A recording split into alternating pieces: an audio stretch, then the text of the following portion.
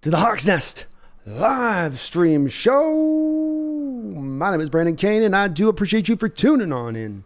As I ever do, we got some fun stuff to talk about, and you know what? It's always going to be a little bit fun to talk about when you can see your team starting to ascend, starting to go higher and higher, starting to understand that it's not merely the stars having to carry the day. This isn't basketball where you need just merely a big three.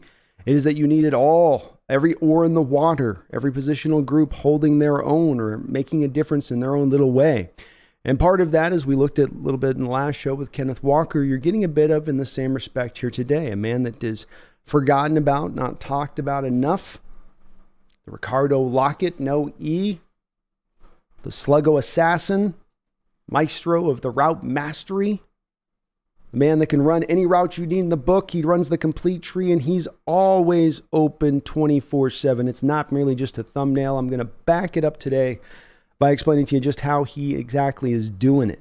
Because it's very important, because we look into this season and the few maybe naysayers out there in Seahawks fandom that may exist, I don't think there's many. I think pretty much everybody's aboard here. You know, we're looking like one of those Bangladesh buses or trains where you got 35,000 people hanging off every edge of it, hanging off the window, you know, just trying to ride into work, right? That's what it's like right now in the Seahawks bandwagon, at least locally. But some may say, well, you know, Tyler can't keep it up forever because after all, this guy has been almost nothing short of Terminator-like in his machinery and consistency over this past now half decade, because the stat you're going to hear about with him is that he's had 4 straight 1,000-yard seasons, and that's where people will begin.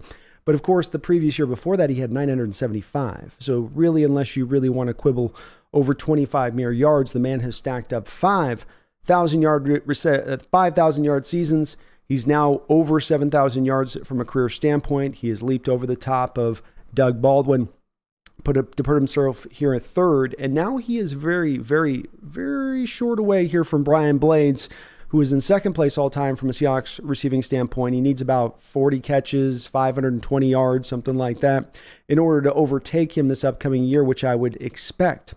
But the key here with what we're looking forward here in Tyler and what I want to talk about today is that he's going to still be able to continue this performance onward into the future.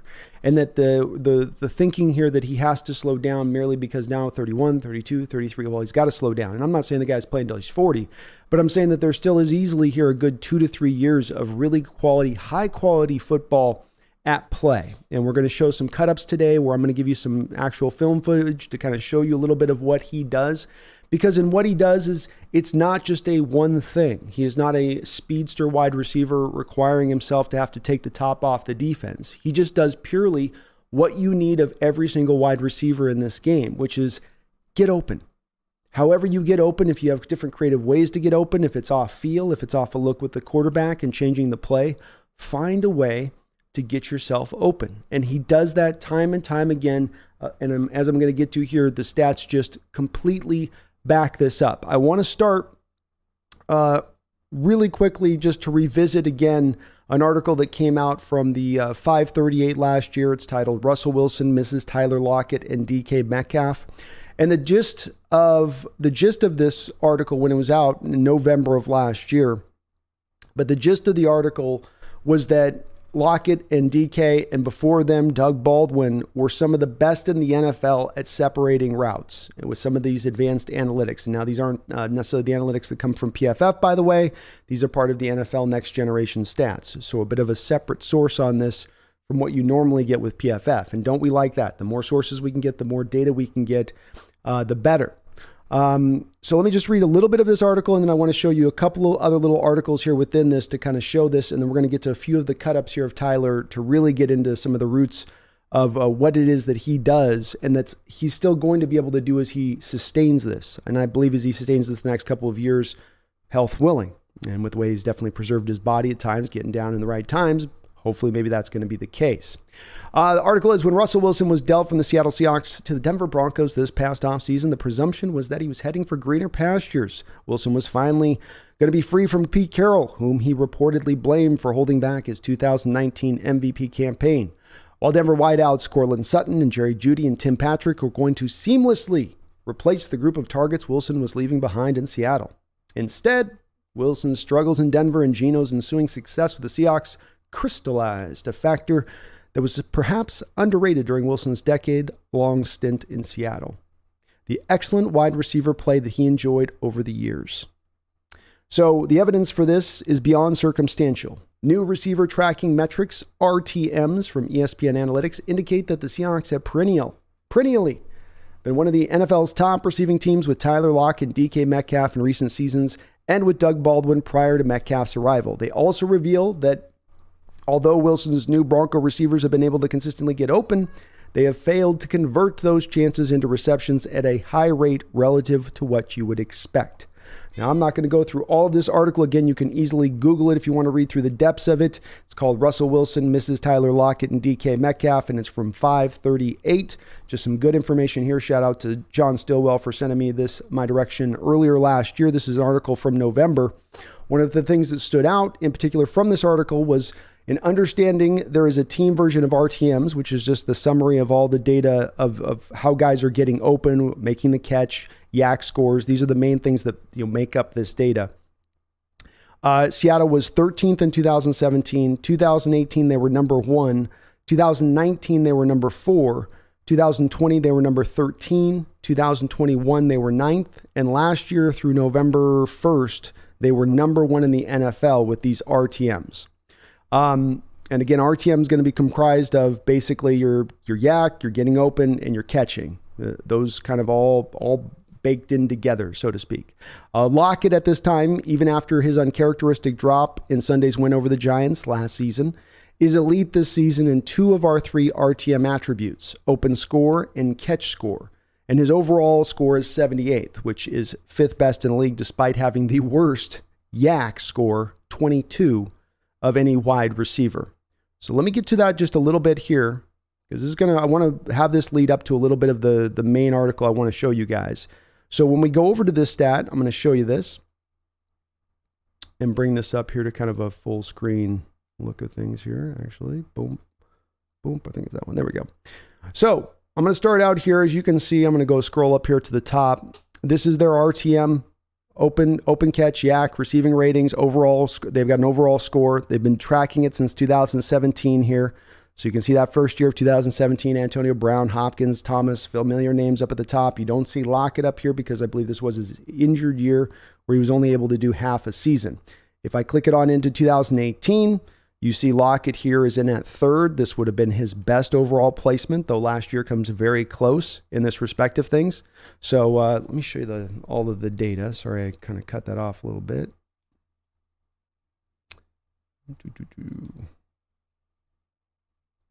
There we go. So the main categories to kind of take a look at here, if I can get this right, sorry. It's not working. There we go. The main categories to take a look at here is, as we look at this, is that they've got their 3 factors. This is all base stuff, but again, if you put this kind of data together with a PFF, you put this together with some other statistical stuff, you put this together with the eye test, to me, you bake all that cake together, and this is where you can get pretty close to the truth of a player, where they're at, where they're going, and what they're getting done on a football field. So this year was the first year he shows up here on this, very high up at the 3rd. You can see even back then at 47, yak was never really the strength at that time, even as a somewhat of a younger lock, I guess we could say, but his catch was great. And even getting open wasn't necessarily as great at this time, 61, if you take a look at that versus where we're going to see it go here over this next couple year period. So we go to 2019 now. And 2019, we've got Lockett actually down here at 10th, which I'll scroll down and show you. You can also, interesting enough, see DK Metcalf in here at 8th. Overall, despite not really posting any one elite number for DK down the line, still got up into a high relative score of that, but Lockett here at 10th. So he's been strong there. Now he has in 2020 a dip where he doesn't show up on here for whatever reason. He's down like 30th or so on this list. But then when we look at the last couple of years, we know that notice that there still has been an uptick here. There's still been him being consistently where he was earlier. So for instance, on this one, this is 2021, show you right here, 2021 here. Scroll down and you will notice that we've got Tyler Lockett here at 8th, 67 as an open score, 84 with a catch, 48 as far as his yak goes. Again, these are pretty consistent numbers, right? But again, getting in that top 8. Look at some of the names around him here, where you've got your Kittle, Diggs, Brown, Chase just above him. Antonio Brown still when he was with the Buccaneers, though, for a very short time. But this is obviously graded on, where you have to just reach your minimum marks as far as the minimums go, and you'll be considered as far as that goes. But Adam Thielen down here, DK down at 15 in this 2021. So let's go back to the last year, 2022. And in 2022, Lockett he equals his 2018 season by getting to third again. So this is tied for his best year ever last year as far as what their grades go with him at least. Coming in with a 95 open rate. Remember this number? I'm going to bring it up here in this next article. I'm going to show you 95 open rate. And remember when we saw the 2018 one, when I click back to that one and I click off this and you look back at Lockett here, if you notice, 61 is where they've got his open rate at. So this is an improvement thing over time, right? You're young, you got the young legs, and he was a good route runner coming in, but I think he's become, in many ways, a route running master in his feel and understanding for things, and certainly having Geno and his ability to work the short stuff to make that also a very dangerous part of his game is a big factor of this here.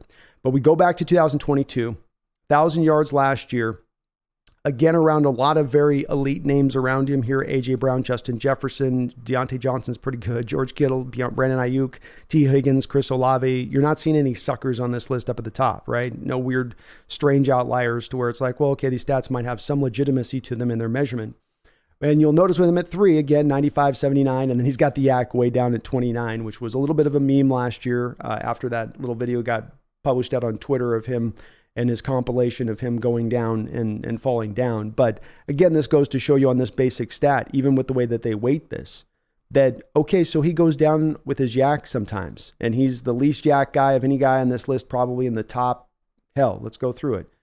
There we go. I mean, he's the least guy in the top 33 guys at least with his yak returns, yet he still finds a way to get to the top 3 on this basic list because of how well he gets open, by how good he is at catching the ball when it's thrown his way.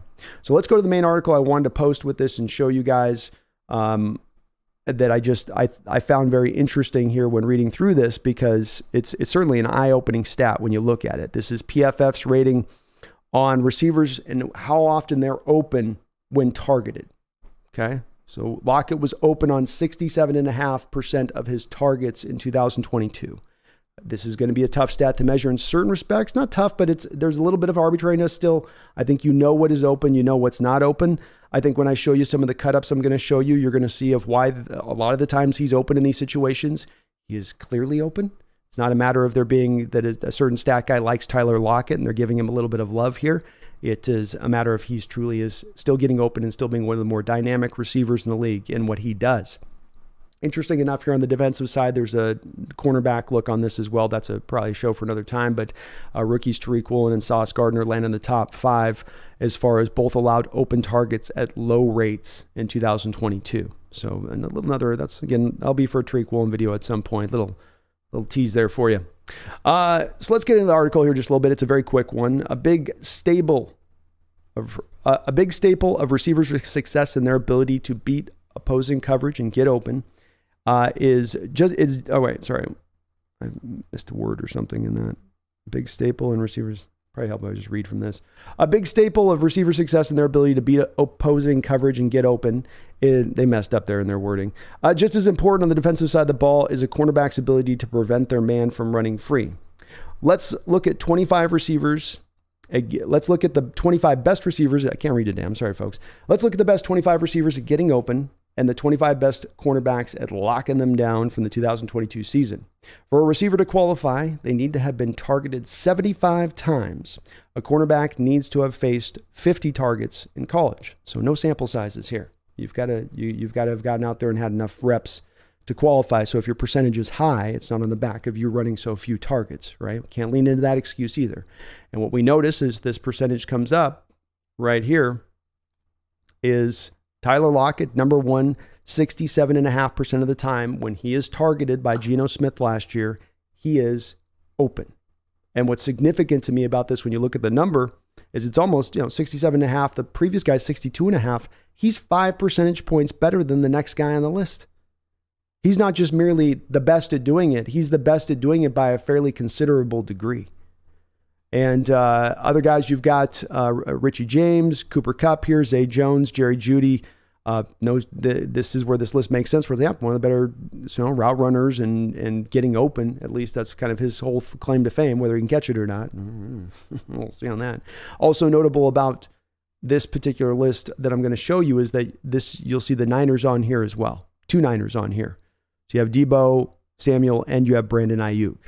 Brandon Ayuk 59% of the time and Deebo Samuel in at 56.5% of the time, getting open when they're open on their targets. Part of why it's a little bit easier to play the quarterback position there for your Niners when you got two of those guys doing it in that way. But Tyler significantly doing it. So I'll read a little bit more of the rest of this article. Brandon Purdy's ascension from Mr. Irrelevant to being a key contributor during the 49ers NFC championship pursuit was made all the easier by having 2 of the best receivers at getting open in Brandon Ayuk and Deebo Samuel. It's unclear who will be leading the Niners offense in 2023, as Purdy and former third-round pick Trey Lance will both be vying for the starting quarterback job, but whoever is under center will have as easy a time as any distributing the football with guys like these running routes for them. Amen. It's part of the tough thing about shutting them down. Part of why maybe going into a little bit more of the man concepts and just trying to lock it rather than letting them take advantage of those zone coverages might do you well. And again, here I'll give you a little flash of this with the cornerbacks. You can see below. We're not going to go in this too much, but you do see we got our guy Tariq Woolen here pretty high on the list. Where do I see him? Number 9, 31.7% of the time their target was open. DJ Reed, former Seahawk there with the Jets at 10, beating out Sauce Gardner. But that's, again, another list for another time. Don't want to get too much in that. Let's get into a little bit of what he's doing on tape that makes this all work, because we can crunch numbers for days, but until you actually see it with your own eyes, it just doesn't necessarily make all the sense in the world as to, well, give me the final clue on this one as to what is what. So I want to start out with a little bit of the short route running, because this is the part that I think has grown in his game. And it's grown from a couple of different places. Number one, it's grown that he's become a better route runner. He was already a very good route runner coming into this league. I posted a short on my channel where you can see him at Kansas State running a sluggo route, and he runs the very same route last year. I'll actually be showing it in this cut up. And he had that thing on point back even in college. What I think's expanded here with the last year, though, is that he's gotten better at running those routes, but then he's also got, I think, and I'm not throwing shade at Russell for this, it's just a commitment thing. It's a transitioning to a new offensive system thing. So it's not anything about him, but it's more of a commitment now to throwing some of this short stuff, which works well within his skill set, and then can also set up the deep stuff. Because that's the thing with Tyler, is he's not just a possession guy. He's not just a, go up 7 yards up the field, turn around, make the catch, and that's all he's doing. He's not your just Amon St. Brown. He's going to take that top off the defense quite a bit over the course of the season. In fact, going back and kind of grabbing some of these cut-ups, I was surprised at how much he did get over the top and open. And he goes to show you that in running these routes, it's about technique. It's about feeling leverage. It's about timing. It's just changing your pace.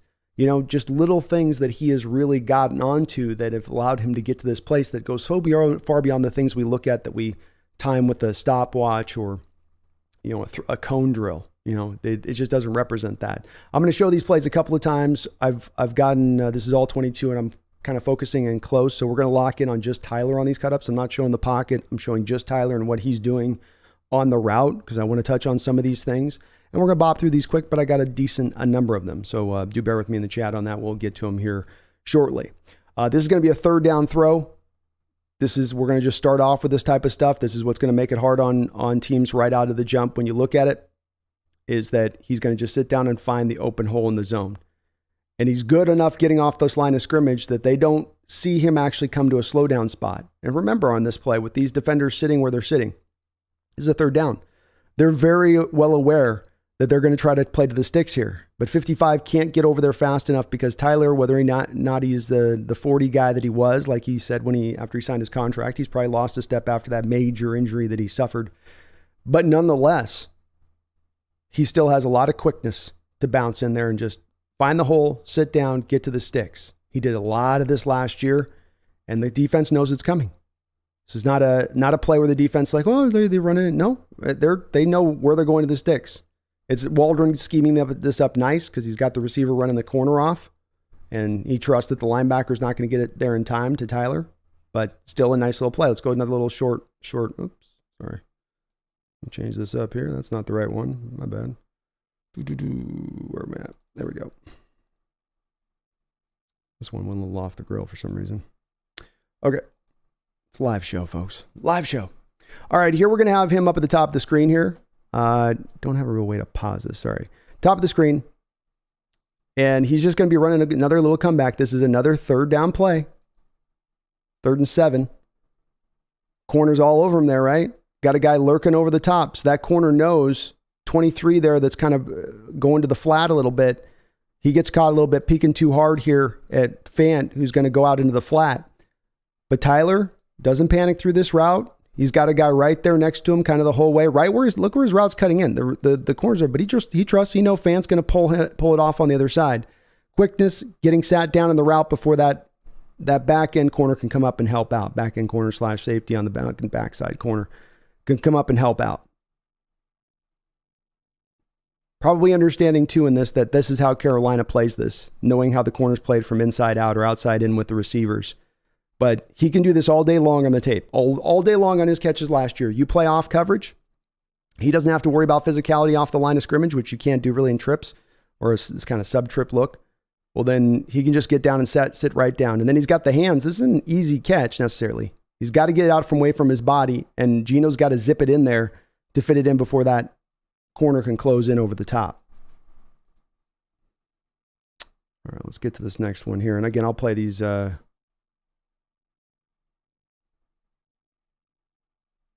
show here a couple of these other here. Now we got them again, top of the screen. These are all going to be kind of short routes at first I want to show. This was a route that all year last year, we ran this thing time and time again with Tyler. And the corners just couldn't get a read on him. Is he running a 9? Is he running a 9? I don't know. And look at that again, another first down. You've got to move the sticks in this offense. It's a West Coast offense. It's about getting these tight routes completed all day long. And if the corner gives it to you, if he gives you free money like this, where he's off right now about 7-8 yards of Tyler, he can round that off, just bang, off all day, and you can't do anything about it. If you're not sticking coverage on him, if you're not going to come up and press him, he can just take advantage of this. These aren't anything fancy, I know that, folks, but this is stuff that will continue to be part of the offense that doesn't go away. This doesn't lose with him over the next 2 years with him. This doesn't fall off. I'm going to show you why the big plays aren't either, because there's a variety of different technique things with that as well. I think that also can show you when you look at it. Here we got to play against the Rams. Tyler Lockett's going to be right in the middle of your screen. So you got Marquise Goodwin, bottom of your screen. Tyler's going to be right there in the middle. Just turn around and flip his hips. Quickness of this, though. Bam, bam, bam. Turn. Bam. Right there. Linebacker's closing the whole time.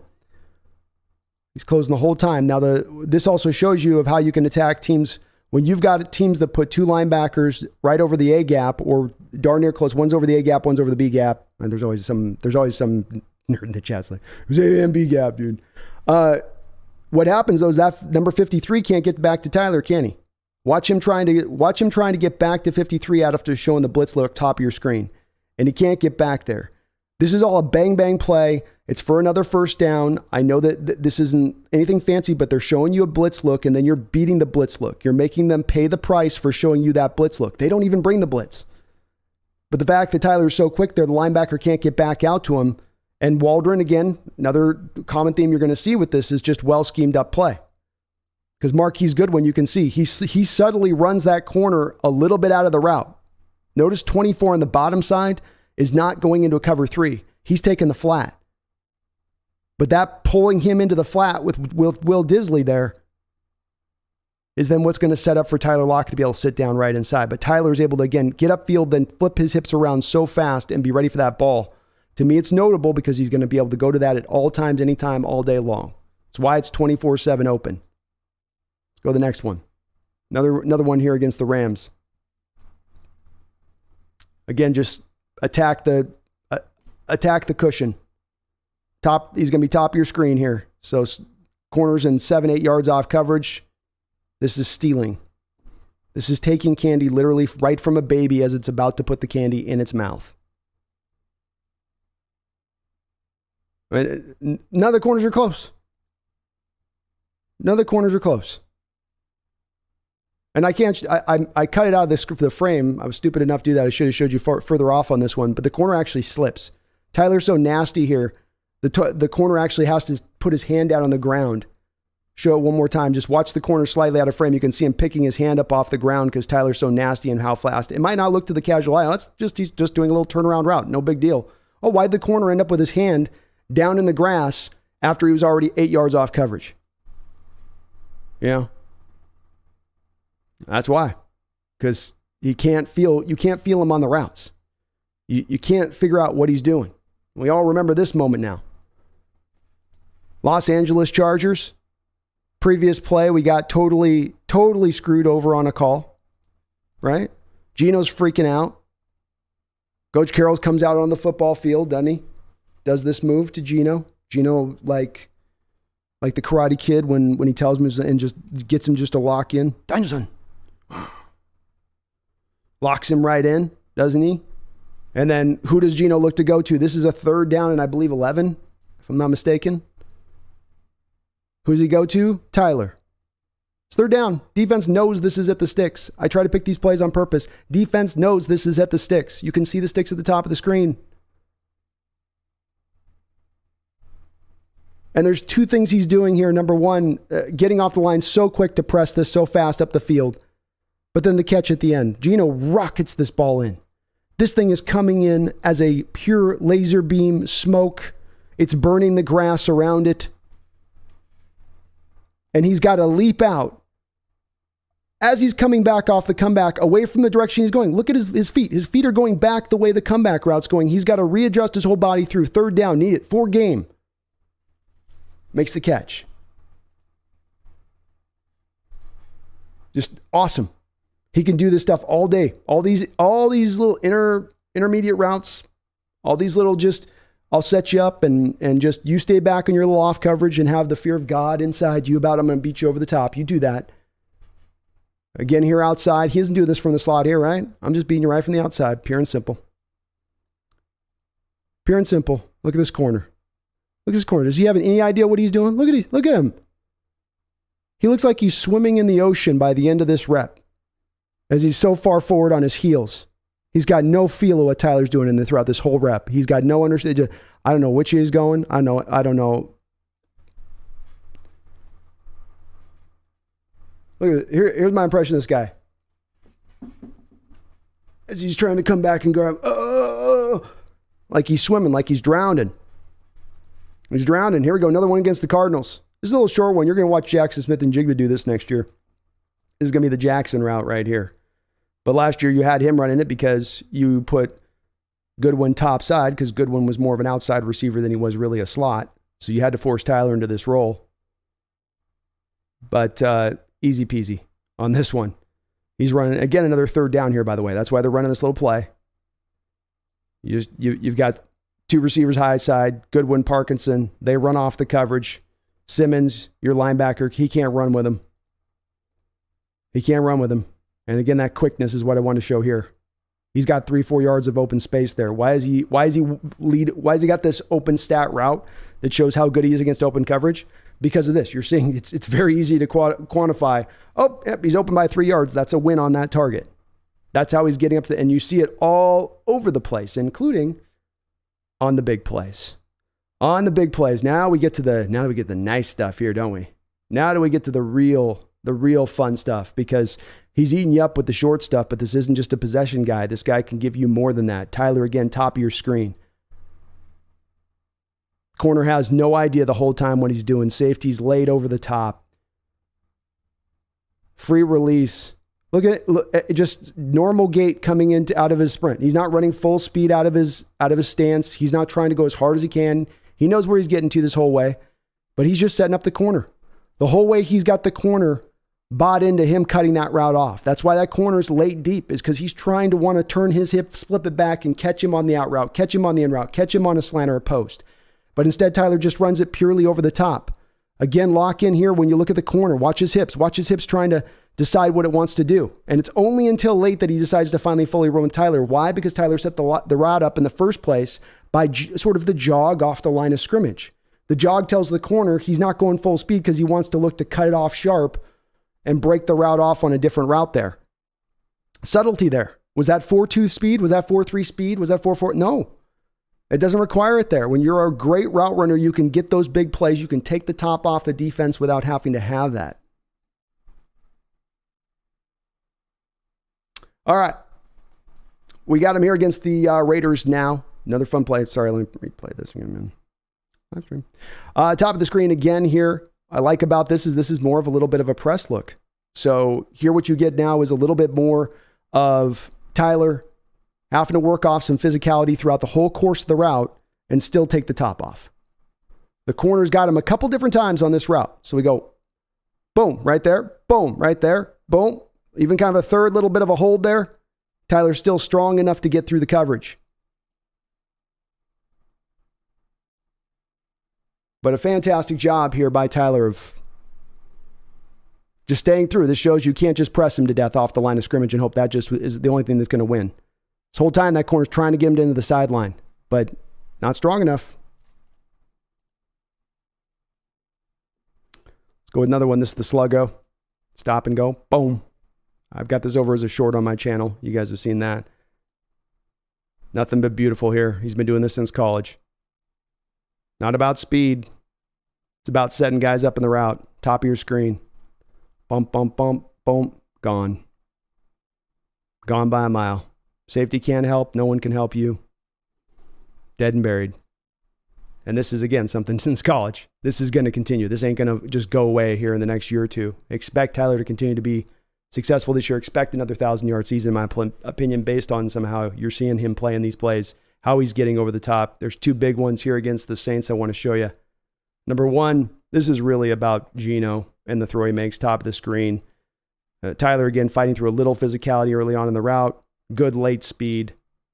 Fine separation at the end of the route. But, I mean, this is just purely Geno putting the pill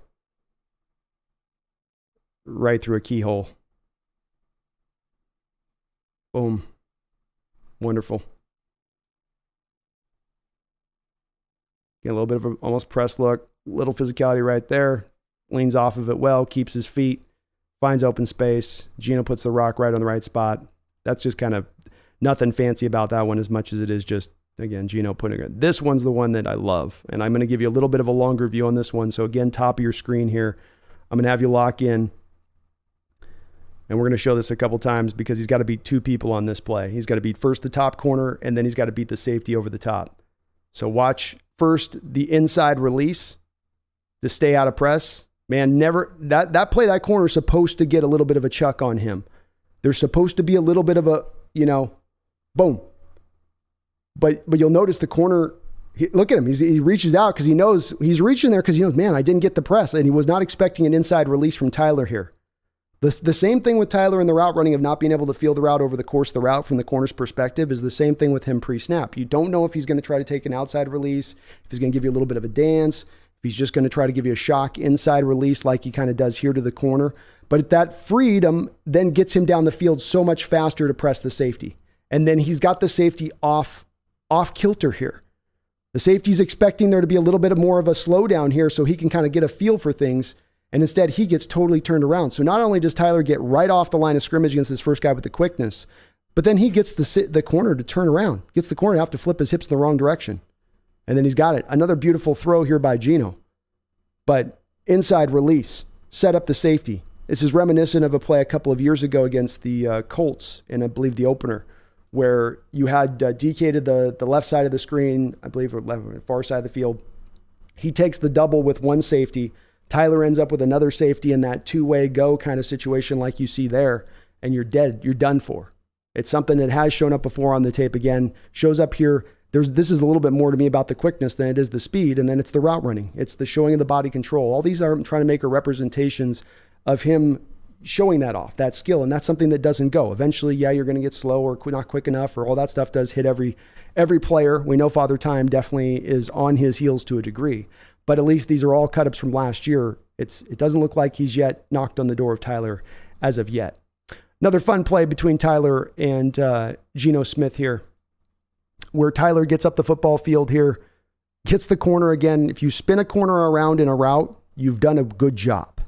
If you can manage to pull that off, if you can get that corner to spin around, it's that corner's probably not getting a good grade when it comes to coming back into the film room.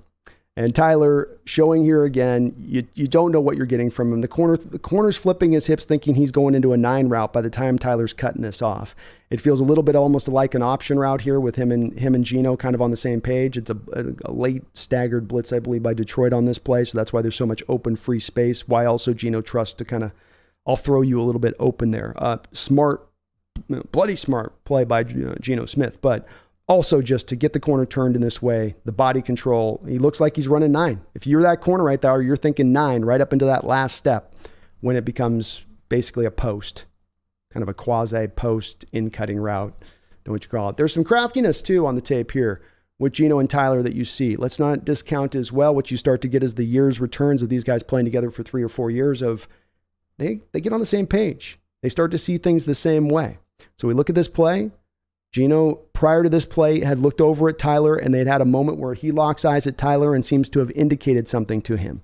So this is set up. You can see a little arm motion Geno does if you notice here. A little arm motion, that little thing. There's something right before that he locks eyes with Tyler to make sure Tyler's looking at him before he did that, by the way. Not to get too Zapruder film on you, but watch how Tyler then runs this route. It's not really an out and up route, is it? Because he comes off and he sort of staggers his he's like he's trying to hide behind DK a little bit at first here. And it does throw off the cornerback. And like I was trying to show you in that one against the Rams, notice here again, we get another cornerback putting his hand in the grass because of something Tyler's done. Watch the 38. Loses his feet. Maybe it's just that it's so slippery out there on the turf there, but have a lot of the film you watch of, and the one cut I showed of Tyler in LA, that was in LA. That was on their turf, not ours. A lot of guys end up tugging on that turf after Tyler's gone past them.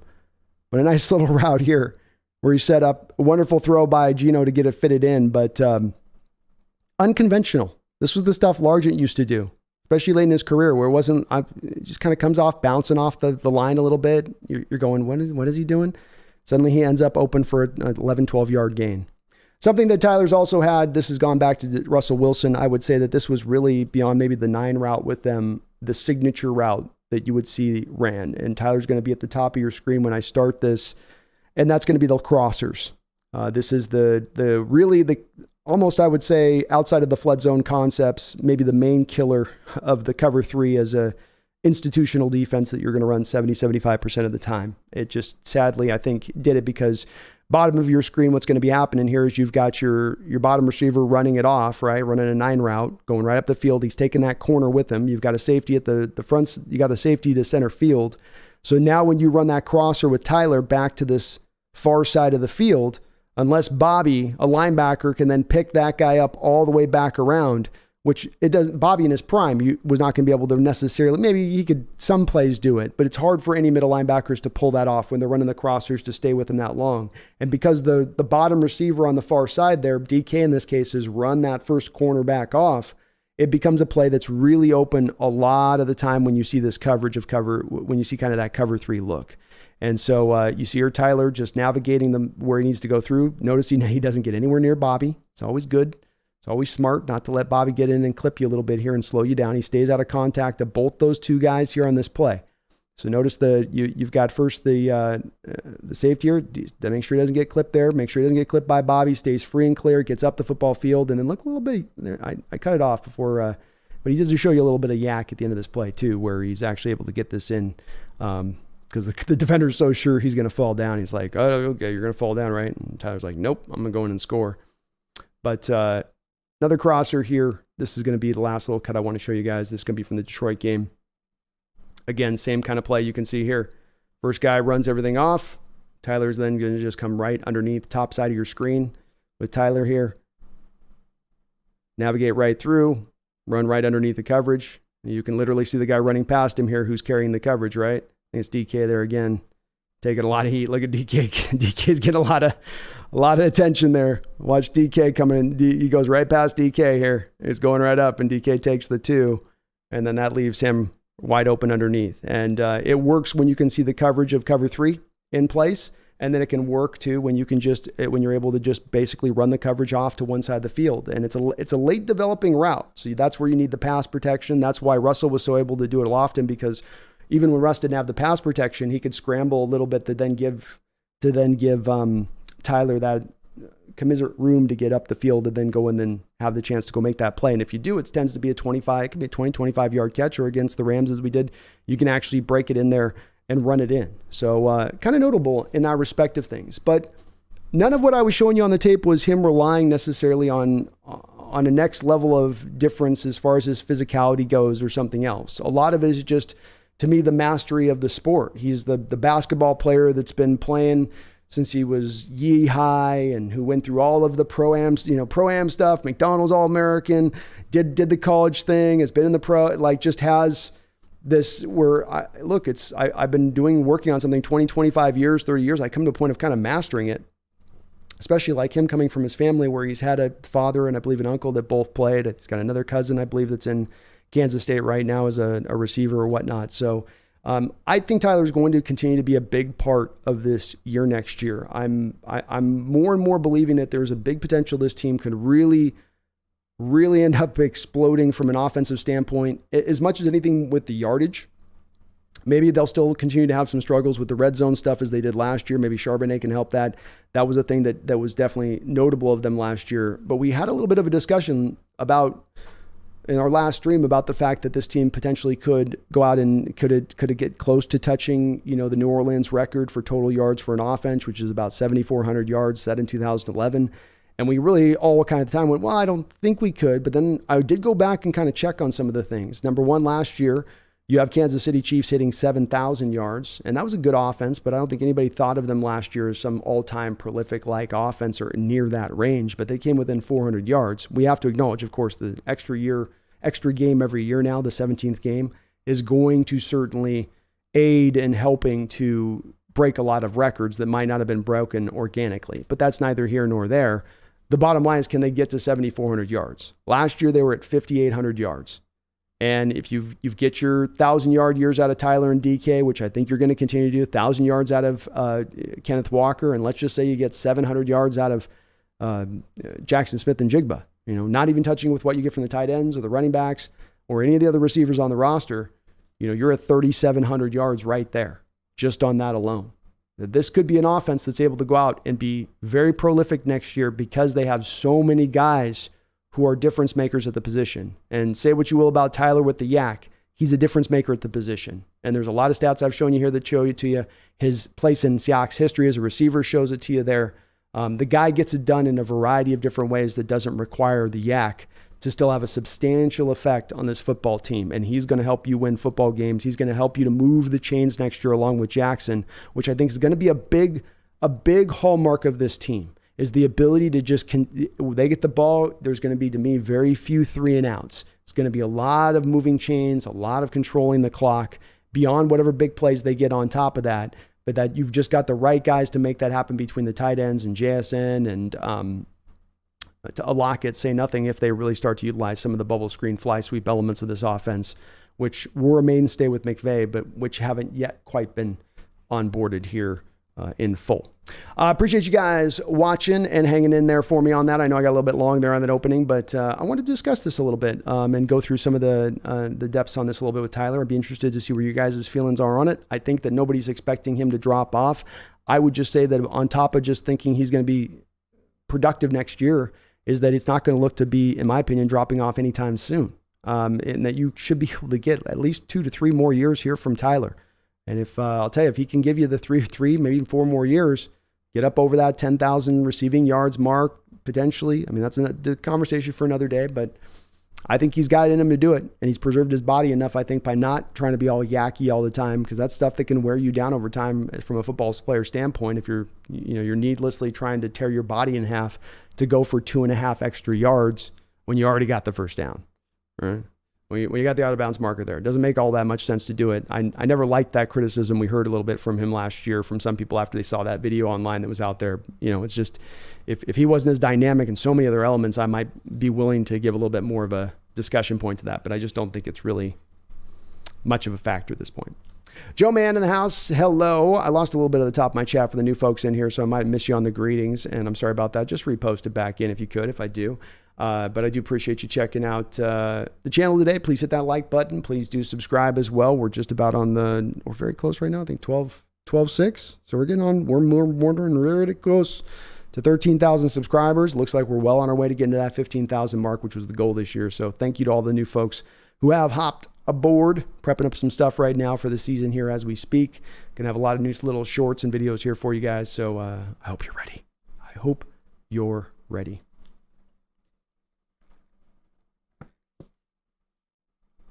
Ski Nation, what's up, man?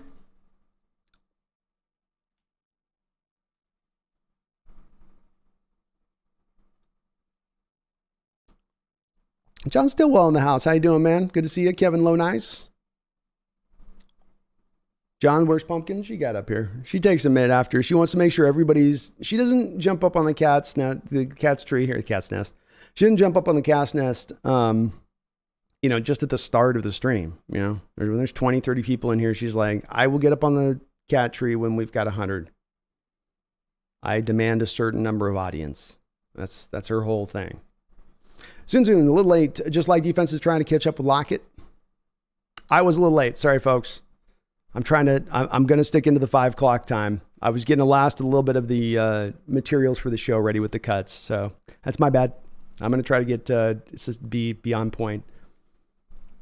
I'll go to the corner after the show and yell at myself. Misfit, how you doing, man? Good to see you in the house. John says maybe he's a drummer at heart. They're always late. Yeah. Probably more a drummer than anything else if I had to pick. I'm not an instrument guy, but if I had to pick any. John, is Jamal Adams still on the team? Yeah, he's still rolling. I just think that they're being careful with him. And I think that they've got their insurance policy with Julian Love. So it's kind of, steady-handed, even approach optimism where you're also aware that, we don't know if we're getting him back at 100%. We don't know when he's coming back exactly. Carroll's been pretty, I don't know. He's been pretty, usually we'll have him back by week 1. He'll be 100%. He's usually so pro players in that when he talks about the injuries, but he's like, well, you got a major injury. I got mine. So you got to kind of parse Pete there a little bit. Got to parse him. Flag Sabbath, been a while. Can't stay. Hope all is well. Hey, Flag Sabbath, it's good to see you, man. Kevin Sorbo, what's up?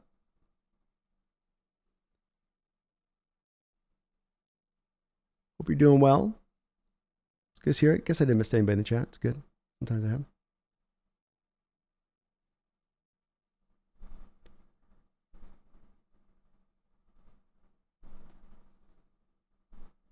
Drunk says Amari Cooper's so good. Honestly, he deserves more respect than he gets. Agreed. Yeah, he's another much in like the Tyler Lockett mode of just doing the receiver things really great.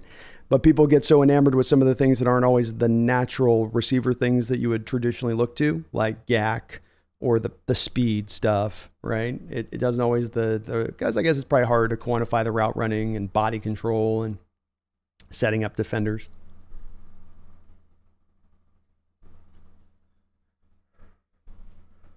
KJ says, go Seahawks. Go Seahawks, KJ. How you doing, man? Abel, we are going to the Super Bowl running and receiving game is elite. Our defense will be middle of the pack. Our offense will get us in the ring, unlike 2013.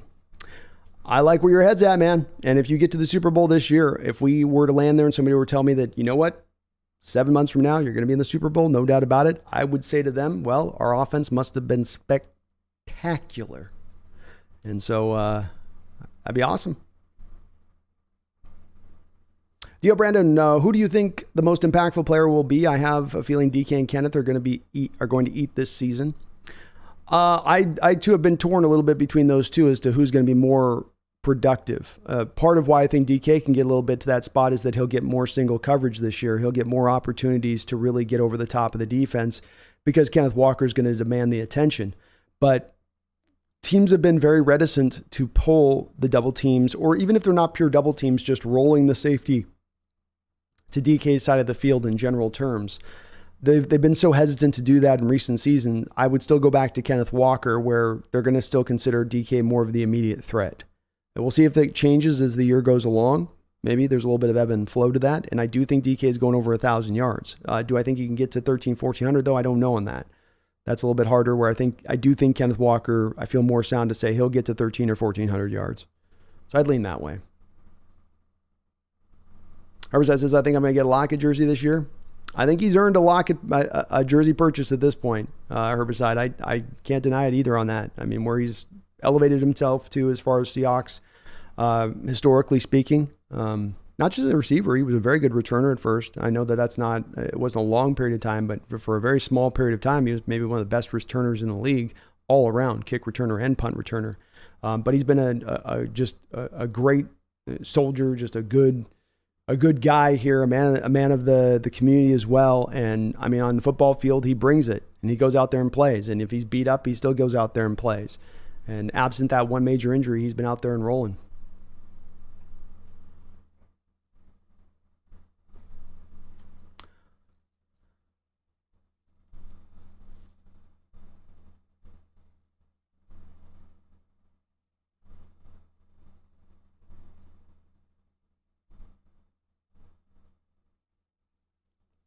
Dio says Tyler caught 2 moonball passes in the game against the Saints last season and pretty much his best plays in the deep and long downs. Pretty much his best plays is in the deep and long down. He definitely has a lot of great plays in the deep. That's why I was trying to show too, Dio, at the top about 8 good cut-ups of him also in those intermediate stuff and him also able to do it just, off of the traditional, especially the out routes and off coverage. I mean, he would kill that stuff. The comeback routes on third down plays, that was one that Waldron went to very often.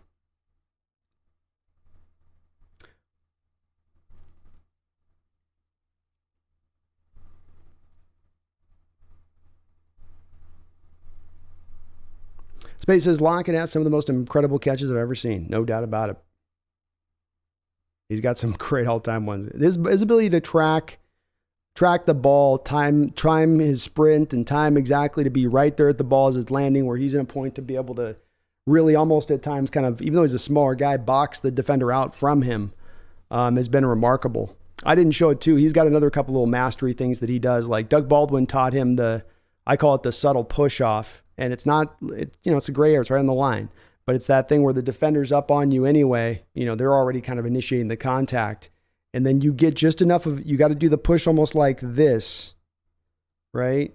Because if you go like that, that's where the ref will call you for offensive pass interference. But if you could just do a little bit of this and then create that at just the right time, you can extend yourself out just a little bit away from the defender to create that space to make the catch. He's got that as well. We didn't see it last year, but that's in his bag.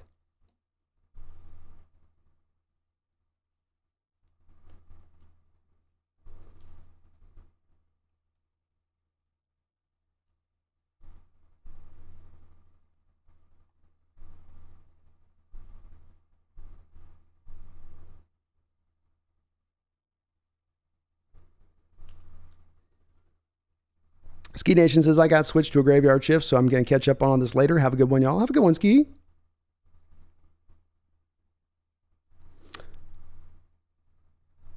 Got some lively debate in the chat.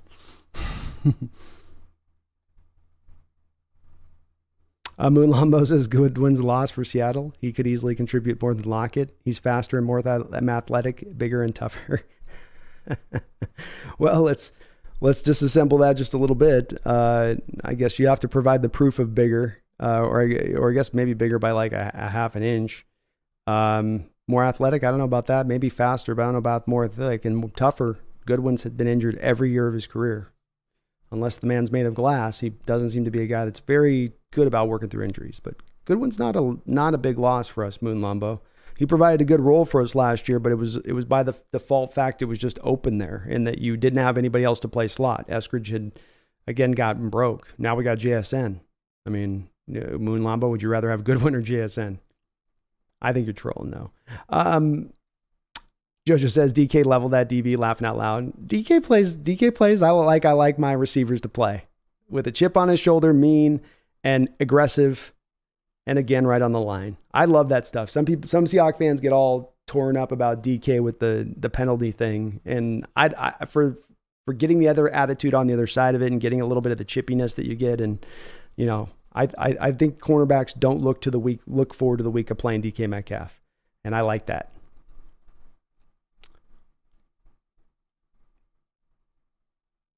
Henry Mars in the house. What's up, Henry? Rumble Podcast, amazing analysis. I will be on this level someday, but this day is not today. The way you illustrate how all of the earlier short routes set up these big wins deep, masterful. Oh man, thank you, Rumble Podcast. And folks, don't forget to get out there and subscribe to our Hawks Nest family out there that's got their own little podcast going. We got Rumbler Podcast out there. Seahawks Jose Rodriguez. And of course, Seattle Times comes in here from time to time. Brendan Nelson out there. We're going to be cooking back up with him very soon, I'm sure. Got to reach out to him. So shout out to Brendan. And then I will be also, I'm going to go into, I think, Dan Vines' show here this next week. Yes, he reached out to me. So we popping over on his spot, I think, on Monday. So shout out to all my folks. Get out there, sell up to these guys. Well, appreciate you, Rumbler.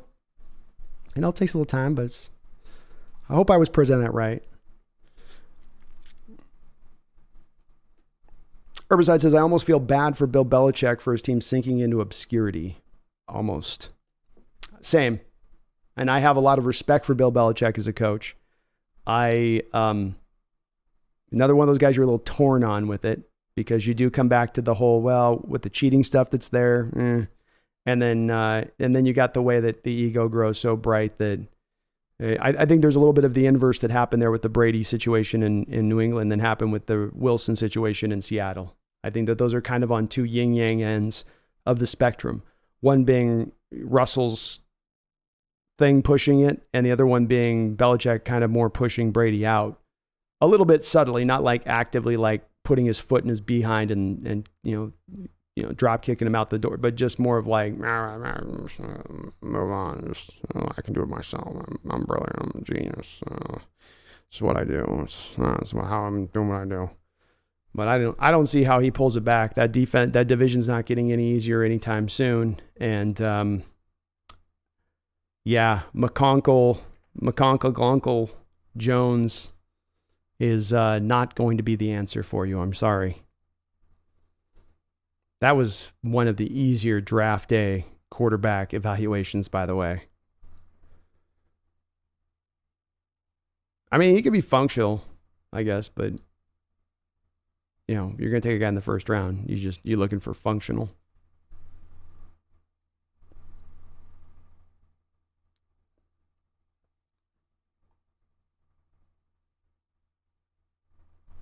Herbicide says, if you're not impressed by what Lockett did to the Saints, you're a lost cause.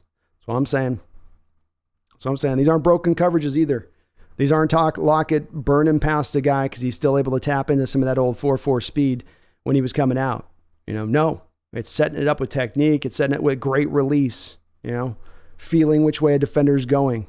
I mean, that two-way option route that he has, if he gets past a corner and press, it's probably one of the reasons that despite the fact he's an undersized guy, you don't see him pressed a whole lot. Because Tyler's proven if he gets off that press quick, which he will from time to time, now you got the safety in a bind of probably about 18 yards of space between him and Tyler. And he's got to figure out which way Tyler's going, coming at him 100 miles an hour, looking him dead in the eye. Good luck. Good luck. I'd be scared of that too as a defensive coordinator. And it's all, to me, it's what I love about this, because it's really about pushing this forward. This is why he sustains this. This is why he continues to be that. Outside of some major injury, he will be able to continue to do these things. Even if it's not at 1,000, 1,100 yards or 90, 95 catches, but at 70 catches and 800 yards, there'll still be a high level of benefit to what that brings to the offense, especially when the bottom line will come down to moving the chains with the occasional deep ball sprinkled in. DJ says, KJ says throwing tight ends and a killer running backs, dominant. That's what I'm saying. That's why I'm saying if you tell me that 7,400 yards is like out of line to say, I go, really? This offense can't get 1,600 yards better? We were 5,800 yards plus last season. Can we get 1,600 better? And it's probably shooting too high, but I think it does represent the fact that this offense is going to be that good. It's going to be above 558, I'll tell you that. It'll be about 58. Nas, do you see the Seahawks as serious contenders in the NFC with how weak it is, or do you view us as more of a wild card team? I do think Seattle is a serious contender, and you do answer the question in the respect of because as much as anything, you do have a weaker NFC. If the Seahawks were to find themselves in the AFC, and let's say that we flipped out the Seahawks for the New England Patriots, and we were to find ourselves in the AFC East, I don't know if I would still feel like we were truly at that point in that conference, a team that could truly go out there and contend. But I do, and call me a homer all you want. I want to hear the argument made to the other side. But I do firmly sit myself in the camp of saying we're the third best team right now in the NFC on paper as it just stands right now on paper.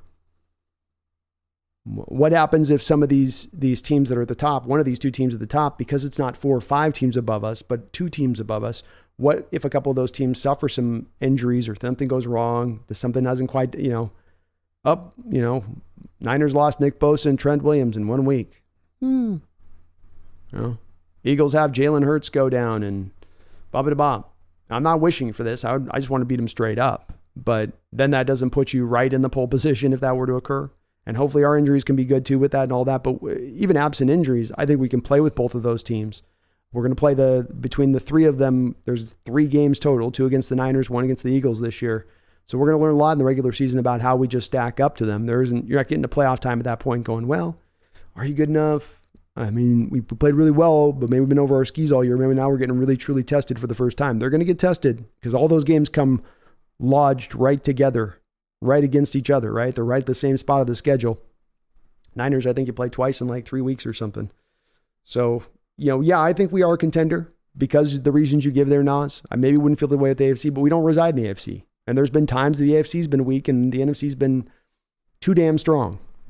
I like being on the other end of the scale of it. I still contend that more often than not, when you look at the Super Bowl winners throughout the last 20, 25 years, I have a theory and I call it the feast factor theory.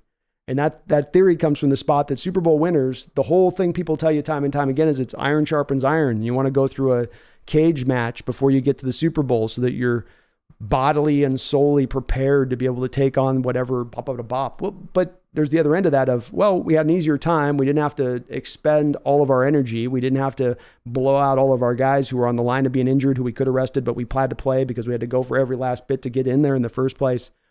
There's the other end of it, where if you got a division that's weak, if you got a conference that's weak, well, now maybe you get to the Super Bowl a little bit more intact, a little bit more fresher than that other team that might be had to run through the gambit. And that's my contention at this point. I know it sounds much better to be able to say with a lot of bravado, we ran through the best of the best. And went like, yeah, that's great. Just give me the Super Bowl. I'm not going to apologize for it. However, we got to get there. Herbicide says, let's just agree our opinions differ on Lockett. I would rather have him on my team than Welker or Eldman. You're talking to, Moonlabber. Sorry, Herbicide. I know Moonlabber I think he's gaslight a little bit there. But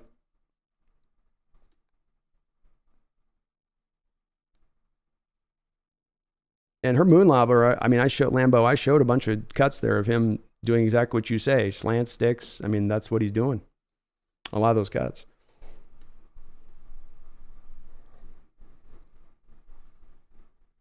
Space says he master getting open. You better believe he is. Joshua says, why didn't he score more touchdowns in the playoffs? Oh, who are you talking? Space, he's small.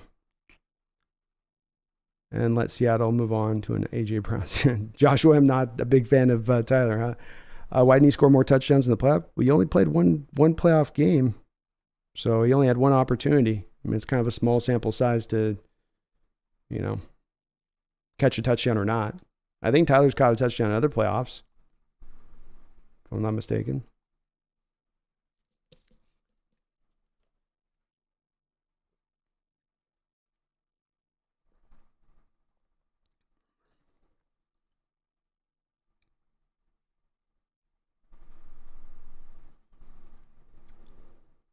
Rubbler says, Jesus Lord, I don't think anybody in the league outside of Seattle realizes the level of savant knowledge of Lockett possesses nowadays. Every tiny movement is rehearsed and intentional, sets up the next. Agreed, it's what I was seeing too as well.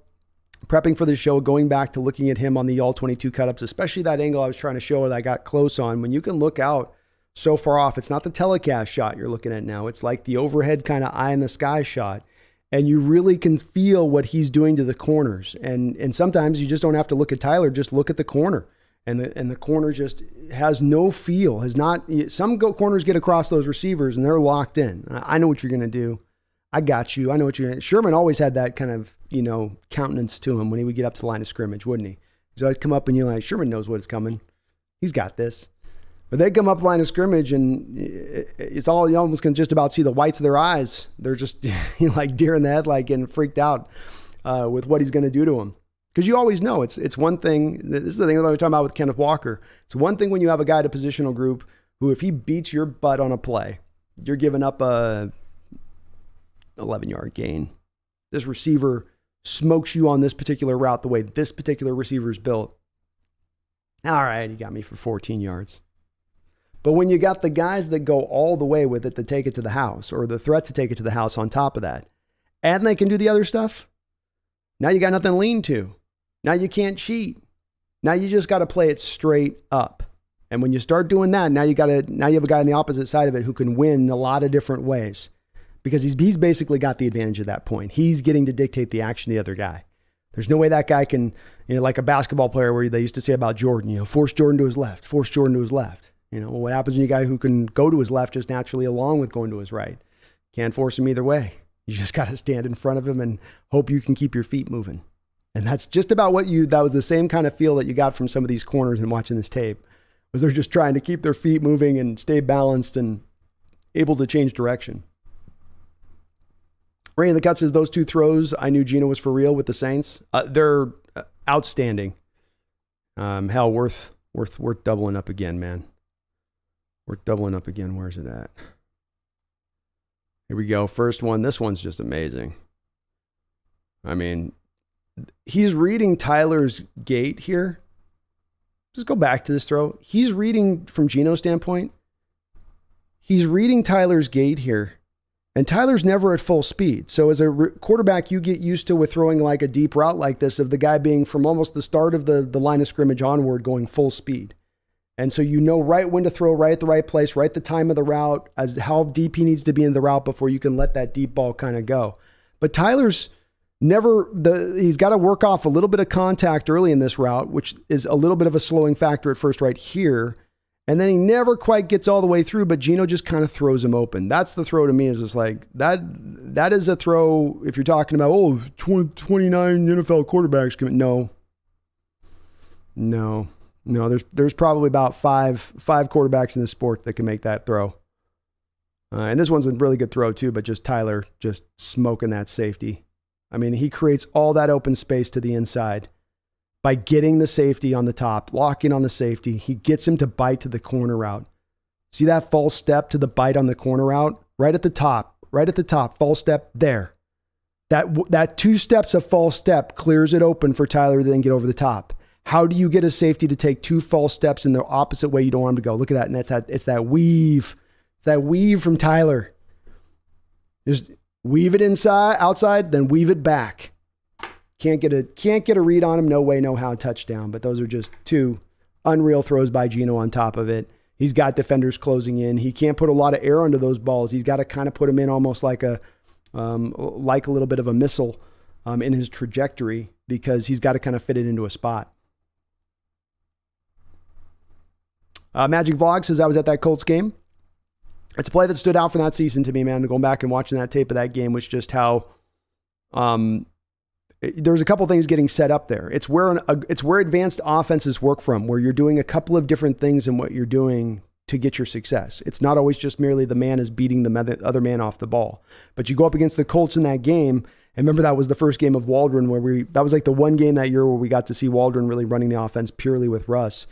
But you have the first element being the first safety in the 2 high looks. The one safety rolls over really quickly to DK's side. I mean, it's a pure double team almost from the jump. And then that just opens that other safety up over the top, and then Tyler's got that release. And then again, like I just showed on that one with the 2-way go option, the safeties are done. There's not a safety in the sport that's going to pick that up. And remember, with where Tyler's running that from, which is it's going to be on the right side of the line of scrimmage, strong side of the formation. More often than not, that's going to then be a strong safety over the top, who tends to be at worse in coverage and substantially worser in coverage, or at least a little bit worser in coverage than the free safety. So they're even in more of a pickle at that point.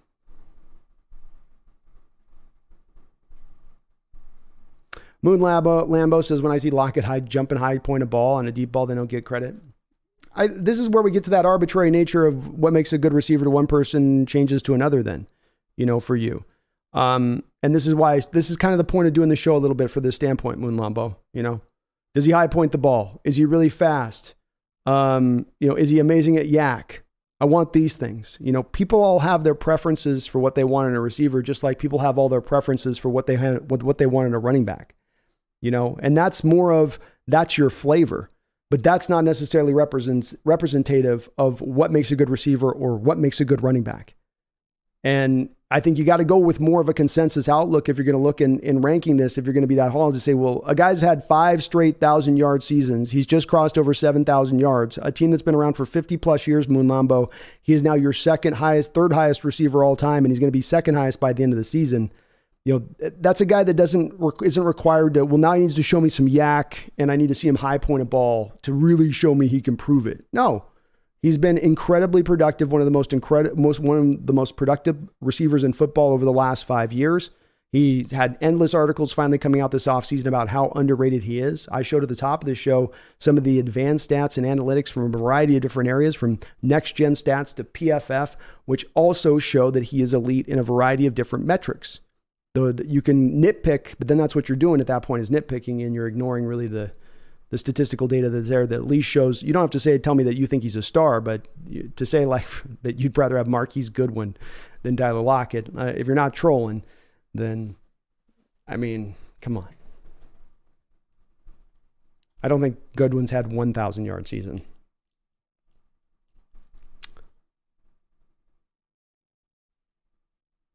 Nas, do you see, sorry. Herbicide says DK Lockett and JSN, the most wicked trio of wide receivers in the game. Too many haters in here tonight. Get used to it, Herbicide. So what happens when you're going to start to get good? This is what happened when there's the fear in the hearts of the opponents and they know it's true. They know they can't hide from it. They know they can't lie to it. They know they can't insult it to death because it's still going to remain there. And that's us. We're coming this season. So Niner fans, Ram fans, football fans, we're just getting to start to enjoy our reveling here. Foulmouth says 100 from a Panther fan. Thank you for Fourmouth. Sorry, not Foulmouth, Fourmouth. I misread you, but I shouldn't have. You were real nice and kind coming as a Niner Panther fan. For the record, we love Four more. We love any fans coming here, different teams. We get our occasional Niner fans come in here that want to stir some stuff up. So, we always answer that bell. They want to ring it, They want to bring the smoke. We'll be the chimney. We don't mind. Zajan says, thank you for the M's, the 3-1 series against the Astros. How about the Mariners? Getting back to 500 right up to the All-Star break. I'll take it. In an interesting position now with Dipoto. Are you quite to contender status? Or are you not? Do you want to make a trade? Do you not? It's very interesting at this point, but good to see them not just kind of drift into the depths this year and sort of give up with the year not going right.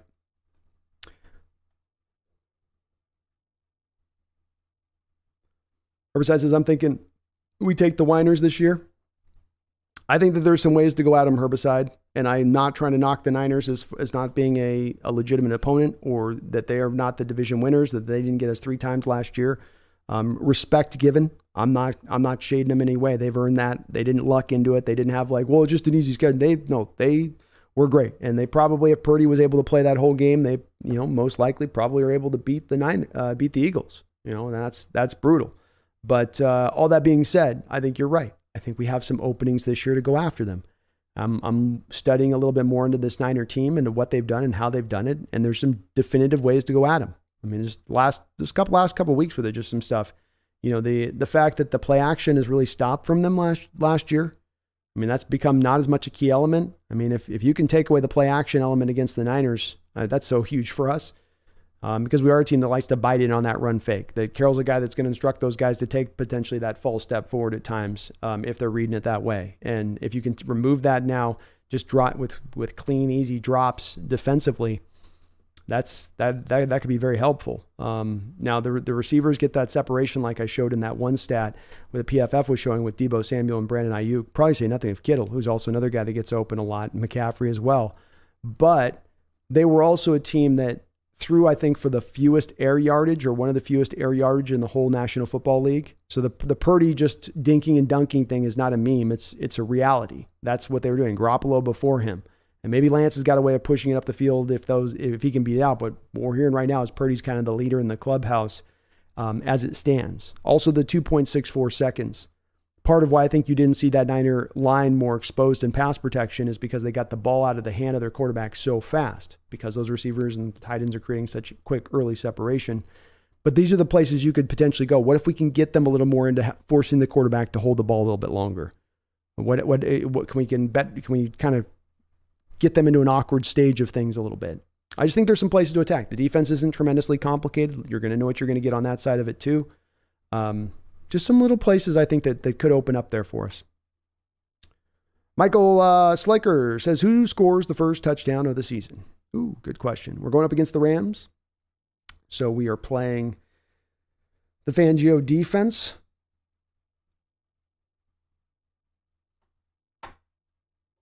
So I would say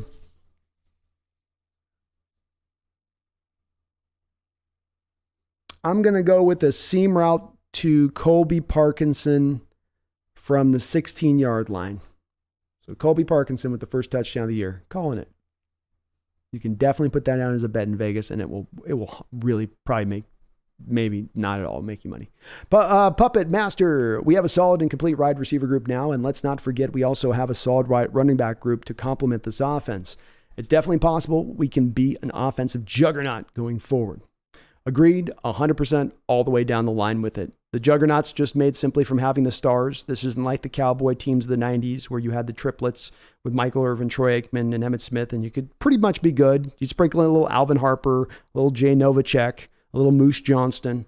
But for the most part, it was those three guys just going to kind of carry the day for you on that. Well, this isn't that day anymore in the NFL. You need an offense, in my opinion, that's a little bit more able to, or it's not, you don't have to have it this way, but to me, it's the kind of the ideal. If I can have an offense that has elements to it that are all significant in their own way, all have a way of attacking defenses and being a problem for defenses in their own way, I can never then have that defense leaning in one direction or another. They're always in a position of feeling like they're off balance, like they're reacting to what we're doing. We get back to that, we taking it to them rather than them taking it to us. You try to take it to us, we'll just go hit your weakness. You want to bring a blitz? Bam, we got Tyler or JSN on the hot routes. You want to leave single coverage on the outside? We've got Tyler and DK that can take the top off the defense. You want to go into, we go into our three tight ends. Your linebackers can't cover. Good night. Because all three of either guys can run routes, catch the rock, and a couple of them can even get you some yak after it. So it's dangerous because it has so many different levels of going after it. Niners offense is dangerous with its multitude of guys as well, but you go McCaffrey, Ayuk, Samuel, Kittle, and then Williams is your, of course, you're a line, but we're just talking about skill position players. Whereas we can go DK, Tyler, JSN, Walker, Charbonnet. You could sprinkle in, I wouldn't go because I left off Elijah Mitchell, so I can't throw in like a McIntosh or what off. But we even got Eskridge source sitting there still lurking. Who's the Niner third wide receiver? Is it Juwan Jennings? Is that who it is right now? Or no, it's the kid they got, it's the Sonny Gray guy they got last year who was kind of a preseason stud, I think. We'll see. I like our crew. But Niners are going to be good. Niners will be good.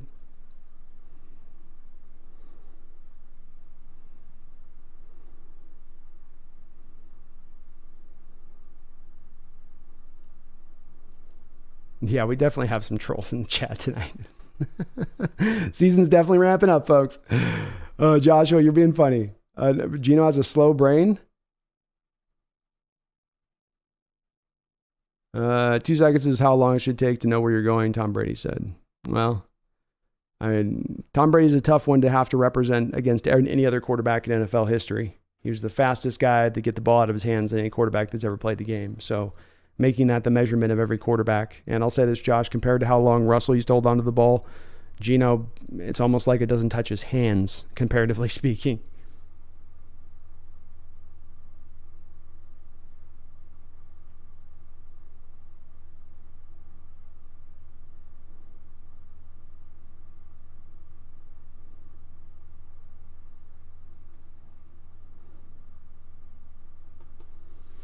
Abel Gurma says, did you go into any Seahawks games in person this season? I don't believe so, Abel. It's just I like doing my stream stuff, and I do like going out and seeing the games, but that's the part I have to kind of cut off and not be able to do as much if I go out and do that stuff. So I don't think I'm going to, but I'm not completely closed off from doing it. I'm looking at right now locking in on getting out to training camp for a couple days. So I'm going to let you guys know maybe by next week what days I'll be out at training camp. If there's some tickets you guys can sign up, we can all maybe go out in the same little bus or whatnot. But I'm going to try to do that at least first and foremost. But it's hard with the games because, it's just streaming's tough afterwards. I might not have hotel reception, and it gets a little bit weird with that. And the channel gets as much growth and boom in traffic. I mean, we had like 25,000 views after our last game of the season, which was like a high for the year. So it's hard not to just do and I like doing the play-by-play. That's the part that I like. I like doing my play-by-play during the game. I just dig doing that too.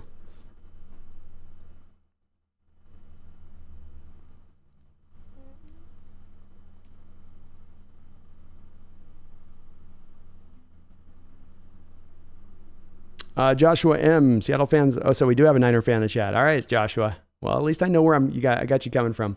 You were 0-3 against us, and that's why I am trying to give a little bit of a tip of the cap and a nod to you guys as being the guys that we got to knock off. So I'm not trying to just throw disrespect at Niner. I'll disrespect them, but right now I'm not necessarily doing that.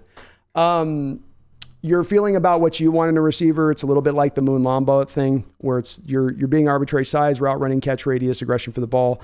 Tyler Lockett, route running, aggression for the ball. He's got those type of things, but there's a lot of things that make up a good receiver. It ain't just four base attributes that you yourself have determined that's what it has to be. It can be a variety of different things. And there's been small receivers that go out there and crush in this league, and there's been big receivers that go out and crush in this league. And there's a lot of different flavors in that respect of things. The Saints were not a joke last year. I don't think they were a good team necessarily, but they weren't bottom 5 in the sport. So I don't know what your idea of a joke is if you just think bottom 15 teams are all jokes, but that's not what my definition of that would be. Let's see, what else did you have to say? Our defensive coordinator is awful. We're 0-3. Yeah, you guys are in the middle of your Super Bowl run right now, Joshua. You beat a rebuilding Seahawks team 3 different times last year. Congratulations. You beat a team that had $54 million of dead money on their books last year. Congratulations. Congratulations. And yeah, that defensive coordinator playing with 3 rookies on defense, we didn't do as good. But Joshua, who does do good in rebuild years? How many teams get to the playoffs in rebuild seasons? Not many. But we know. I know it's like we're seeing the uptick of traffic right now, folks. You're seeing it. We got some Niners coming in. It's going to start. Let's go. I don't care. July 9th, June 30th. I don't care. Let's go. It's going to be on this season. It's us and you. I'm not making no mistake about it. I'm making no bones about it. I'm ready for it. I'm ready to know what my team's going to do against yours. Your team hangs on a twig. Your team is hanging on by the same little screw that holds that machinery together at the country fairs. It's strong right now while it's working. But that one little screw pops off, you're done. Done. Not merely, they'll have to just guide their way in at this point, Bob. Done. Done. But enjoy it. You are at the top of the heap right now. That window, though, that draft of air that you feel closing up around you, that's your Super Bowl window closing because you're at the end of yours. And you got this many Super Bowls to account for during this magical run. So good luck. Good luck to you. We're ready, though. We're going to be ready this year. It ain't going to be 0-3 this year. We're only going to have to play you twice. I'm really interested how defense are going to play the Seattle passing game. How much will they let JSN work open over the middle and Walker hit the 7-man fronts before they start to drop the safety? There's your conundrum. There's no easy outs. What do you want to choose? Do you want to single up DK, single up Tyler to get your 8-man fronts? Do you want to give us the 7-man fronts for Walker? And then let's just talk about JSN and how he's going to factor that in. Most teams would be taking a first-round receiver, number 20th overall, and they're talking about how they're going to be featuring him at the forefront of their offense 24/7. But You don't see the Seahawks doing that. We get to them about line item 5. We end up arriving at JSN. And we're like, Walker, DK, Tyler. Oh yeah, we got JSN too.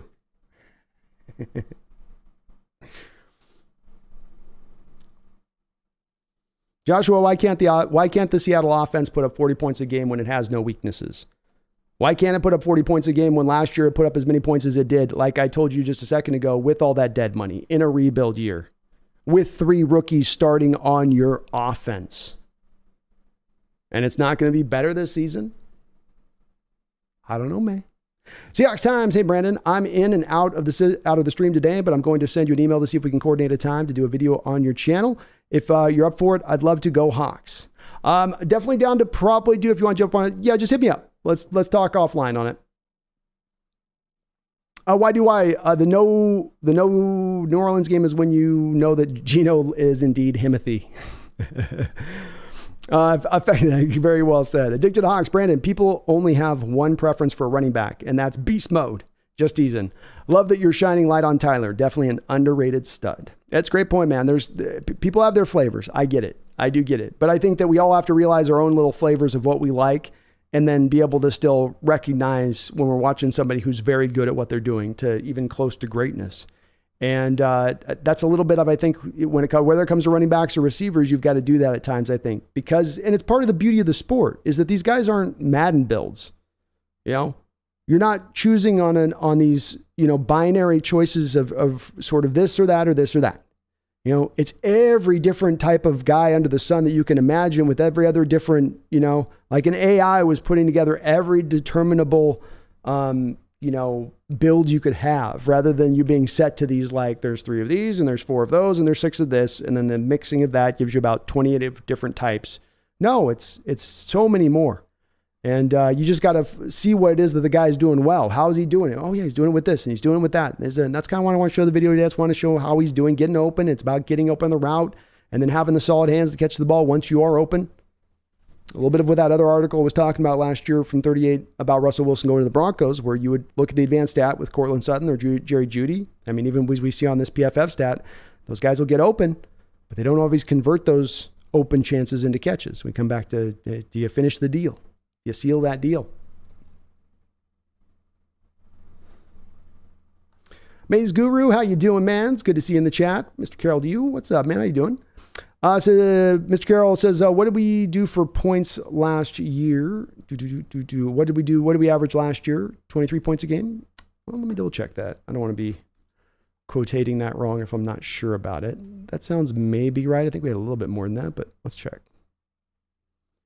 Let's give it a check. So, the Seahawks did average indeed about 24 points a game. They were They were 9th in the NFL last year in points scored. So a top 10 team in points scored. The Niners last year were 6th, by the way. Cool Breeze in the house. How you doing, man? It's good to see you. Connor Lockett also had the 2nd best open score and 8th best catch score on the site. Only low score was his yak, which makes sense. That's it.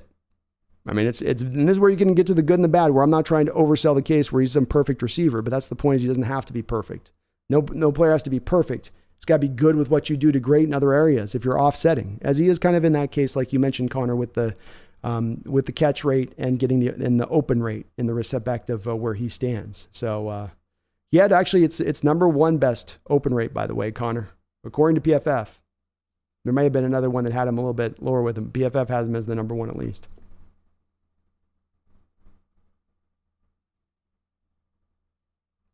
Whitey Wise says, I love how Seattle's offense is complete, loaded with weapons that other teams would kill for.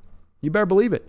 You might end up this year with JSN having 80 targets in the season when a lot of people would have had 130 the second they took him with the 20th pick. Walker, you might be able to keep down around 200 touches when other teams would be chomping at the bit to make sure they get him 300 because you got Charbonnet there to offset. You've got so much balance and so much ability to go to different places in this offense to be effective, which should allow them to be more consistent in their effect next year as we go forward. Maze Guru says, seriously, how much more do we need? Best running back room, best tight end room, best wide receiver room. It was going to come up. I was going to do a video for a second. Then I thought, no, Seahawks fans know this. When we saw Hopkins released, there was a little bit of a pull for me to go, okay, Seahawks fans, we're not signing him. Okay, don't even bring this up. And luckily, nobody has. I think the Hawk fans have acknowledged here, as I've talked to them in the chat in the last couple of months, there's really not much of a need for anything else. I mean, you still have, even behind JSN, you've got former second round pick Eskridge still kind of lurking there and having an amazing offseason. Derek Young, who John Schneider said of all the rookies out of that last magical draft, best draft you've ever had here, John, in this history. Who is the guy that's going to take the biggest leap forward? Who's going to be the biggest improver into year 2 from year 1? And he said Derek Young, a guy who by the end of the year was getting more and more snaps in football games, was even playing fullback for you at times. They trusted this guy so much in his skill set and ability to block, for instance, as a receiver. So he's there. You got a couple undrafted rookie free agent guys behind him in Bobo and Landers, who are really interesting players in their own right. Outside of an injury, man, there ain't nothing else you really need. You're good to go.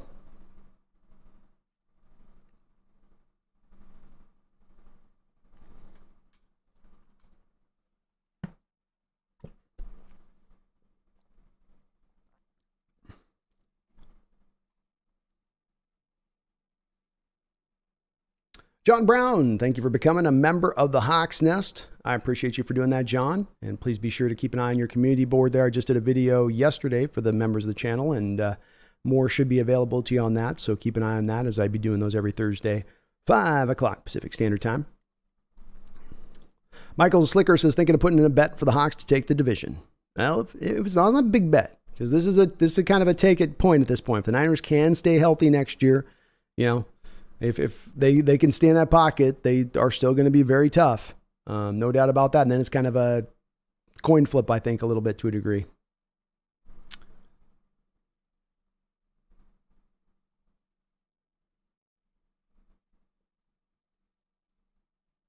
Herbert says the over-the-shoulder Lockett catch versus the Colts during the season opener a couple years ago is probably my favorite Tyler catch. It's one of my favorite of his plays too, Herbicide. It's not one of his it's not his Rams catch in the back of the end zone or the Arizona catch on the bomb where he's got to kind of dive for it, but it's such a wondrous route and how he set it up, and then just the body positioning, ball tracking.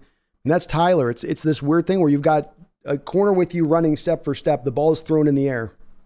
And you as a receiver, almost like you have like video game knowledge where, you know, video game will sometimes show you like you're throwing a nade, it'll show you the trajectory of where the nade's going. And it's like the receiver can have the trajectory of where that ball is going to land if he's Tyler, and he can calculate how kind of, if he's got to slow his run up just a little bit to keep the corner at his back and then speed up right to catch the ball at the end, and then create that separation by just having the control in his ball tracking throughout the whole course of the route. But that's such a tough skill to assess and determine on a player unless you've seen it for so long with him like we have.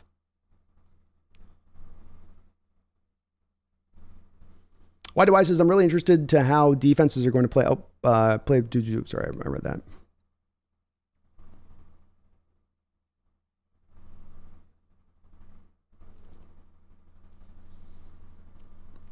Connor says Lockett also had the second best open score in sorry. God, I'm rereading stuff. My bad. Sometimes the chat updates and it takes me a second to figure out where I was at.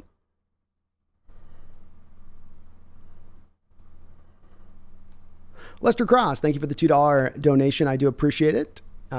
He says, is it true that the new Niners uniforms are tuck friendly?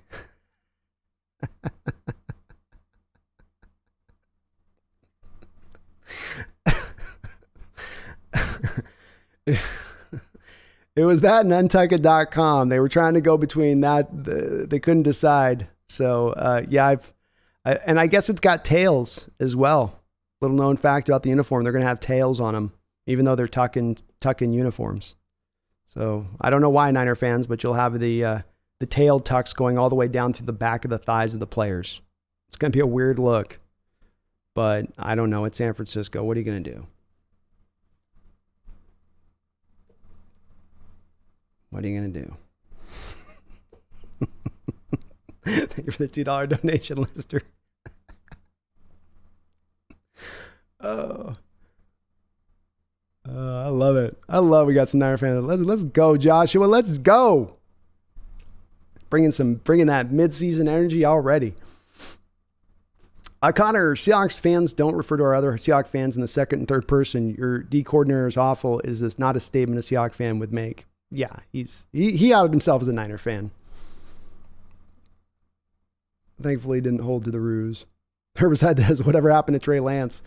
I hear that there's a chance that they might actually, those guys down there in California, you've got the fruit salesman there off the highway. I've heard that he might go for 3 watermelons and a papaya.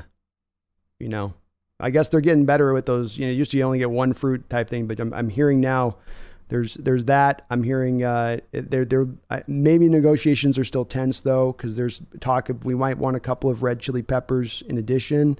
And the vendor was like, "We do not have chili peppers." And they're like, "This is a top 5 drafted quarterback." And the vendor was like, 2 years ago. 2 years ago he was. Not now. Not now. And they're like, "No, I'm telling you, he's going to be a great quarterback. Maybe can he go out and give me fruit?" Oh, he throws a ball 100 yards, but he's not accurate. The California street vendor is not impressed with Trey Lance. But I don't know. Whatever did happen to him.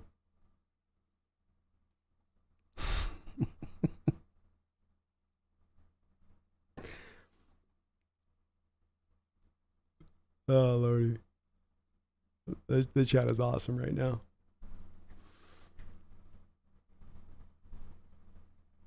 Mark Coppercorn says, I hope we run the table from preseason to Super Bowl so national press and i.e. CBS can gravel. Yeah, CBS is like the biggest, especially Prisco still. I think he's lurking and back over there somewhere. And Prisco used to just make it a yearly event. I think it was because we would be so loud with him because he'd always just give us no love. They're like, you hate again this year, Pete? Huh? Worst team again the year? And we're going to win a Super Bowl again?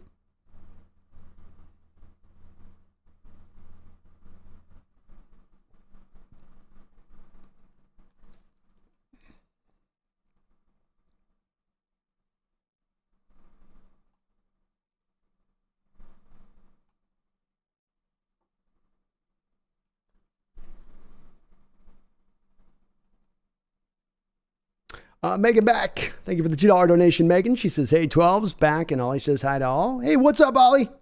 How you doing out there, bro? Being chilling with the auntie. Being a Seahawks fan, of course. Nas says San Francisco beat Seahawks because they had a great defense. That defense doesn't match up with the new Seahawks offense. More firepower all around, especially considering that Niner secondary. Take a good, long look at that secondary, Niner fans. Does that look like a Super Bowl secondary to you? Does that look like a secondary if I've got 3, 4, 5 targets to throw to that's viably going to be able to shut it all down? Yes, because we rush the passer so awesome. And our linebackers are so fast. Okay. I can't wait for this year. I cannot wait. Ryan Myers is back on board. What I miss? Oh, we got some Niner fans in the chat tonight. They're sprinkled in a little bit here and there. Nas says, my friend is a Bengals fan. We got a bet going on our game against them. Can you see us beating the Bengals? That's going to be a toughie. That's going to be a toughie. Number one, you got to go into Cincy. It's one of your 10 a.m. games. I don't like those as my first 2 things. And the thing with Cincinnati, and they've been a team I probably have overlooked a little bit, even though they went to the Super Bowl 2 years ago, that I still thought they were going to be good this year, but I had never really gotten into more of the depths of how they've been good and what it has been that's been, because you just go, well, it's just Burrow and receivers and come on, right? But it's really go back to the defense there and how many guys they've drafted and done so well in stocking that defense up. You gotta feel like that's still going to continue too with the way they have drafted recently with the young guys waiting in the wings. It's going to be a tough game for us, man. That's a coin flip game, and honestly, if I'm looking at on the schedule, 10 a.m. Bengals on the road, right around the middle, starting in the middle of the year, probably going to be a tough one for us to pull off. Hopefully, you don't have a lot of money on that one. And Jeffrey Trust says, you've been cooking with these streams. Love the content, bro. Well, thank you, and Jeff. I appreciate it, man. I want to keep going strong through this off season, and I've had a great time with you guys. Always have fun going live with you.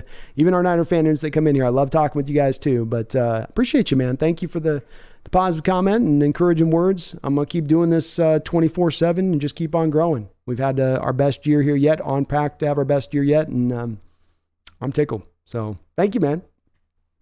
Appreciate you. Herbicide DK has always doubled.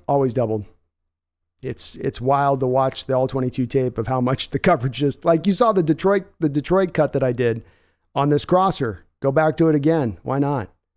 I mean, look at this. He's getting sandwiched.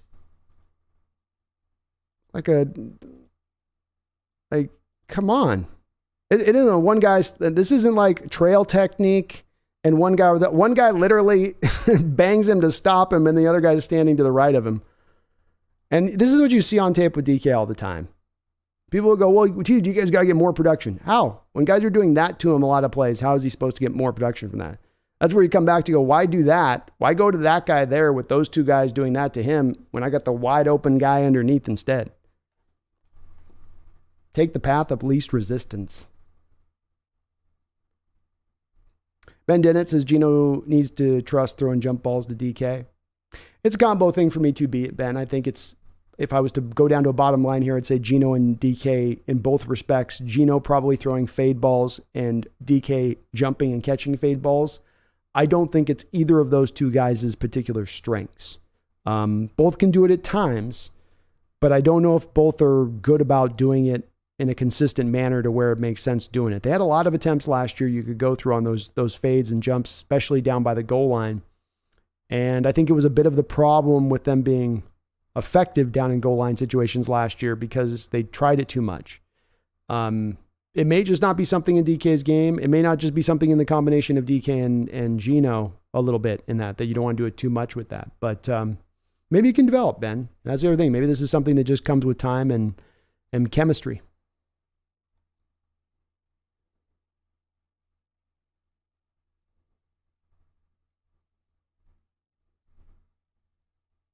Not says DK is doubled a lot, but I feel like even in single coverage, he almost never wins jump balls. Agreed.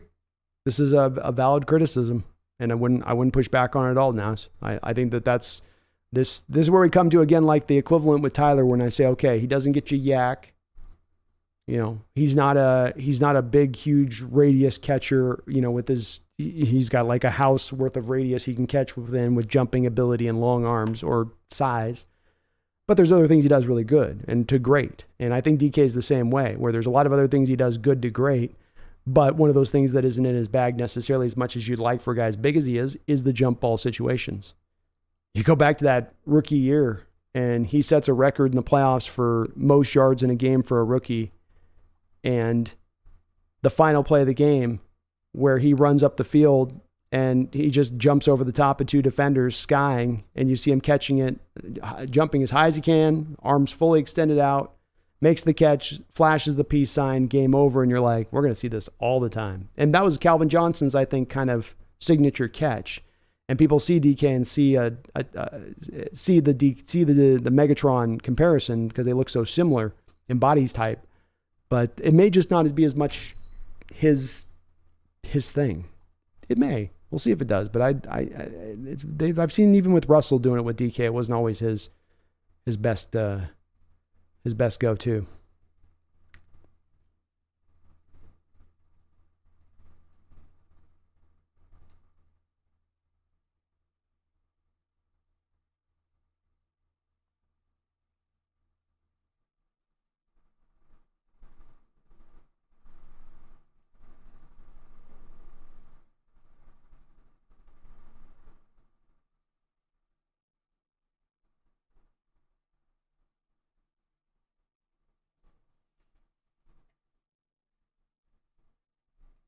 Megan says 3 watermelons is way overpriced from being, you know it. Well, I told you the Sears Street Center wasn't ready to go for that price. He was like, no. More.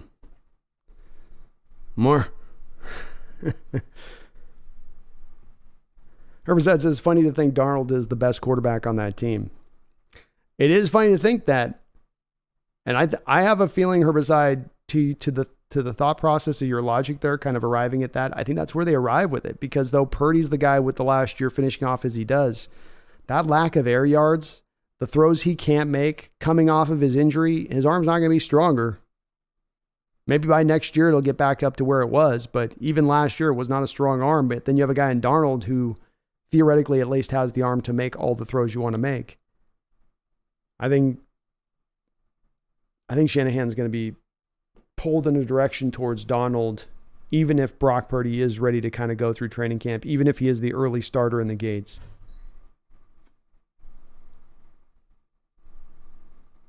Brian says all 3 wide receivers getting 1,000 yards this year. Oh, man. If that happens, it's going to be a wild offense. The greatest show on the Northwest turf.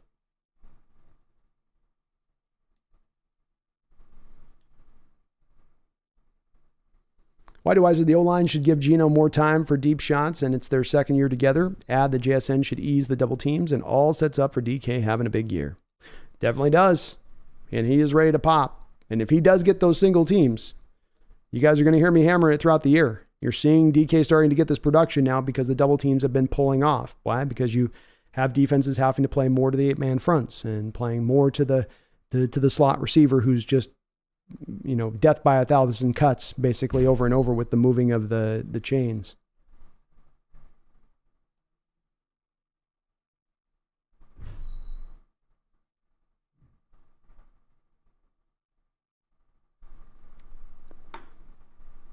Why do ISIS remember when the Niner fans were S in their pants because Geno had Seattle with a lead in the half in the playoffs? Laugh my ass off. Yeah.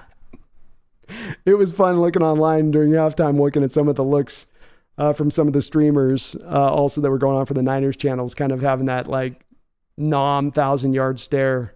This isn't really going to happen, is it? Oh my God, this can't happen.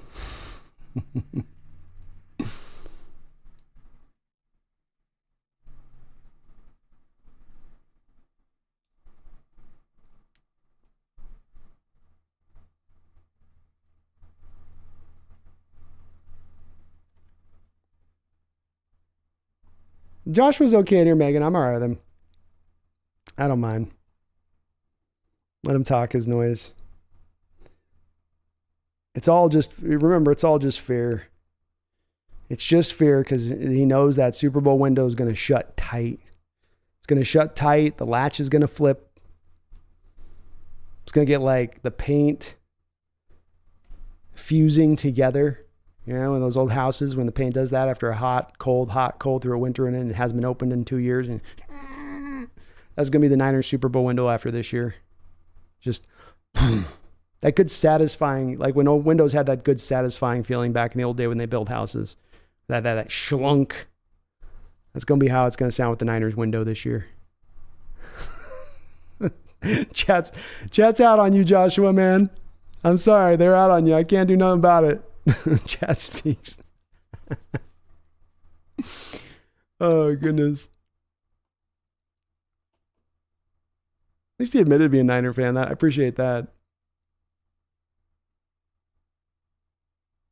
Jordan Clark says, I'm shopping for a new jersey right now. I have it down to a Tariq Woolen or K9. Really can't figure out which one to buy. I'm about to flip a coin. What does everyone think? I'm going to Woolen. For me, I want to be able to wear my jerseys years into the future, and K9, if he didn't have another good year, it's like, but I think Tariq's definitely on that pathway to where you can kind of trust in that, I think, a little bit more. So I'd go with Woolen. I got some people slamming doors next door to me, so sorry, folks, a little loud on that. I don't know what's going on over there. Connor, DK's hands have been noticeably better the past 2 seasons. I think there's a chance he could add jump balls to his game down the line. Plenty of places for him to improve. Plenty of places for him to improve. Man, somebody's like slamming the door out there. What is going on? Where was I at here? He can definitely add that down the line. There's no doubt about that. Guys do improve in their game. Let's also remember with DK, this is what I've been trying to kind of harp on at times the last couple of years, is that he has been in the sport for a very long period of time. So people think of him, I think, as kind of being older than he really is. But he still is only right now, as we stand right now, 25 years old. And he's not going to turn 26 until, deep into September next year. when he actually turns over. And so if you think about a guy that you'd give and say, is there more time for this guy to get better? Is there more time for this guy to improve his game and elevate it?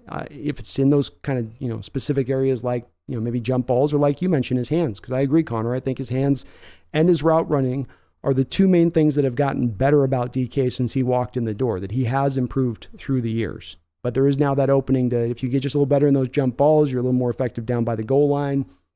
You can go up and, do a little more mossing of these guys that are 5'10", 5'11 guys that you're so much bigger on, who really aren't going to have at times, as long as the ball's thrown correctly, an opportunity to go there and really make a play.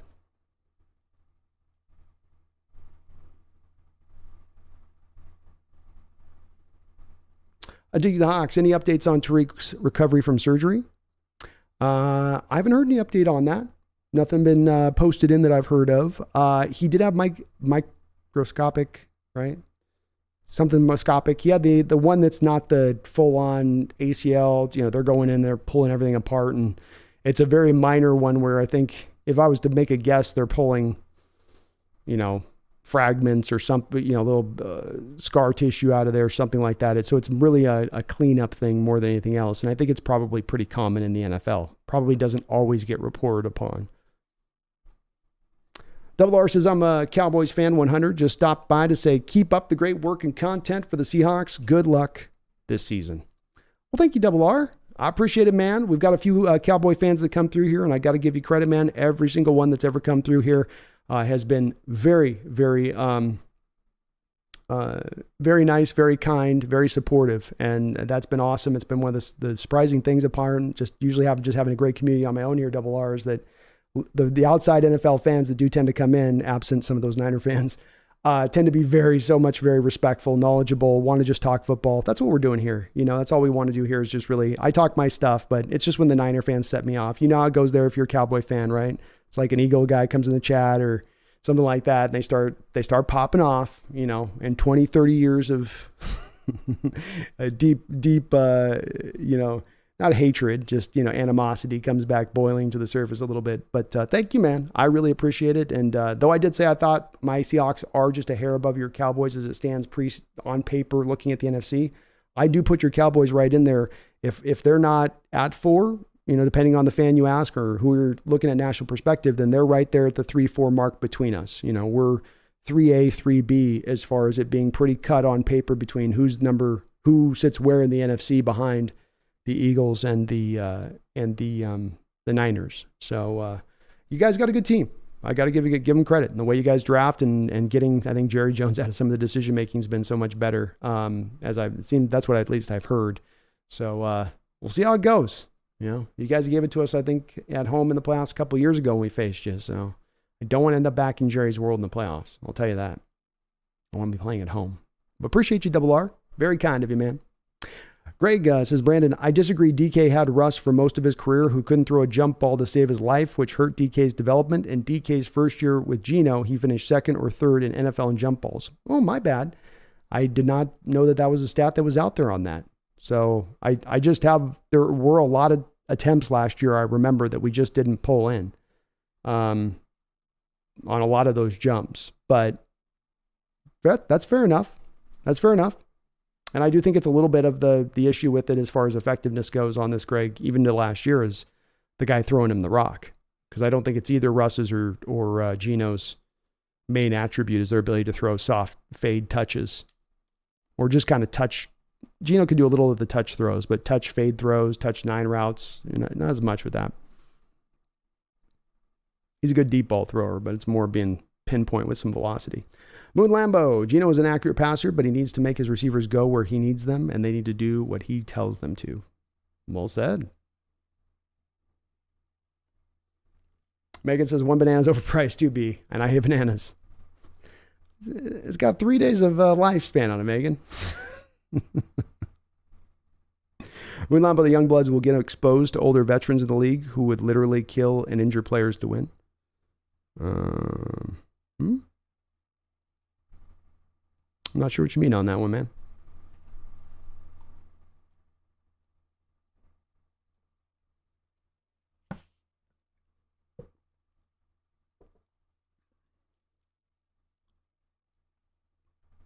Why do I? Pete has a 90+% win rate on 10 a.m. games since 2017.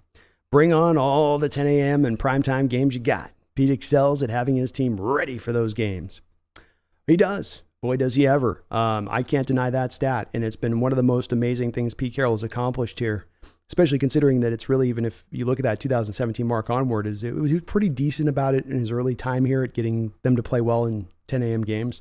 But he's been, like you said, 90% win rate since 2017 in those games. And it's one of those ones, why I've had a hard time trying to explain to the younger guys in the audience who might have just come along in their fandom last 10 or 15 years. The 10 a.m. games used to be these death knells for the Seahawks teams. You saw it on the schedule and you went out and you got the Sharpie, the permanent Sharpie, the Insta-Dry, can't get it off even if you have rubbing alcohol, and you'd scrub a big L right there when you saw the 10 a.m. games. Because you just went, there's no chance for us here. There's no opportunity in any way, shape, and form for us to go win this game. Because the team would never look awake. You literally could see them rubbing are we playing a game? Man, it's early. And it is. 10 a.m. game is so early for the body. But Pete's mastered it. Whatever the secret sauce is, whatever he's doing, he's making it work. I love your confidence, though. That Cincy game, though. Oof. They're tough. Nas says, what do you think of the D-line? Seems like we have a pretty deep rotation. Are you expecting anything better than average? Sadly, I don't think I would. I like Draymond Jones signing. Jaron Reed can come in and he seems to be sliding down his career into place, being more like what he was in college, which is as a run stuffer. I love seeing that. That encourages me. I'm not really sold on Cameron Young at this point. A lot of people like him. I'm just not sure about him. I like Miles Adams. I think he was good at times in rotational points, but you don't have a lot of difference makers set up. Your nose tackle's a little weak. The main worry I have for this team right now is specifically the defensive line. It might be my only worry on this team. Maybe a little bit of the linebackers, maybe a little bit there, but I know they can be functional. I know that they can at least, you say, be average. I know my middle linebackers can be average. I don't know if my defensive line can be average. The potential is there for them to do it. But I've also said with this for a while now, I think that they still need to make another move to make that happen.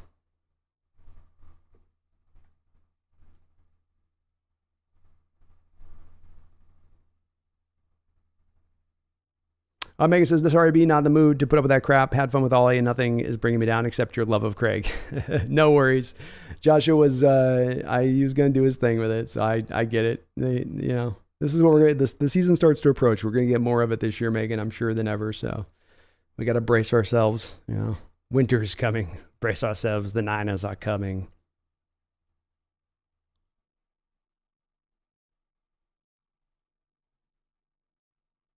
Addicted to Hawk says, Brandon, are you going to wear a Trey Lance jersey to the week of the Niners games just to troll the fans? As much of a fun troll as that would be, I can't do it because it might literally make me have a heart attack to put on a Niners jersey. I think my skin would erupt into boils, and it would just be, I would be in such instant pain. I wouldn't even need to have my eyes open. I could just feel the jersey start to slide on me. I could have an undershirt on and it would burn through the undershirt. I couldn't do it. I just couldn't. I'd probably throw up.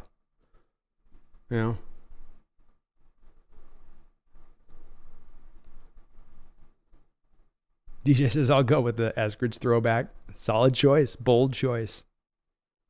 Too bold. Herbicide says, I'm down for smack talk, at least have substance. They so rarely have anything, Herbicide. I mean, we get some good ones in here that I like, but then they tend to be guys that are good about just talking shop. If it's going to be the guys coming in just Seahawks suck because Gino's stupid and Tyler Lockett doesn't have a catch radius. Yeah, you just they never have more. That's why I like playing with them. There's you just keep picking on them a little bit. All they got's that one note. They always expose themselves one way or another. Scammer by Richard. Tom Brady and Julian Edelman were going to die on the field to win. Ask yourselves if your players would do that, and then you'll know if you have a shot to win a Super Bowl.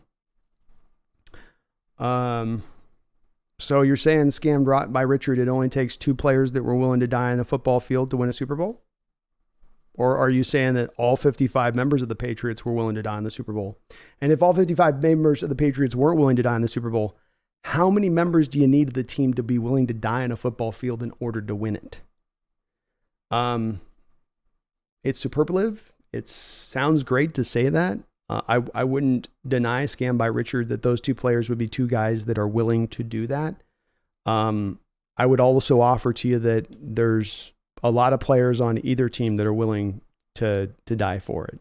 I don't think it's everybody, but I also don't think that the Patriots had a roping off of that going on. And, if it was just merely that you needed to be willing to die to win, we would have just as much as won that game that you guys beat us on in that second Super Bowl, right? Because we had Sherman out there broken. We had Cam out there broken. We had Earl out there broken, So, shouldn't that, with them showing they're willing to die rather than sit on the sideline and preserve themselves, that be it sounds good to say that, man, but it's like, what wins Super Bowl is being better as a team.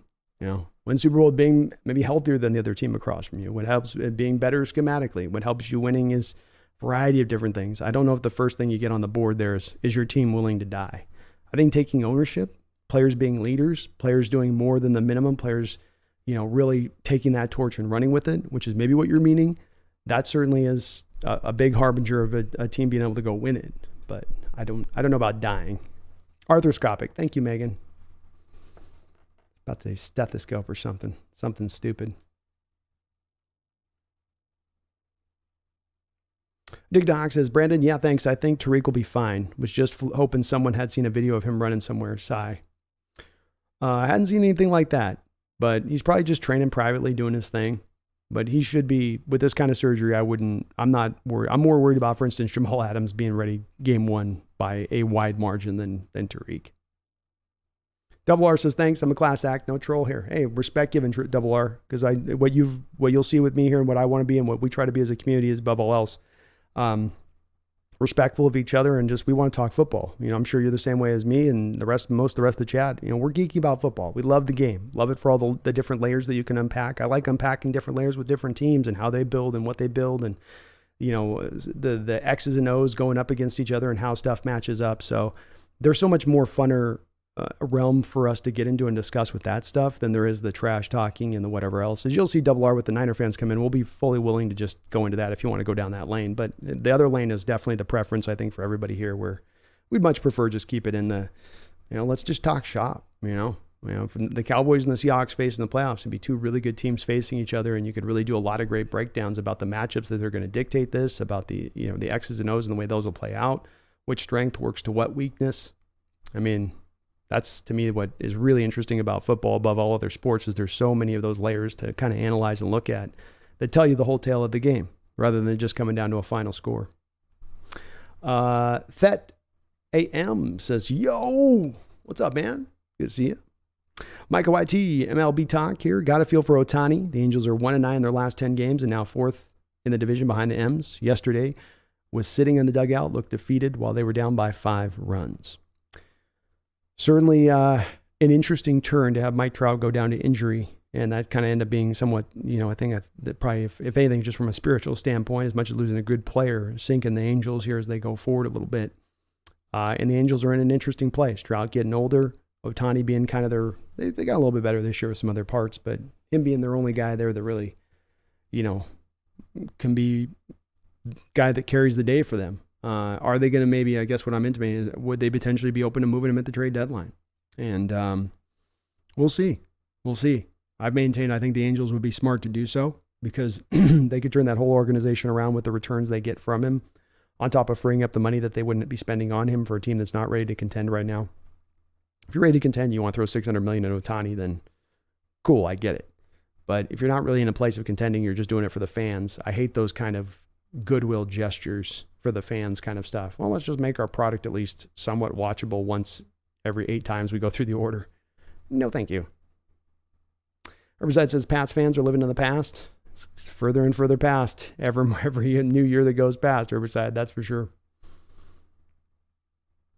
Jacob, amazing how I'm as old as the Cowboys' last championship. And it's been a while for them. And I don't know if Double R would agree with this, but I do go back to, If Cowboys had different ownership over the last 30 years, 25 years, 20 years, whatever it is, 25 years since they last won their Super Bowl, do they have a Super Bowl by now in that big market? This comes down to too. I hate I hate owners that are general managers. I hate owners that are general managers who then make their son general managers. Don't do that, Double R says it's going to be a great season to be a fan of a lot of teams. It really is. You guys got yourself a little bit of a tougher division, I think, than we do, Double R. So it's going to be a real dogfight in yours. But I'm going to be watching those games. I mean, the Cowboy-Eagle games this year are going to be must-watch television, aren't they? Seeing how those two teams go at each other. But it is. It's going to be fun. It's going to be a fun season. And we got an opened-up NFC, Double R. It's like we're out there like the Oklahoma land grab, You're on your horse, we're on our horse, Niners are on their horse, Eagles are on their horse, and there ain't a whole lot of other horses out there on the track. And who can go get that best plot of land with that nice lake background?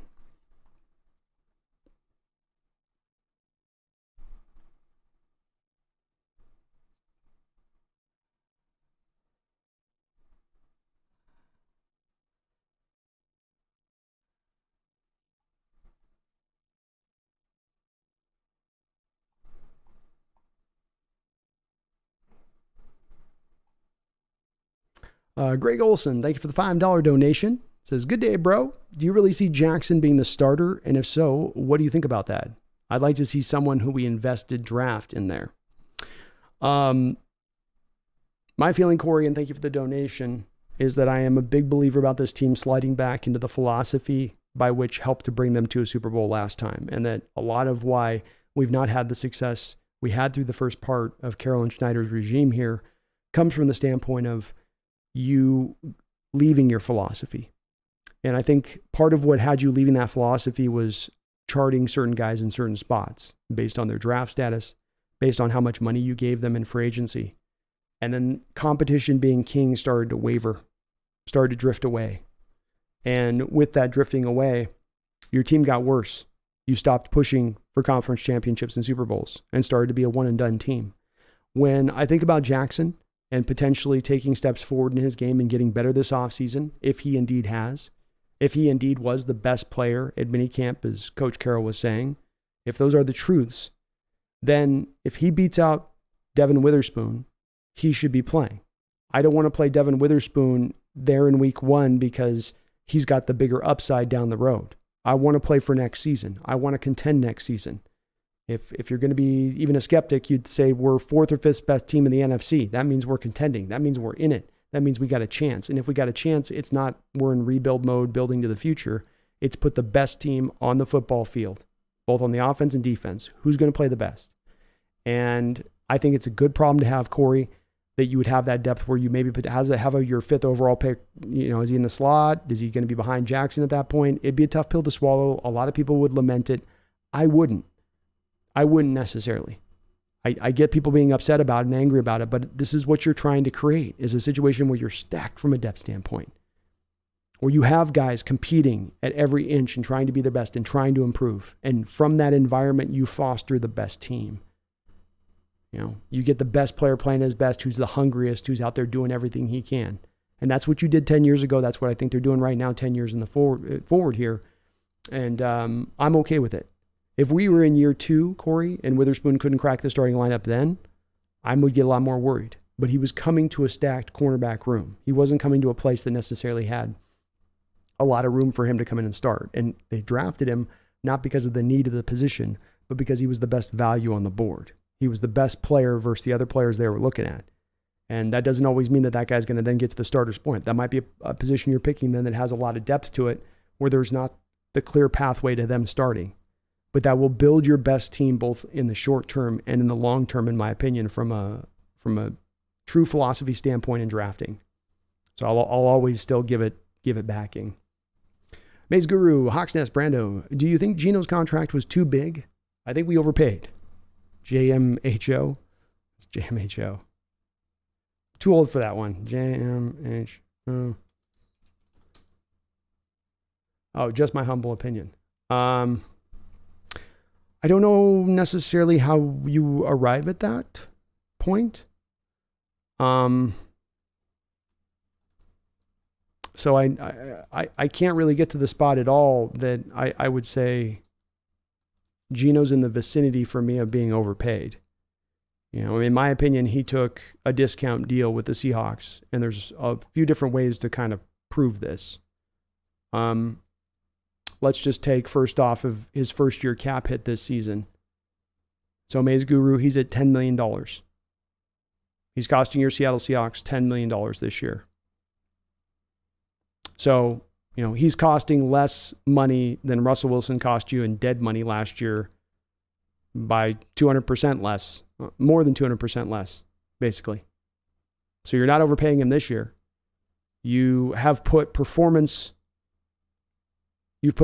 deals into his contract that he's got to hit and meet in order to start reaching these contracts. So he's still got to perform really well to hit the high marks of this contract. You didn't just give him this money. You didn't hand him a bunch of bonus money and say, you know, okay, you proved yourself. This contract's a prove it deal, Maze. He's got to perform every year to hit those escalators. And because they're escalators, it means it's not money he's getting in this year one. He's got to wait till year two and year three. He's got to get his year three money after he performs from year two. He's not getting it front loaded is what I'm saying. So he's giving you a discount on the front end of the deal. He's giving you a discount throughout the deal. He's allowed you to push the money down the line, and you still have room created within this contract if you want to renegotiate the numbers if you want to free up cap space 2 or 3 years down the line from this. And if he does happen to perform at the high water marks and he is being really good and hitting all of those escalators, you know, even if that does occur, he goes up to $31 million as a cap hit next year that you can get out from, which if he's at that mark and he's playing that well, you're not going to want to get out from under the contract. And if he's playing at that top 6, 7 rate that he'd have to play at to hit those escalators, then you're perfectly fine having him a lot for $31 million of your cap next year when the cap's going to be up around what, $250, $260 million? You know, let's just say it goes up to $255 million. That means Gino will be taking 12% of the cap basically at that point, if he's hitting all of his escalators, if he's clicking all those in, and you're getting top 7 level quarterback play for that money. I can't find a way, Maze, that I don't think it's a good deal or it doesn't make a lot of sense. Seahawks Jose Rodriguez in the house. What's up, Jose? And like I was saying with the Seahawks Times and Seahawks Jose Rodriguez and our Rumbler, make sure you do sub up to all these folks, all part of the Hawks Nest family here, and all got their channels rolling on their side of things.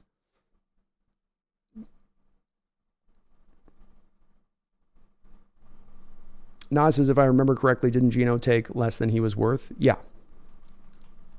That's less than a worth. I mean, let me just put this in perspective for you guys.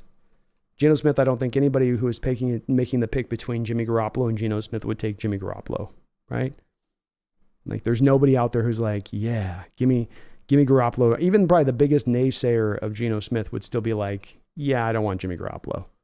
But let's go take a look at what the Raiders paid for Jimmy Garoppolo.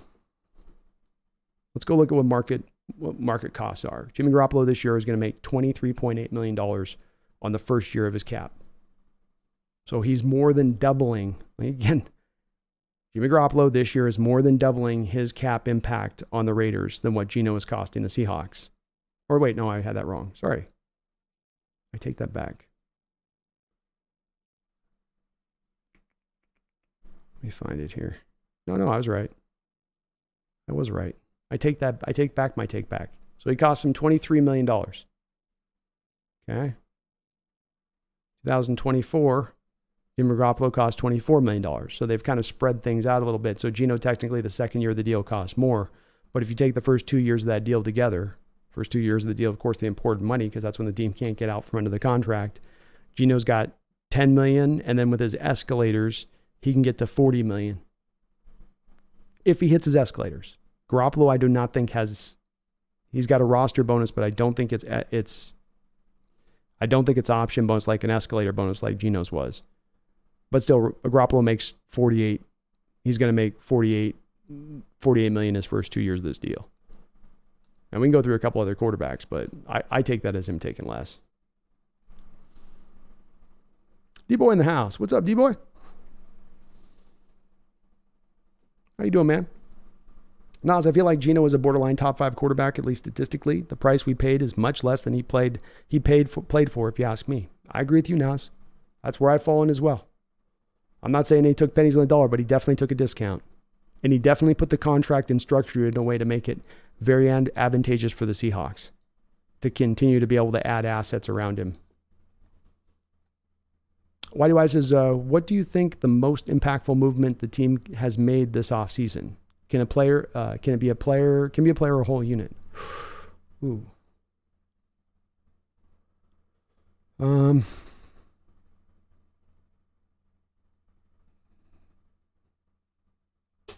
I think I would go unit.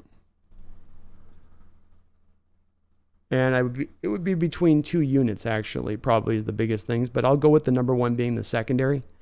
You went out and got Julian Love on a 2-year, $12 million deal to free up Jamal, to give you insurance for Jamal, but also then to fill out your secondary in the plan that they have tried to be filling it out now for 4 or 5 years. Snyder has been heavily on the forefront of trying to build from back to front a little bit.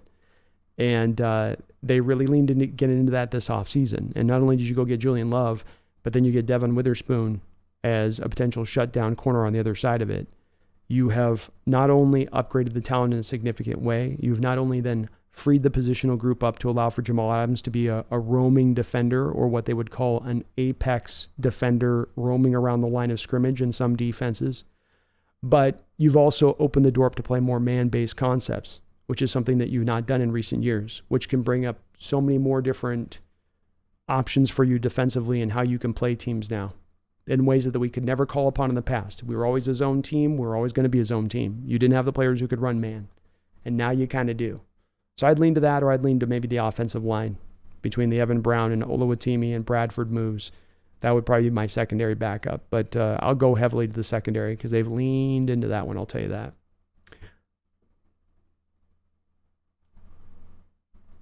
Double R says, Alan A might not like me saying this, but I see him in the morning chat, and he's a good guy, loves the Hawks. Oh, hell yeah. Why wouldn't he, man?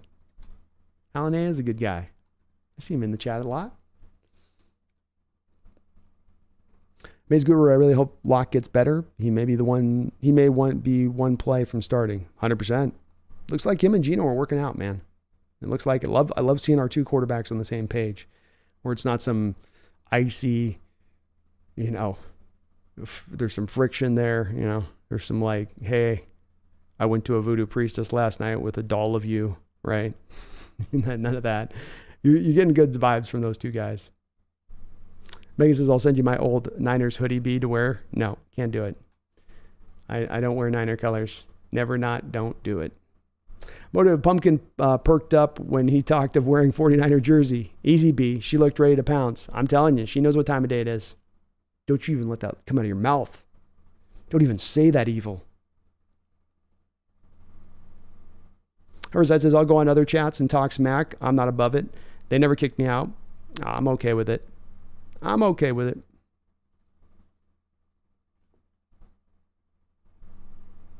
D-Boy says, how hot is it, everyone? It's 80 degrees where I'm at, but it feels like 95. We're 100 over here on the east, D-Boy. It's 100 pure out here today. Why do I? Trying to counter my optimism, the O-line doesn't improve, and the offense still struggles on third down. The defense can't get any pressure and is dominated at the line of scrimmage. This is how it goes bad. Yeah, it could. I think Jackson Smith and Jigba helped you out on the third down stuff a lot, and that was a big struggle last year. Is you didn't have a slot guy you could lean into at times, which is one of the big things that helps the team on third down is having a slot guy that can get those chains moving. The defense was able to get a pretty good amount of pressure last year. Why do I? I mean, we were one of the better teams at pressure rates and sack rates in the year during the season. Interior pressure is certainly there. For me, it comes more down to stopping the run. If we stop the run, we're going to be golden. We'll get our sack numbers, we'll get our turnovers, everything will be great. But if we can't stop the run, it could all go to hell defensively on the other side of it for sure. Oh, show.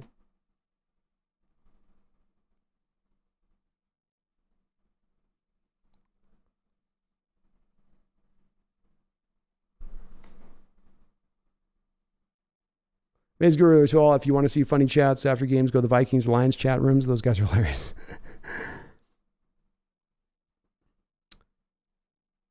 Why do I says, for me, the biggest impact going to be the offensive line improvement, going from one of the bottom lines to even an average line will be huge to points scored and protecting the D.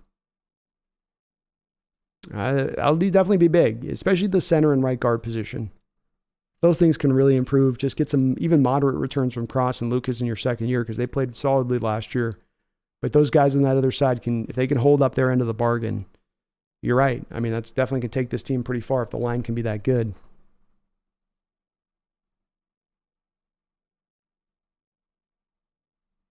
Why do I says I think the Steelers have a chance at being a very good team? That D-line seems their big concern. O-line. Yeah, they got some worries there. They've been trying to build on it the last couple of years, so I got to give them credit where they're at least trying to fix it. And it had gotten older a couple of years ago, and it takes you some time to turn things over when your line gets in that shape.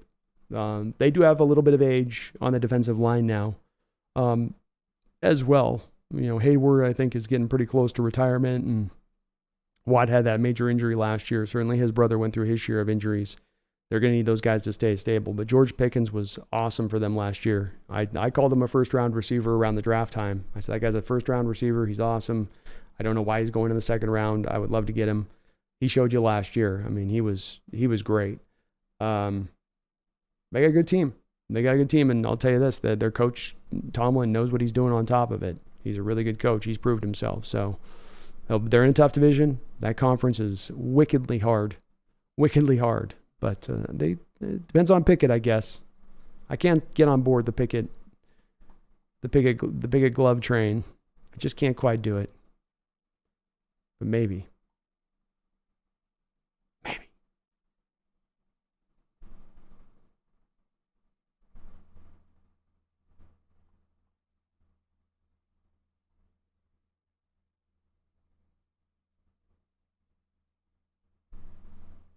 Double R says 28 years. Jerry loves his EBT card, not his checkbook.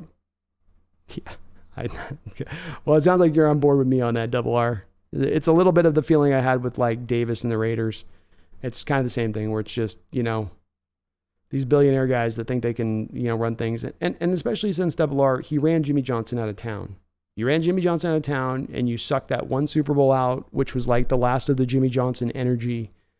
It was like still in the, like if you had it as like they had built it up in their, like if you're a video game character, you got this built up of your stuff and then he leaves, but you still have a little bit of the juice left in the chamber of the Johnson era, and then it just leaks out that final last year. And that's just enough for him to talk himself into, no, it really was me. It was me now. All right. It wasn't Jimmy Johnson. All right. Jerry Jones.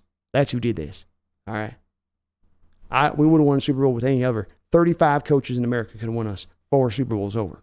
Jimmy Johnson ain't nothing. It was Jerry Jones who did it all. And you just go, oh, no. The ego starts going. Why do I says looks like a long year for Arizona and Tampa Bay fans fighting for that number 1 pick? I'm hearing a lot of people telling me that, or not telling me, it was just reading online a lot about people being still in on Tampa Bay being decent next year. Like the team is just so good regardless of the quarterback position that they're still going to be very strong. I started trying to give that a little bit of thought. Maybe there's something to it.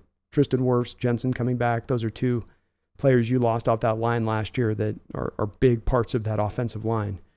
But, and the defense still has some really good players. They brought back Levante David, who was still balling last year. They got a good defensive line for the most part. But I think AZ's in there. I think Rams are going to be in there. I don't think, I could see Tampa Bay being a bottom 10 team, but I don't see him being bottom 5.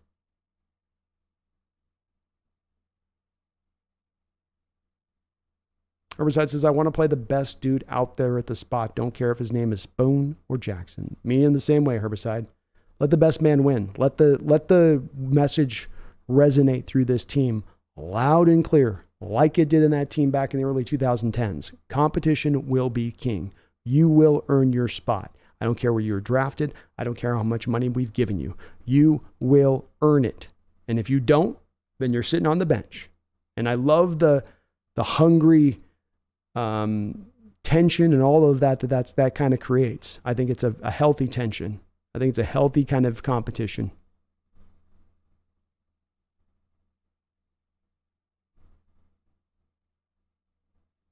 Scheme says, end the Fed. Amen, Scheme. Amen. Sean Hines, Hawks Nest, can you believe Stephen A. from First Take thinks Brock Purdy is the second best quarterback in the NFC behind Hurts? No, but Stephen A. is also a basketball mind first and foremost. So he comes up with some kind of crazy outlooks when he starts delving into other sports. Just listen to a Stephen A. take of UFC, for instance, and you'll quickly understand that he's out of his depths. Niner fans have talked themselves into this too. They were trying to call him Brock Montana last year, and they were saying it with a straight face. So I don't see it. I don't see it in the kid. He does not have the commiserate arm strength to make this happen, and Shanahan can only scheme around a guy's powder puff arm for so long. And if those guys aren't creating league best separation in their routes like they were during the time when Brock Purdy was starting last year, you're not getting the same kind of production. On top of the fact that the other issue that remains in this room is that he is still very slight. He is still not like really well put together and built. He's a smaller, tinier guy. And I've contended for a while. You know this with me, Sean. I've been consistent about this going back for a couple of years now. The smaller guys get broken. They don't have the size to hold up. Big guys can get broken too, but the smaller guys get broken more often. And he will probably again. He got broken within his first, 8 starts. He'll probably get broken again. Maze Guru's Hawks Nest, thanks for answering the Geno question. I didn't realize it was so low this season and backloaded. My pleasure, man. And yeah, it was one where I was ready, Maze Guru, when the numbers first came out, to jump and get very annoyed by it and be like, this contract sucks. But then you went back and saw how the numbers break out, and no quarterbacks put really those escalators in if they've earned their money, and they're like Geno, this might have been the last contract he gets, the last real major one. And he's not had like 4 of them through his career. He got his rookie deal and then these 1-year backup contracts year in and year out. So this was his one time to take a big bite of the apple. And instead of taking the biggest bite he could, he took a small bite and he said, leave the rest for the rest of the team. And I got to give Guy props for that when they do that. I don't want to just gloss over that. It's a tremendous thing for these players to decide to take that and be so forward thinking in their approach like that. It's why part of the reason why I will celebrate Geno on a lot of different levels, because he's doing things the right way. Space's Geno's salary last year was $7 million. Correct. I think you were right on the button with that one. Maze Guru says, I thought Geno was making like 32. He is next year. The cap hit goes up to 32 next year, Maze. But that is also if he hits all of his escalators. So he's got to hit all of his performance bonuses to reach the full totality of that mark. And if he's doing that, you feel fine about paying a guy's top 7 at 32 when the top guys are making at that point 55, 60, right? You're paying half the money for kind of the performance of those guys, at least near in certain degrees. Especially since a lot of those guys are going to get paid up at that mark, right? There's going to be a lot of 55 million plus guys here in the next probably year and a half. So, yeah, it is a little bit lower. It is a little bit lower.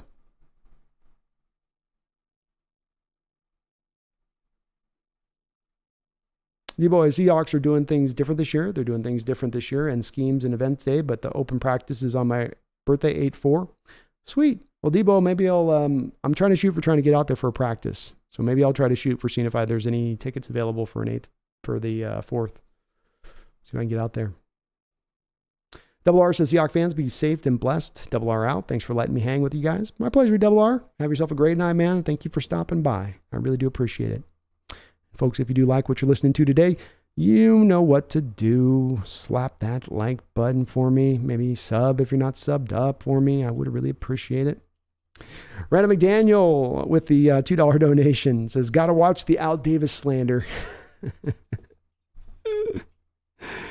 Exactly. Yeah, there's always going to be a gatekeeper of the Al Davis torch. I was just watching a video today about the Raiders, and it was one of those like NFL Network, Super Bowl teams where they're talking about the equipment manager and how they had like a former CIA guy as the equipment manager.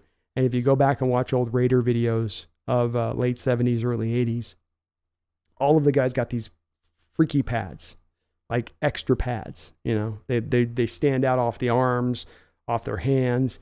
And the guy's just talking and it's just so dirty. He's like, yeah, he'd pull out the padding and then he'd put in like liquid cement.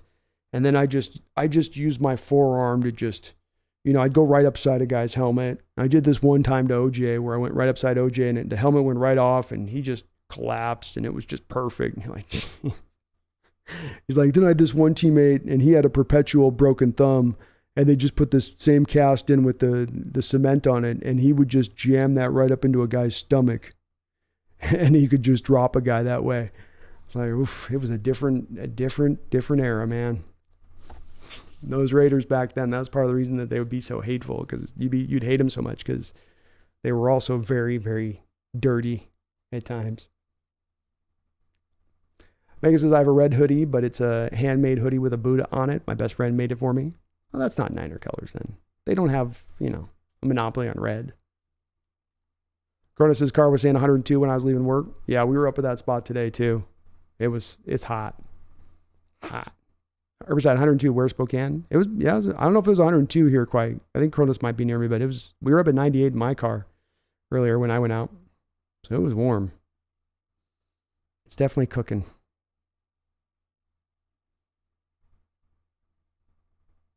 Jacob Haas, Eastern Washington's practically a desert. It can be, man. Middle Washington's more deserty than Eastern, I would say. But it can get hot. We're warming, and this is the time of year where it starts to warm up. Maze Guru, I'm in Concrete, Washington. Traffic here is 2 cars and a stop sign. There's been times I think I'd like living in a small town like that, and there's times I think I just absolutely hate it. I'm torn. I like the privacy. Sean Hines, how many receivers do I think the Seahawks will keep on the roster? Who ends up on the practice squad or cut? I think the Seattle Seahawks end up keeping DK Tyler JSN, obviously. I think Eskridge, if he can stay healthy, will make the roster. And then I think Derek Young is going to be your 5th wide receiver on the roster. I think Matt Landers and Jake Bobo are going to be the 2 that make the practice squad. And if there is a 3rd guy that makes the practice squad, it's going to be between Cody Thompson and Cade Johnson. One of those 2 guys would be the other guys. But I would say it's probably, with having 5, they probably keep 7 and roll with that. Cordless, it has been a pretty mild summer so far up until this point too. Yeah.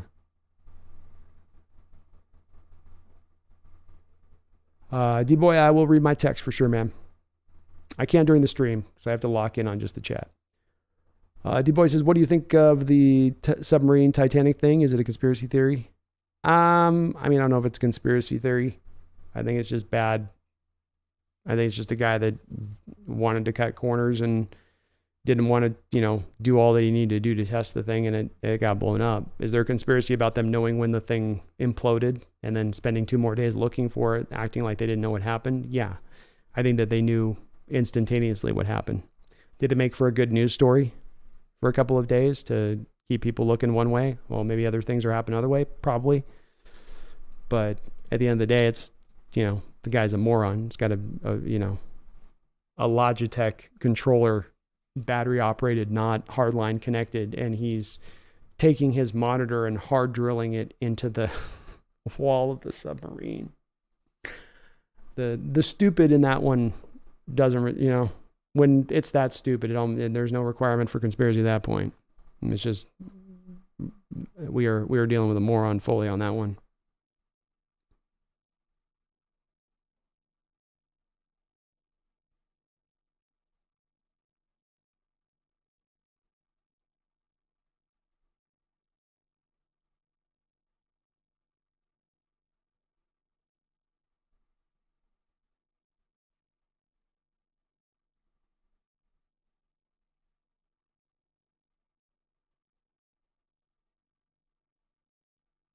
Megan, I don't see what Debo's doing in the chat. I don't know what you're talking about.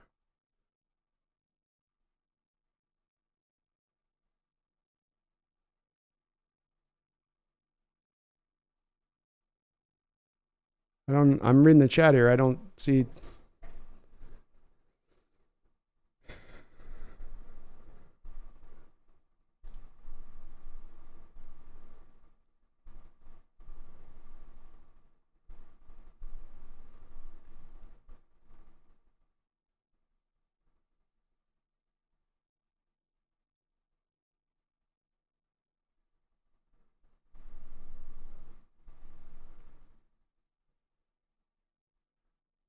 I don't see what Debo said. I don't know what he said. Oh, Lordy.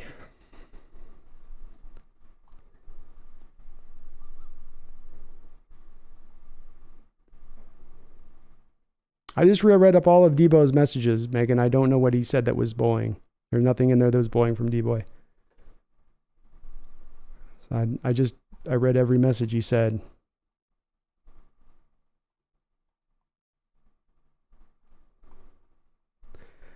Johnny Utah, hey, does anyone know how much Geno is making from endorsements or if he's married to a supermodel? Only TB12 took less money so his team could win like Geno is. Don't know what he's doing. I think he just gets it. I think honestly, this is math that's done that you help your better end out if you think about it.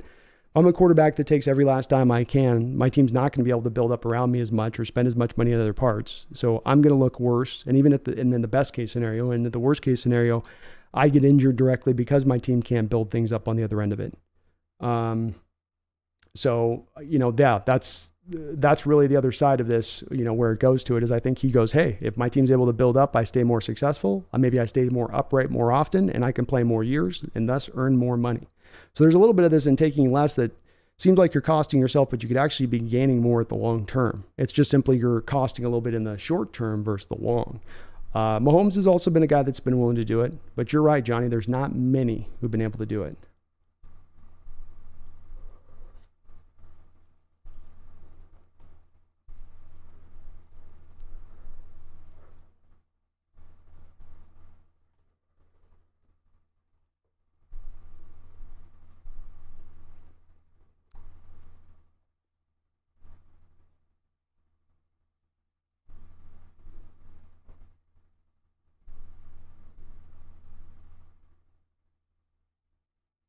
Yeah, Megan, I just read all of his chat. I spent 45 seconds going back reading through D-Boy's chat. He just said, "What's up? I'm here." I don't see him doing anything that's. He's a mod in here too for a reason, Megan.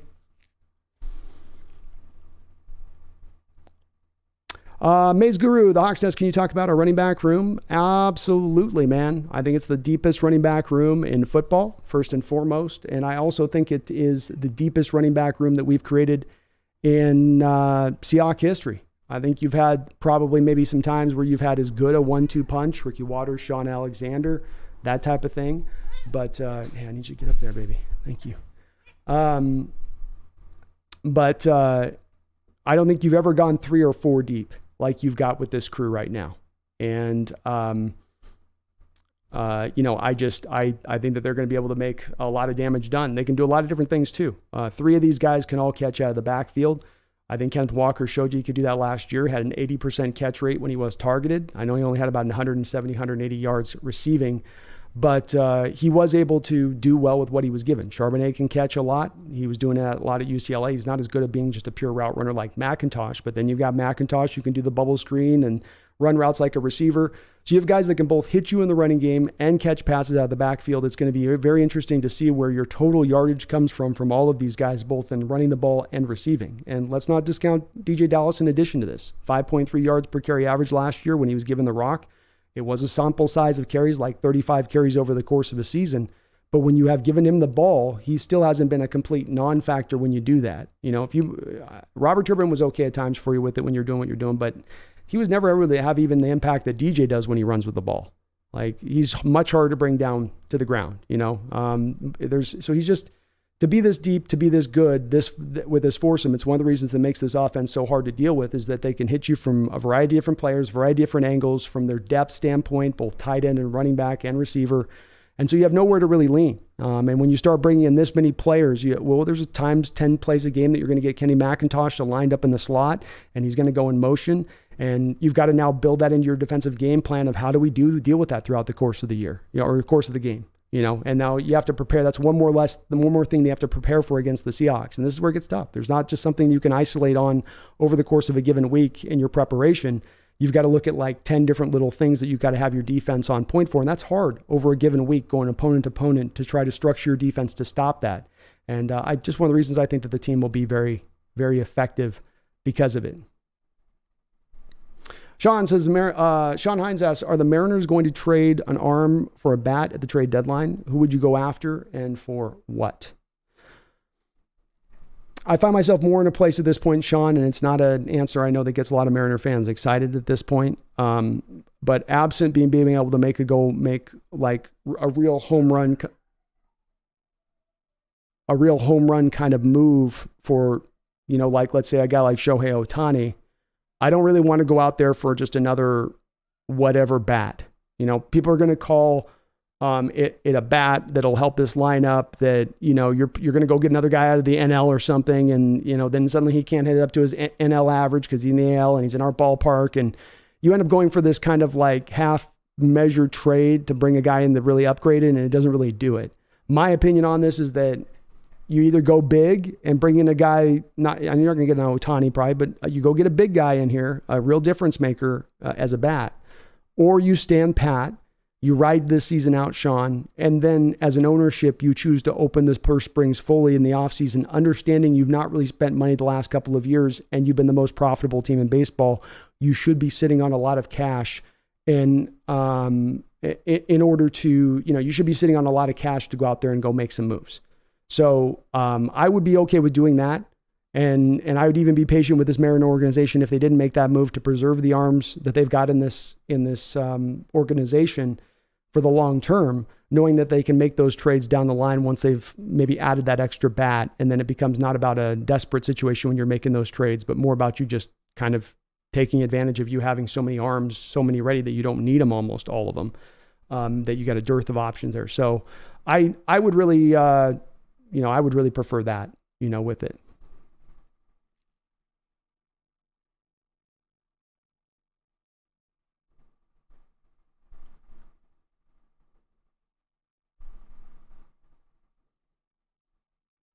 Megan says, B, what are the M's chances of getting Ohtani, though? I don't think it's great, but then the Mariners may offer the biggest haul to the Angels for Ohtani, especially if they're offering right around now. There's a lot of moving factors here, Megan. He has really 2 to 3 more months of club control for whoever trades for him. So there's the trading for him and you don't get anything back as far as certainty that you get him beyond 1 year. You're only getting him as a rental.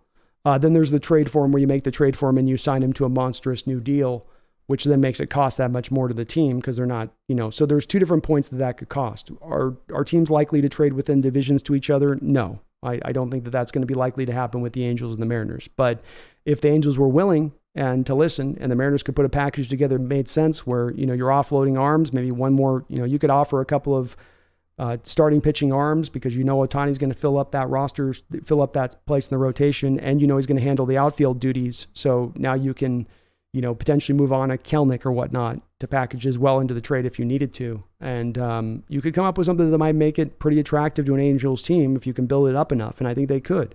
So I would make a run at it. I would do that. Ohtani's just the type of guy that they do need to add in from a couple of different perspectives here, but I don't know if the Angels would be willing. You're right. Jack Maloney, how are the Rays doing? I don't watch much, but they are my team. The Rays, I tend to be a team don't pay a lot of attention to, but they're always just seemingly good. I think they started out the year like 12-0 or 17-0, something crazy like that.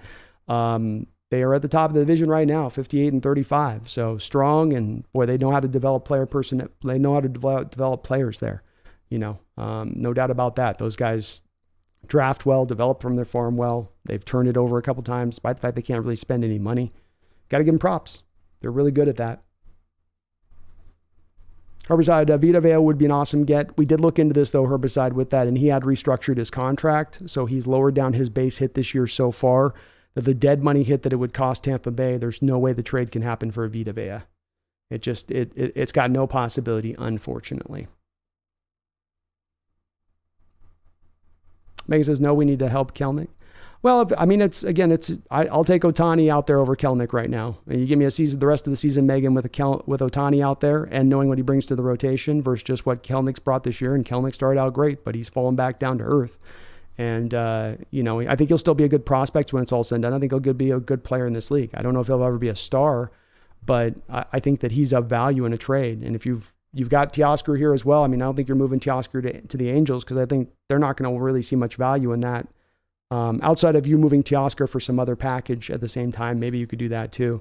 You move him to another team who needs a bat, and then you're bringing Ohtani, and then, the returns you get for Teoscar, you then package with your own farm system, and then you don't move Kelnick. You can do it that way too.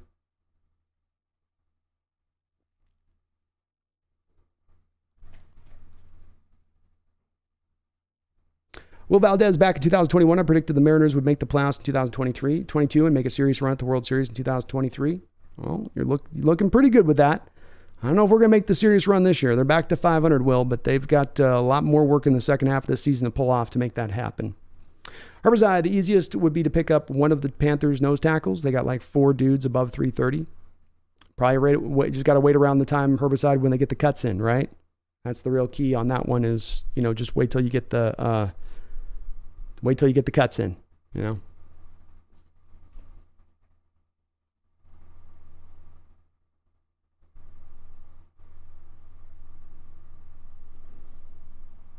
Jack Maloney, where do you think Ohtani goes?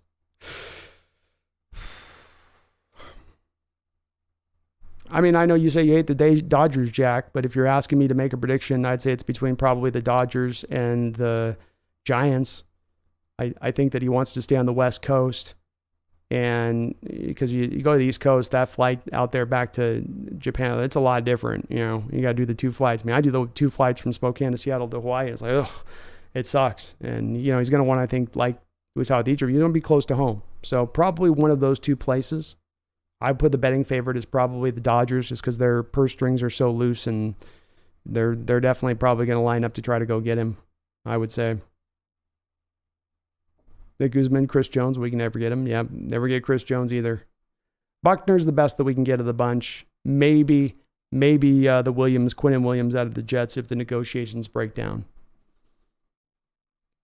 Because he's trying to look to get a new deal. But I don't know. I don't know. D-Boy Brandon, who had a greater downfall, the Rams or the Buccaneers after winning a Super Bowl? I don't think that either had a downfall, to be honest with you, D-Boy. I think both teams loaded up to make a run at the Super Bowl, and they were successful in their loading up. This is a little bit of why I say, D-Boy, the rule of thumb used to be, well, no, you never load up in a given year. You always have your multi-year plan. You always just want to try to have as many chances as you're in your Super Bowl window to have a sort of a bite at the apple to go win that championship. I instead say that the cost of doing business in the modern age is that you have to give the goods up now. You've got to put a little bit extra in a given season. You have to make that trade deadline deal. You have to sign that extra guy in free agency in the offseason to put yourself up over the top. And I think that those 2 teams did that. They squished as many guys onto the roster as they possibly could. They, in Tom's case, they tried to get an extra year out of it. But in both of those 2 franchises' case, they both walked away at the Super Bowl championship. It was well worth it. I look as a downfall of being a little bit closer, D-Boy, to even what happened to the Seahawks, where you're on just about the start of a run of a dynasty, and then you have a downfall. It stops completely in its tracks and goes nowhere. They weren't building themselves up in that same way. It's like good teams that elevated themselves with some really aggressive moves, getting a quarterback if you're the Rams, going and making the Von Miller trade, going and signing Odell Beckham, right? It's those kind of things that then get you into that realm. And you're not going to get a long period there. You're there for a very finite amount of time. You just got to strike while the iron is hot. Robbie Red, Boye Mafe breakout season? I hope so, man. I'm expecting him to be one of the rookies that will be taking steps forward from what you saw last year. And he wasn't bad last year. He was an upper level run defender in this league off the edge, bare minimum. I do think he starts to give you some more pass rush though this year. He give you a little more effectiveness in that regard of things. Connor, Dodgers would probably include Martinez in the trade that since he's been the best defensive hitter DL in the NL this season and wouldn't want to be on the bench. Yeah, that's probably true. I'd be interested to see which 2 trade packages each team could come up with and which one might be better. I feel like our farm system's a little bit deeper. We got a little bit more if we're willing to pull it out. Maze Guru, we never seem to get a great pass rusher. It saddens me. We got really good ones. We don't have necessarily a great one, though. You're right. But steady and solid. And certainly better than it's been in a lot of years, Maze. A lot weaker in certain past years. Sean, Hawks Nest, would you trade Emerson Hancock and Colton Wog for a sure bat? Maybe not a power hitter, but get on base guy. We have too many power bats that are strike out more often. No. This is where I sit on this, Sean, is I think that any half measure that they make, any sort of like, well, let's try, but let's not go too hard. But let's give up future assets, future players with club control for a half-hearted try. I don't like that. I don't like that, especially when I look at the return of bats that have been brought in here from Dipoto over the last few years, via trades or whatever. Like it's not been really sure footing, and you've gotten some guys that have done fine. Some guys have been like, all right, I want to more ride this season out, in my opinion, Sean. I mean, let's be real with each other here. This is not a Mariner team that's right now is put together to go out there and win a World Series this year.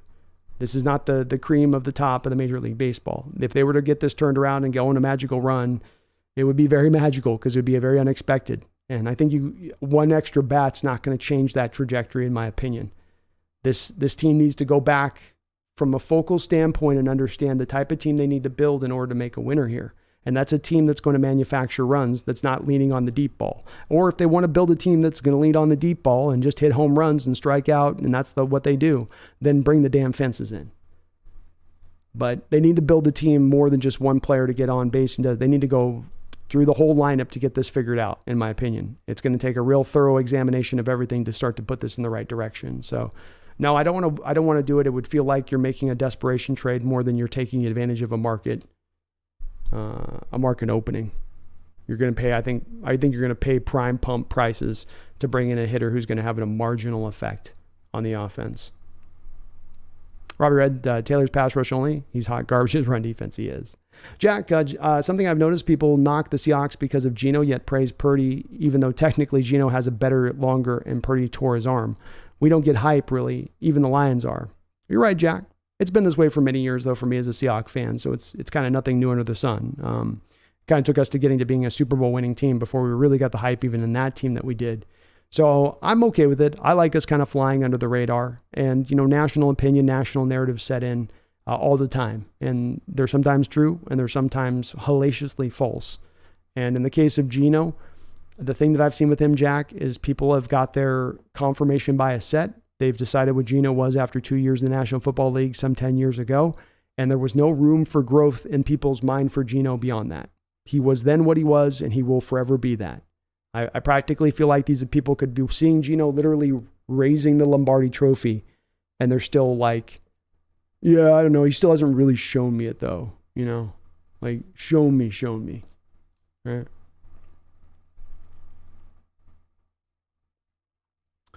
I bet we also pick up Kalen Bullock in the draft next year, a 6'4" safety from USC. Pete is going to love him.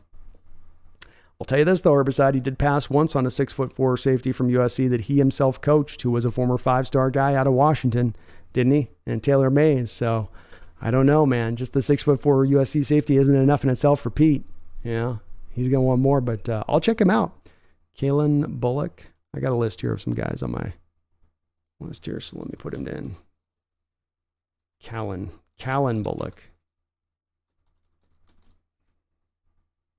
Kalen Bullock. Rams loaded up for the Super Bowl run last year, so how have they not fallen off?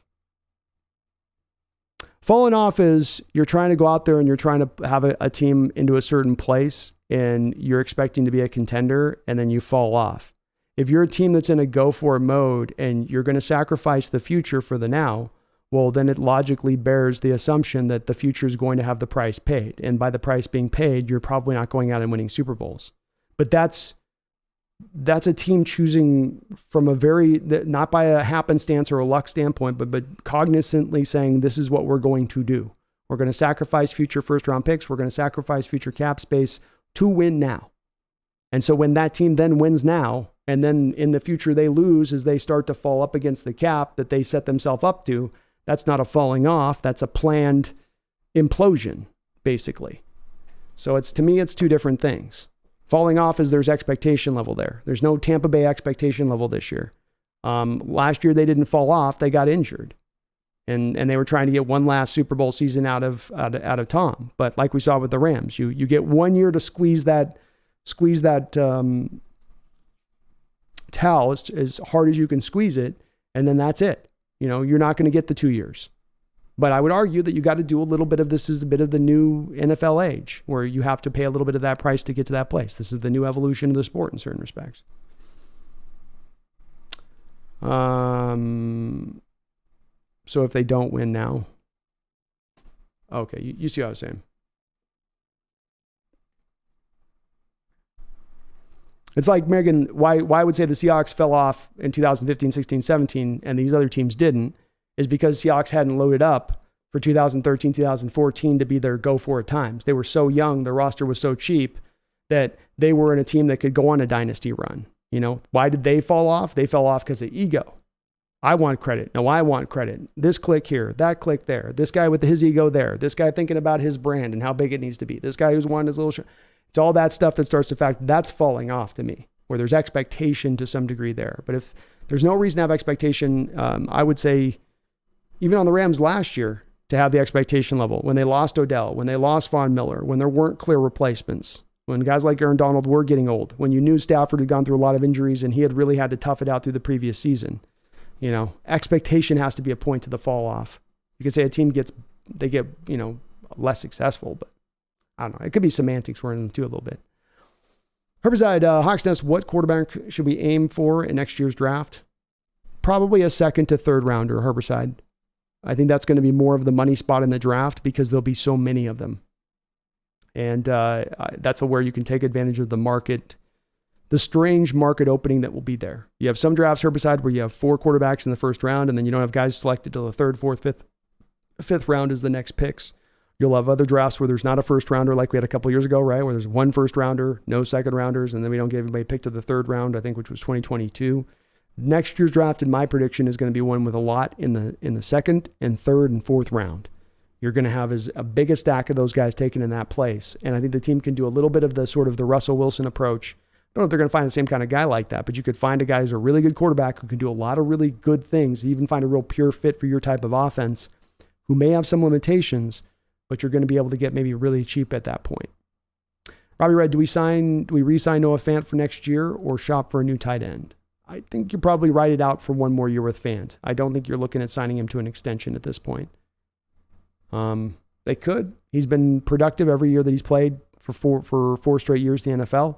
He's never been a real difference maker, but he's done everything very solidly. He's going to make another deal somewhere in the NFL. I don't think anybody's going to pay him real big money, but I think the problem now with signing him is, what is he worth right now? What are you paying him now? What does he earn? Do you want to really pay him $10 million a year? Is he worth that?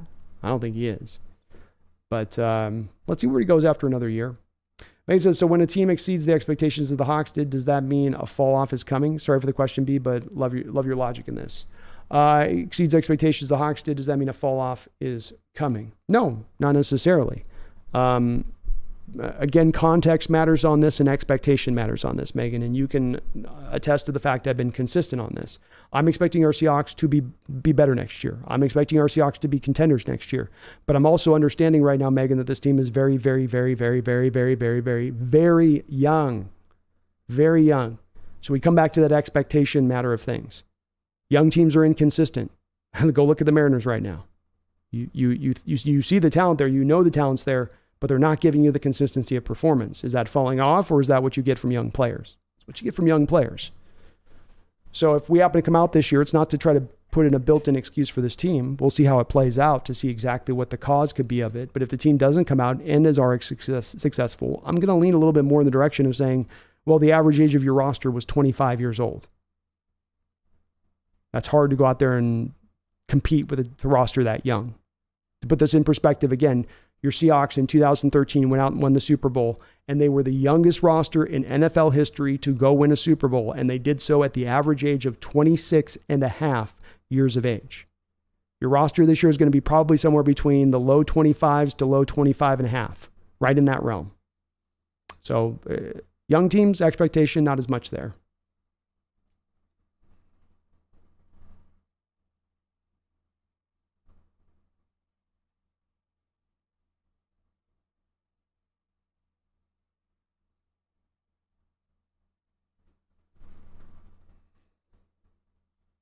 Space says, once Russell stopped running, the veil was lifted.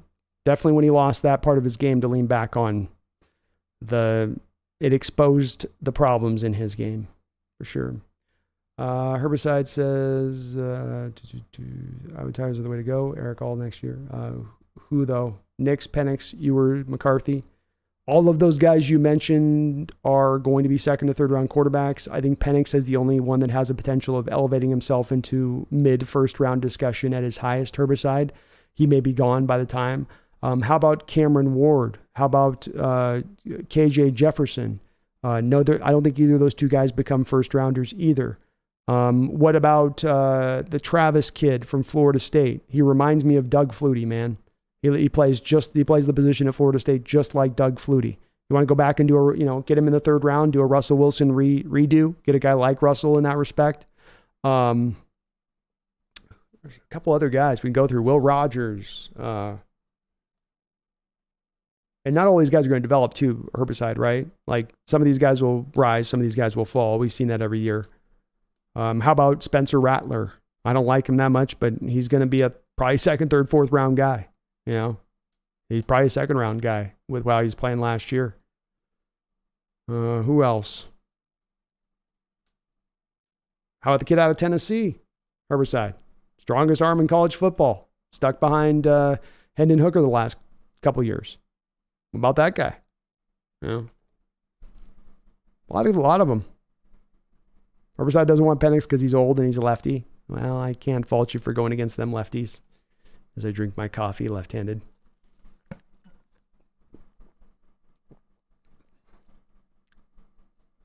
Meg says, again, as I say, love your logic on this beat. Thanks for clearing that up. Makes perfect sense. Oh, hell yeah. I'm glad I did. Sometimes I can get a little confusing with it, but I appreciate it.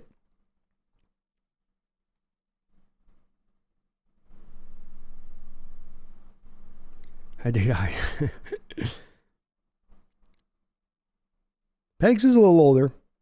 That might work in his favor for Hawks, though. Maybe he's more ready to go. Herbicide says, I'm still waiting for Jesse the Body Ventura. I'm working on Jesse. I'm down in Nom, and I'm trying with him. It's hard. He's a hard one to nail, man. I'll tell you what. I'm down in the Baja. He's got such a specific voice. I've been working on it. I can't get it, though. Jack says, if we don't do, we think we all know why. If we stop the run, we're a contender. If we're not, we'll see. Bingo, Jack. Some simple stuff. We can talk about the explosiveness of the offense. I think that's going to be there come hell or high water. But the explosiveness of the offense won't necessarily dictate whether you're a contender or not. It's going to be there. What will dictate is whether you can probably stop the run. Beautifully put, man. I think that's a fantastic comment on your part. Stopping the run is where I'm most worried with this team, and it could upend a lot of things because teams, if they can just run on you nonstop, can work the clock, can control the time of possession, can keep that explosive offense off the football field, which is sometimes what teams say is the number one sort of prescription for those teams that are so effective offensively that you can't really stop them. Just keep them off the field, control the clock, don't let them get into a rhythm,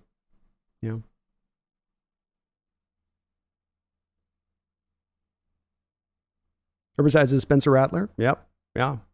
He's going to be in there. I don't know if he'll be a second round guy, but somewhere between second and 4.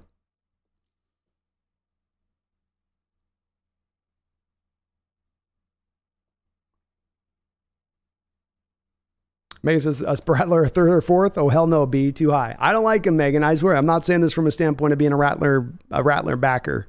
That kid's, I'm not a big guy on him. I'm not a big guy in his game. But he's taken steps forward, and he really improved last year, cleaning up some of the problems in his game that were there with Oklahoma. Specifically, the normal stuff that you need a quarterback to do. I need you to make the slant route, and I need you to put the slant route on the guy, not 3 feet out in front of the guy. Not every throw is going to be a sensational high watermark throw. Sometimes you just got to do the mean potatoes throws, Dig Docs also, I think Brandon needs to consider an NFL-focused channel. His voices could make a fortune, I think. I've thought about doing it at times. The thing I'd have to do with it if I did a Dig Docs, it'd have to be so lo-fi, right? It'd have to be just me. I'm not doing overlays. I'm not doing editing. I'm not putting videos over. It's just me yapping away about NFL matters. But it probably could have a lot of potential for growth, those general NFL channels, because you are capturing so much of a wider net from an audience standpoint. That is true. Maybe at some point, I just got to think of a way of doing it fast. Maze Guru, stop the run, stop the run, stop the run, stop the run. That is it, man. Got to get it done because teams are going to go after us with that first and foremost. Megan says, I think Spencer's overrated and you're being far too kind, B. Maybe so. But whether I like him or not, or you like him or not, Megan, he will end up being picked probably within the first 4 rounds if he goes out and puts another year out this year like he did last year. He probably goes inside 4th round. Rumble Podcast, are there actually only 27 likes in this video? What's going on here? Show out for this man. Thank you for reminding me of that, man. Please do hit that like button for me here on the show. I would really appreciate it if you have not already. Small little thing, but a big thing in helping this channel grow. I'll say this about Russell's space. He was rarely injured. Oh, he was an Iron Man. And even when he was injured, he would play through it. So there's no denying Russell is one tough son of a gun. Connor, to be fair, the Eagles had a bad run defense last year, letting up just as many yards per carry as us, but never got exposed because they were always playing with a lead. It's a great point, man. Fantastic point. And yeah, it helps. When you play at the lead, it can make your defense easier to play when they're always in front, when those offenses don't have any room for error, when they know they have to keep up with you point for point wise. It gets them into a lot more of a pass-happy kind of attitude to things. Herbicide says, I don't even think Ewers would start this year because of Arch Manning. Arch hasn't had the greatest start there in spring practices based on what I was reading. So we'll see how that competition plays out. But I'm not another guy. Ewers is like the Rattler for me on this, Herbicide. I really am kind of with you or with Megan on Rattler. Like, I don't want to seem like I'm the guy on the other side of it. This is more of what I'm reading about the general view and consensus on these guys. I'm not big on either of them, though, to be honest.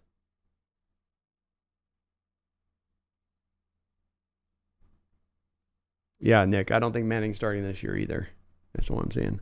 Greg Kemp, Mike Vick has the best left arm tight spirals, and he was right-handed, which is crazy to think about. That is kind of crazy to think about, Greg.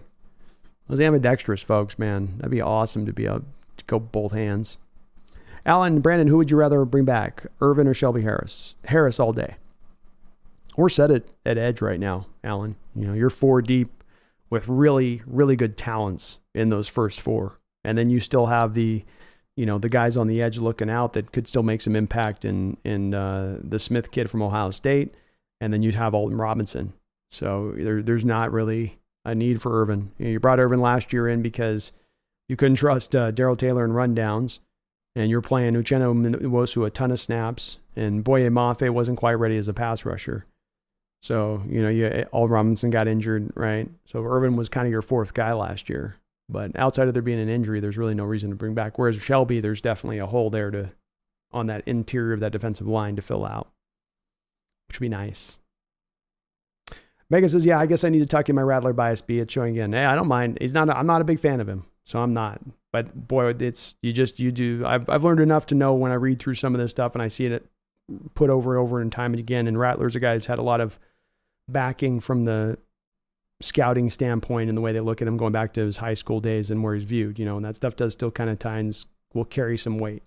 But if he goes back and puts up another very productive year this year, back-to-back seasons like that, it's, he's doing that as well as at South Carolina, right? So he's not doing it at just an easy college against easy competition either.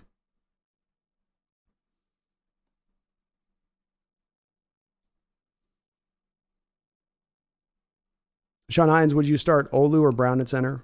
It's just like my thoughts, Sean, on the Mike Jackson, Devin Witherspoon. Let them fight it out and let the best man win. Regardless of who's the veteran, who's the rookie, who's better. Who's better through training camp, who's better through preseason, and let that guy roll. So I'm really always going to lean back into just competition's got to win out for me on that one.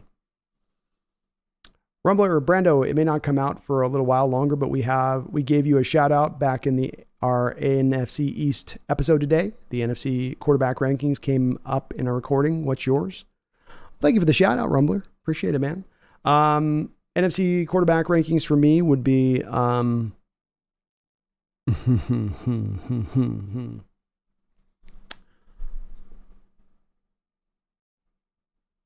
well, I would probably, to be honest with you, put Geno Smith as probably the best quarterback in the NFC. I don't think Jalen Hurts is better than him. I think Jalen Hurts had more supporting cast around him last year than Geno did. I I think Jalen's still pretty good. He'd be up my cross, but I would probably go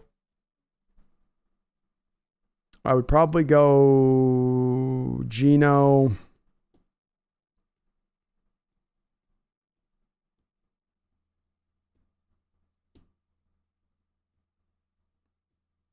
Man, it's a good question. NFC's tough as I think about it.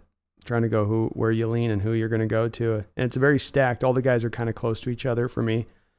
So I'd probably go like Gino, Jalen Hurts, just because of his run game element as much of him being a quarterback, right? It's his legs threat. I guess I got to put him up at number 2 for that as much as anything. Then I'd probably take like Stafford, Dak. No, I'd probably go Stafford, Derek, Dak.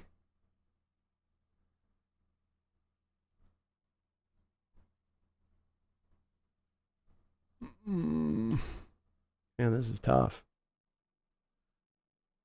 Oh. Goff.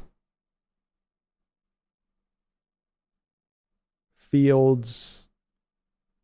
Love. Daniel Jones. Something like that. But I'll tell you what, the disseminate between 3 through 14, say nothing of kind of the whole NFC quarterback crew, there's a lot of similarities more than there's differences between them, I would say. Appreciate the shout out, though. Thank you, man. Debus is, sorry. I think Docs, Brandon, who is your non-Seahawks dream guest to appear on your channel for an interview? I never really considered a guy outside the Seahawks range. Good question.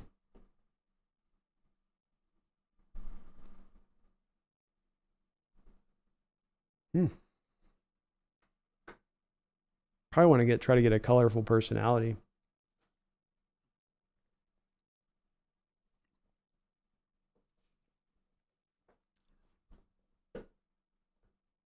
Man, good question.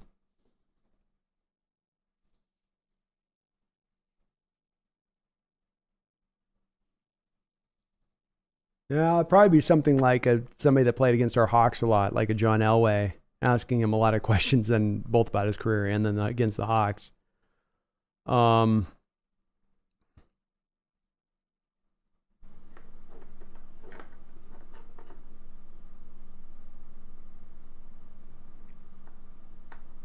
Yeah, maybe an Elway, maybe Montana would be a fun one to bring on. Probably be a quarterback, I guess, as I think about it as much as anything.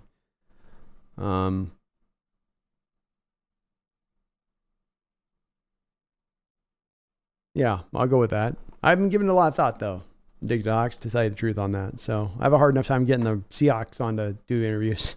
These guys are elusive, I tell you. Basis things I don't know much about Arch. He's definitely highly touted, but I don't know. I guess he was struggling a little bit in spring practice. D-Boy, it's your 50th birthday and the Seahawks 50th anniversary because I believe they're going to win now in 2026. I'd like that, man. That'd be a hell of a 50th day birthday gift if we can do that. I'm not 50 by 2006. I'm still in my 40s at that point. I'm not that old, D-Boy. You'd have to get to the 8. You got to get the 8th digit on that one to get to the magical 5-0 for me. Nick says, I see us picking the bones for nose tackle after the cuts from the 52 hits. I agree. I don't think they'll find somebody functional from that, Nick. I do. I'm okay with the team taking that track. And if there was absolutely no way they could find somebody from that, they would definitely go out there and make a trade. 100% then, Drunk says, would you rather have Devontae Smith or Chris Olave? I take Chris Olave. I think Devontae Smith size is problematic in the long-term future. Chris isn't that much bigger than him, but Devontae's very rail thin. But I like a little more with Olave. Devontae's proven me wrong a little bit though as a pro. I didn't think he was gonna be bad. I really didn't trust his size.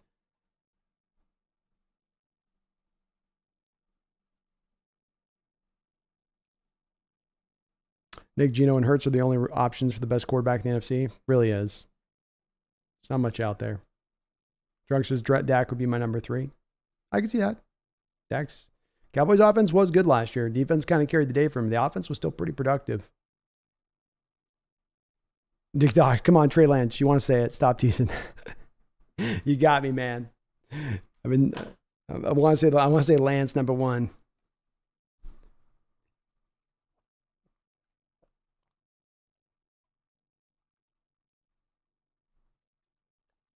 Nick says, give me Goff and Cousins over Dak and Carr.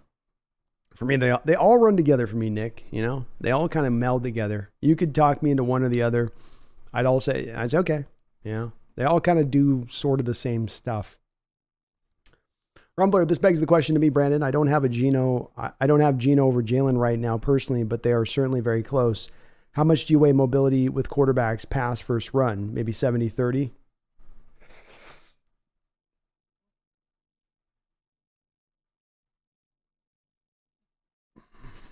It's an interesting question. It's kind of tough to quantify it because it's almost more than just the 70-30 pass. It's as much the quarterback who really uses his legs like a running back would, like Lamar's done, like Daboll did with Daniel Jones a little bit to a lesser extent last year, where it's a lot of the read option, one look, one read kind of offense, which allows you to do more with that. But it's all so far different from the mobility of a guy like Geno Smith, who will give you the occasional run out of the backfield when something's open and he can go get you some yards. He can be productive with that.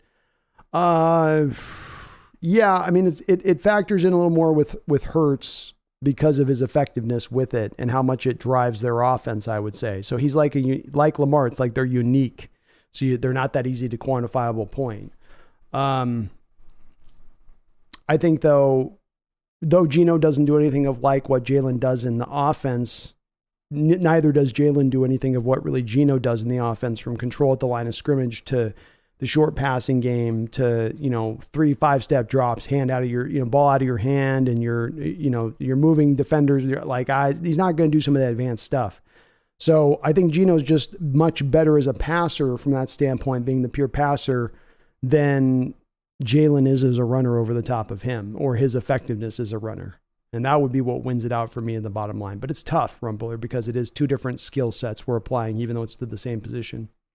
Drunk says Calvin Johnson Brando is the only answer. I do like Calvin. He would be a fun interview to do. He'd be a fun interview. He'd be on the list. But see, I might even go Barry before I go Calvin, Drunk. If we're going line players. Rumbler, at the end of the day, high-level mobility certainly increases your floor from a yardage standpoint, in my humble opinion. It definitely does. It definitely does. Can't forget about also, though, the mobility stuff doesn't happen in a vacuum. So what I mean by that, Rumbler, is that the two of the examples I'm bringing up, Lamar Jackson and Jalen Hurts, what happened to both of those two guys last year? But despite the fact Ravens got in the playoffs, Lamar Jackson, after playing this way for a couple of years now, wasn't at his best. And you could argue that if you have a player running around like that throughout the course of the season, the amount of extra hits they take, the amount of extra contact they take adds up, and they're going to be a little more beaten down. The same thing happened with Hurts. It wasn't talked a lot about, but he had that arm injury that happened that definitely impinged him as a thrower of the football through the back half of their schedule. And Hurts, I think, would tell you that. So that's the other thing that you do end up dealing with a little bit more, is there's extra contact, extra hits you take, and that can then end up affecting your ability to throw the ball as well on the other end of it. Sometimes you can gleam the cube and get through a whole season without any of those bumps, I guess. But I still feel like even in Lamar's probably MVP season, by the time they got to the playoffs, I bet he had a lot of parts and pieces to him that were hurting, which on the other side, if he's going up against a Tom Brady, for instance, Tom's not feeling in the same kind of pain. Yeah. Megan says, Joe Montana B, it's true. Joe would be a fun, because there's so much you could talk to him about. Lawrence Taylor and Bill Walsh and the West Coast offense and Jerry Rice and the, all the way the NFL developed through these times. You could talk to him about what his sons had to go through trying to be, living in his shadow as trying to be quarterbacks. All of that I think is very interesting. Dick Docs, Brandon asking John Elway about competing with the Hawks. Would you use your walk-in voice the most? I would. I go, John Elway, you were good against Seahawks 80s a lot. You threw it all over against us. How did you do it? I don't know. Maybe you tell me now. Tell me, John, please. You got a horse face, big teeth. Kind of scared me, John.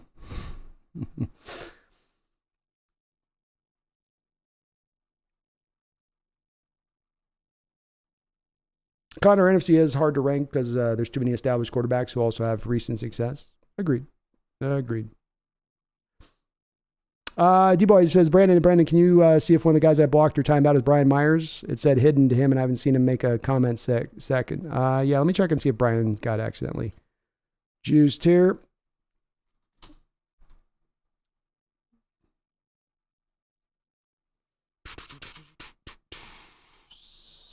Settings. Permission, community. Let's see, Brian Myers. See if he's on here.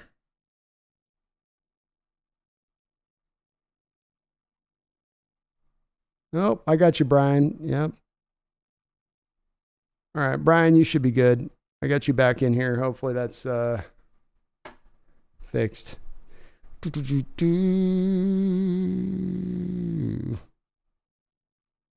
think I got him figured out, D-Boy. He was on there. So we got a Brian back.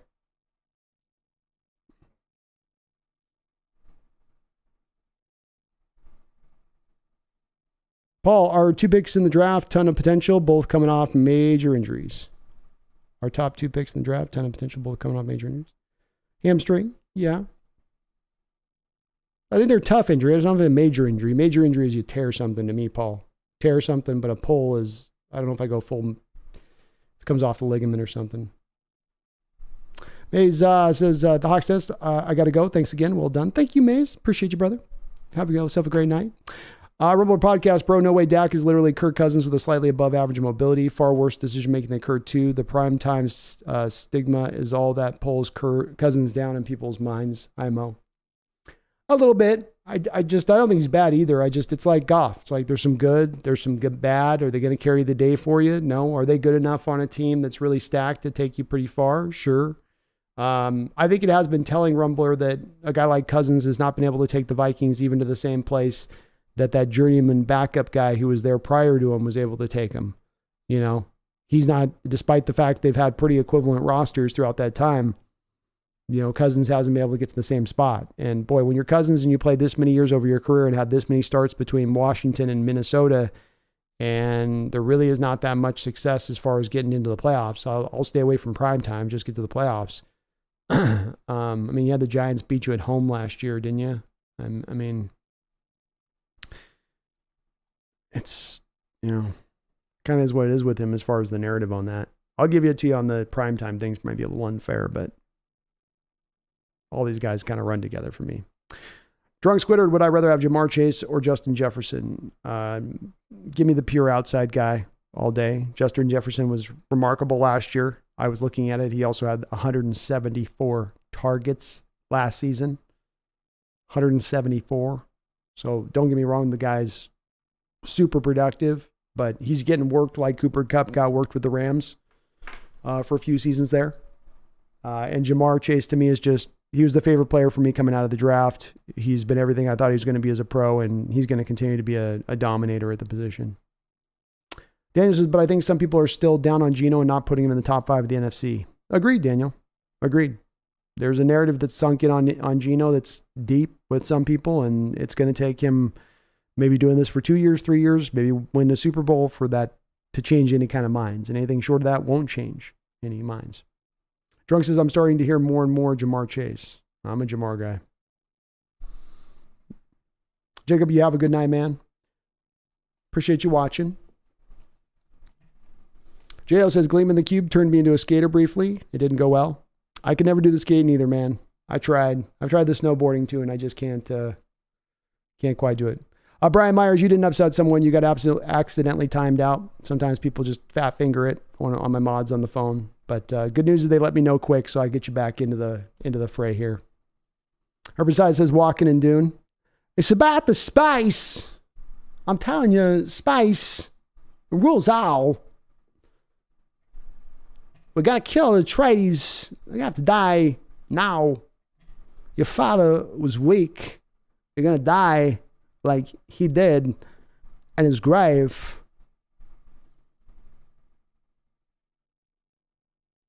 We didn't mean it, Brian. We didn't mean it.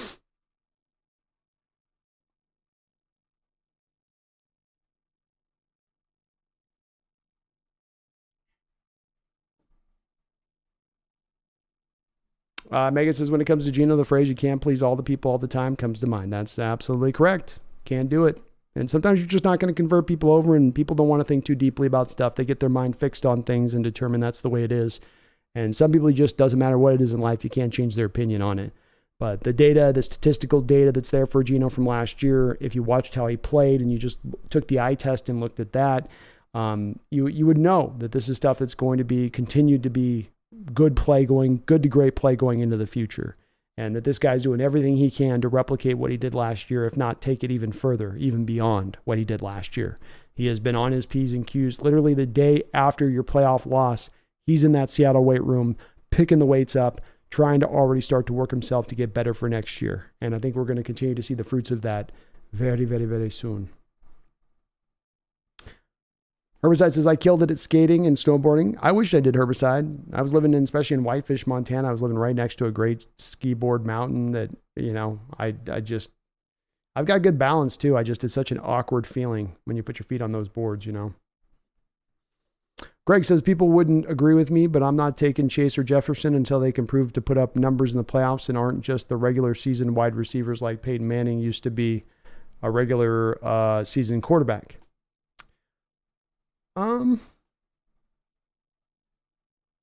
Yeah, I guess that's fair a little bit. We do get to the thing with it a little bit of if, teams are rolling coverages to those players, then, is the quarterback in the playoffs going to, then go right at that guy still when he's being doubled? And, and teams are going to kind of take that approach in the playoffs where they're going to try to take away your best threat, obviously. Trying to check and see what he did in the playoffs when I know they were in there. He's been in there a couple times now. So I don't know. So he's played 7 games in the playoffs in 2 years as Jamar Jefferson. He's got 63 targets. He's caught 45 passes for 588 yards and 3 touchdowns. He's run for another 35 yards on 7 carries. So he's averaging 5 yards a carry. He's averaging 13 yards a catch. He's averaging over a touchdown reception a game in the playoffs, is Jamar Chase. So, I don't know if you're expecting him at that point to go out there and his numbers should have been 70 receptions and 1,000 yards in 7 games. And then that's the only way it proves it. But that's pretty good production.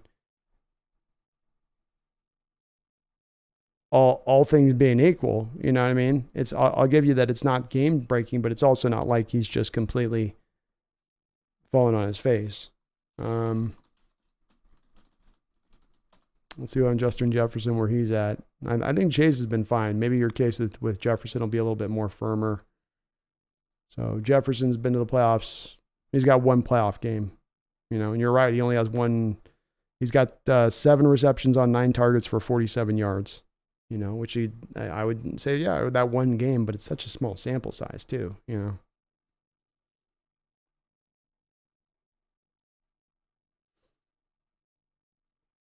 Greg says, how was it living in Northwest Montana?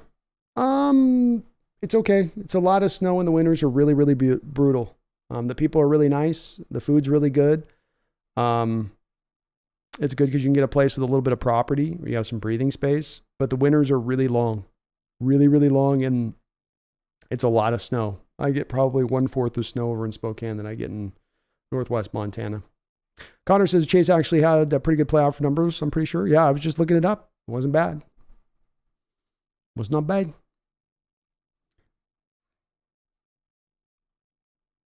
Detox, didn't Montana used to have Go Cups in their bars?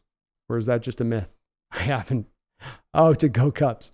I don't think so. Things are pretty free and open out there as far as they'll let you get away with quite a bit, but I don't think so.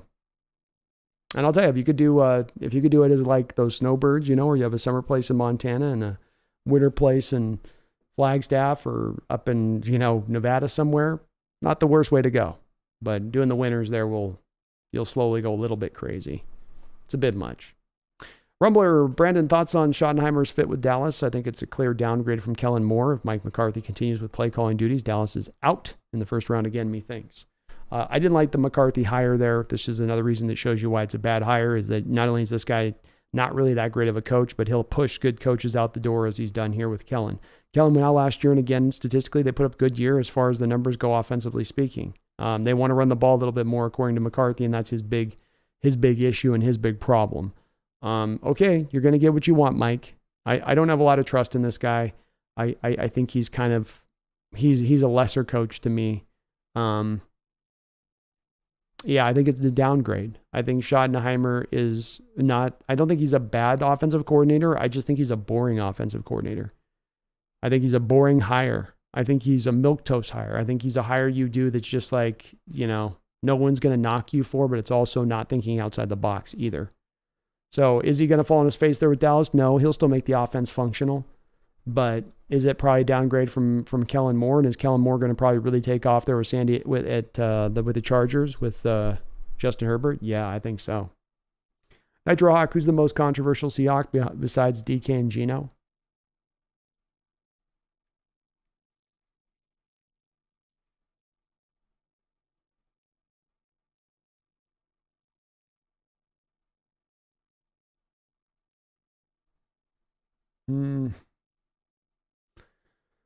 Probably Jamal Adams,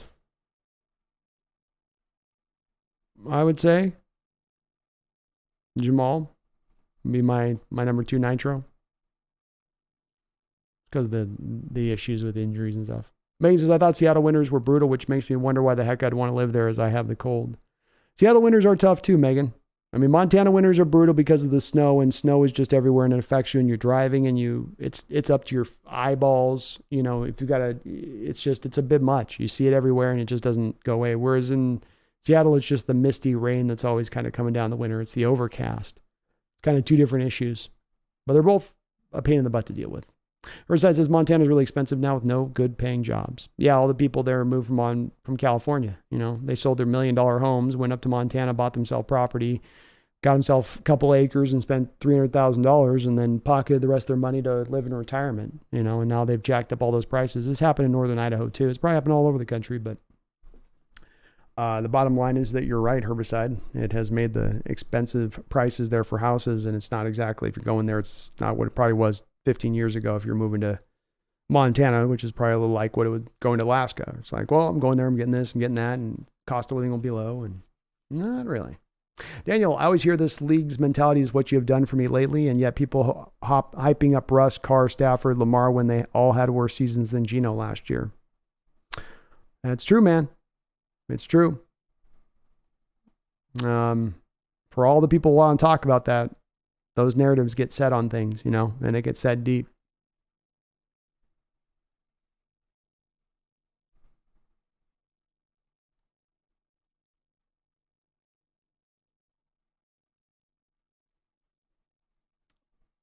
Scheme says Geno takes $15 million and Seattle can get good players, but looks like it cut something off there. Have you schemed?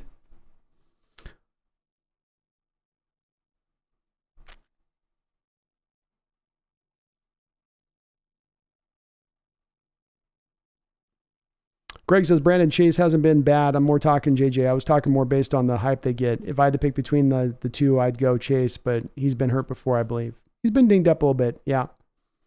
Both of them are great players though, too. So either choice you make, Greg, you're not going to, be angry with who you got as the secondary. I also think there's a little bit more with JJ of just kind of only he's really going to do what he's going to do in the slot. He can do some stuff on the outside, but you're mainly going to have him doing his damage from inside. Whereas I think Chase, you could move anywhere you want to move him, and he's going to do his thing. Nick agrees with me. Jamal is more controversial. I dig the Hawks. I did think about Quandre being up on that list, but I think he gets more yay than controversy. What's up, Ski Nation? Welcome back in the chat. Johnny says most controversial is Michael Dixon. Yeah, the never seeing the sun thing is the tough part. Seattle winters as much as even just the rain. News and analysis with Arturo. Seattle winters are easier compared to the winters in Anchorage. Anchorage is hella cold. Oh yeah, no comparison there. I wouldn't say that. Seattle's a pain in the butt, but those winters when you're in the ice and the cold, it's not just a pain in the butt. It's you're living as a part of life. You can feel every bit of it every day you're going through. Dig Docs, Brandon says, I lived in North Dakota. I respect Montana winter challenges. Seattle rain is just annoying. Exactly. It's a different level when the snow is stacked that deep. And he says, I get severe depression in the winter. It'd be tough with Seattle, Megan. That's a big problem. People get depressed there. Seasonal allergy disorder and all that is very real living in Seattle. Everyone goes through it. Nitro says, I got no clue why DK gets as much hate as he does. I know his personality is not something people will always like, but still, I agree. I have a couple players that I have to sort of prop up at times when I talk about him because they do get sometimes some of that shade, and I don't get it either. He's one of my favorite players on this team, if not my favorite player on this team right now. I love the way he plays. I think he's still ascending. He has been amazingly productive in his first 4 years. He always plays every week. He blocks in the run game. He plays with the football attitude that you need to go out there and win. Yeah, is he perfect? No. Is there a couple things you can pick at? Yeah, you can pick at him, but the overriding factor is that the guy's a game changer for us out there on that as a wideout on the outside. And a big part of why we've won football games the last couple of years has been DK. But you're right. It's a strange thing that's out there among some of the fan base. Johnny says DK gets hate because of his hair and his battles with Ramsey. And maybe that. I think the penalties are also what gets people caught up a bit. Greg says, Brandon, I should have added I was comparing Chase and JJ playoff numbers to DK, who people still try to say isn't a top 10 wide receiver. Oh, that's true. I think DK has been a little bit different on his level as far as a playoff receiver goes. That's a great point. I mean, DK, like I say, he set the record as a rookie against the Eagles for yards as a playoff in that respect. Let me bring it up here. Yeah, DK, 4 games played, 451 yards, 5 touchdowns receiving for DK. He's had longs in the playoff of 53, 51, and 50. And only 4 games played. 450 yards. Yeah, DK's been a monster in the playoffs. Monster. News and analysis with our show. The greenery and the rain in Seattle remind me of Bilboa, and I got roots in northern Spain. Oh, that sounds, I just think of Spain being so warm. It's hard to compare Spain to Seattle, but I know that there's different parts of Spain like that. Be a little cooler. Alan says, I think Lamar Jackson had a good season considering that injured roster Baltimore had. Yeah, I think he was okay last year. He's fine. I think he also kind of, Alan, shut it down at the end of the year when he didn't have his new contract, and he could have probably played in the playoffs, but didn't because he wanted to get paid. Rumbler says, PC mentioned specifically that he loved Witherspoon, told him why he chose to take shots, jump routes, told him why he chose to take shots. Do you think Pete Carroll would feel similarly about Trayvon Diggs after a combo? No. Love Witherspoon, told him that's why he chose to take shots. No. Trayvon Diggs is not the kind of corner that would appeal to, I think, Coach Carroll. Because he doesn't like contact, he doesn't like physicality, and he doesn't want to tackle. And he's way too gambling. Like, Diggs is the antithesis of a corner that Carroll would like. I mean, everything that's bad about Diggs' game would drive Coach Carroll crazy. It would drive him over the moon. You know, like Carroll would, the interceptions are fine, but all getting beat as much as he would be over the top and not being willing to tackle, that would be, because again, we're talking about Witherspoon, you're talking about a guy that's willing to jump routes too, but he gambles, not just blindly gambling like you see Trayvon Diggs do. Like, I'm just always going to gamble. He'll gamble at the right times, and then you can at least count as well on if Witherspoon's off and he misses, he's going to make the tackle because he was the best tackling corner in the draft. Quite an opposite from our man Trayvon. Riverside, Missouri has the most extreme weather, 110 to 50 below. That's a pretty wide, that's a wide berth. Austin says, imagine if Pete wins the Super Bowl with Geno, the guy that every team gave up on years ago. It'd be a beautiful thing because it's not only just one guy and his legacy, but 2 guys in their legacy, if not 3 with Schneider included in that, where it's all of these guys benefiting from this great story. It's not just a beautiful story. This isn't just what football and sports is about. Redemptive arcs and comeback guys and people that have been, thrown to the scrap heap that you had to find a way to come back and win the big game. It would be amazing, and it would solidify Coach Carroll in a manner of being a special coach through this, last 3 generations of coaches through the NFL. He'd be a guy at that point who really did separate himself by winning 2, being to 3 Super Bowls, doing it with 2 different quarterbacks. And then as well on top of what he did with from a national title standpoint. Greg says DK is a top 10 receiver, and the fact that people don't acknowledge that is insane to me. People pay way too much attention to the box scores, but they never ask for context. Agreed. People look to find their lazy takes on things, and then they don't want to go deep into it. Oh, here's this, here's that. That's what he is. And this guy, this many catches, this guy has this many yards, so this guy's better. But these arguments should always be built and put together from a variety of different aspects of things and pulled from a variety of different places, from analytical data to basic statistical data to the eye test data to everything in between, as much as you can. But oftentimes these folks' take on that, Greg, comes from, like you say, just they've given a half eye over to the box score, and that's all they're looking at it with. News says, I like DK because of the shenanigans with Jalen. I do too. Gonna miss those fights. Gonna miss those battles. Greg Kemp says, people seem to think DK is cocky and has an ego, but players actually say he's the opposite when they talk to him. I agree, Greg. That's what these narratives sit in. That's something that does get said a lot about, DK with that from some fans, even our own fans with this. It drives me nuts too, though. So he plays with the right kind of attitude. He plays with the right kind of cockiness. And I understand there's some penalties there from time to time. It's not that bad. The drops aren't way overstated, But DK is great and only getting better.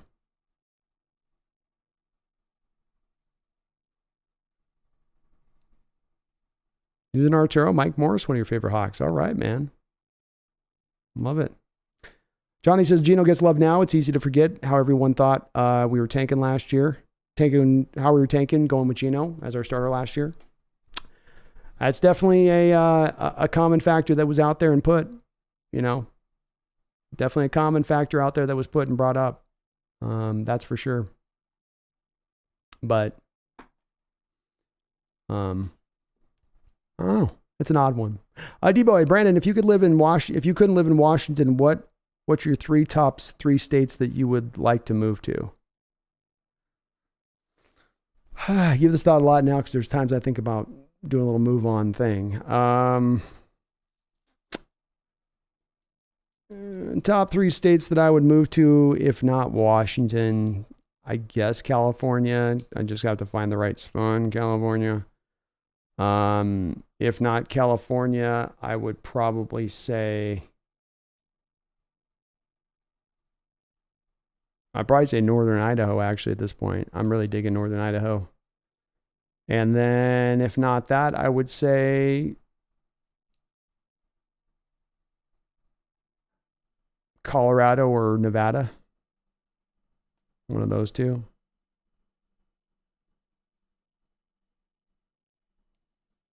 The number of places I'd be willing to live has gotten lesser for me, D-Boy, with the years. It's been reduced.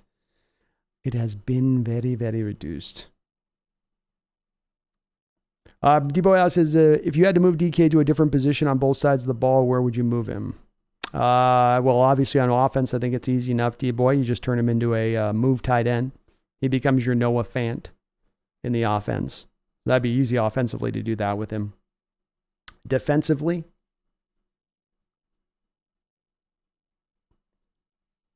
wow. I sure would be tempted to see what he could do as a strong safety, playing in the box, kind of Cam Chancellor role-esque. But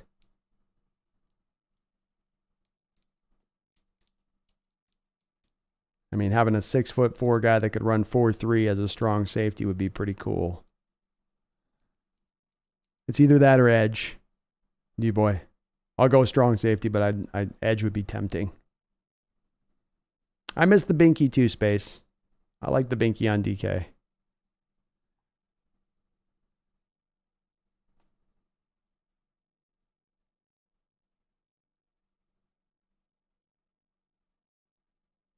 Greg Kemp says Lockett had more fumbles last year. Yeah, he had one. One was a muff punt. I don't know if they're going to ask him to do a whole lot of that going into the future. What do you have here? Well, so he only had one fumble last year, though.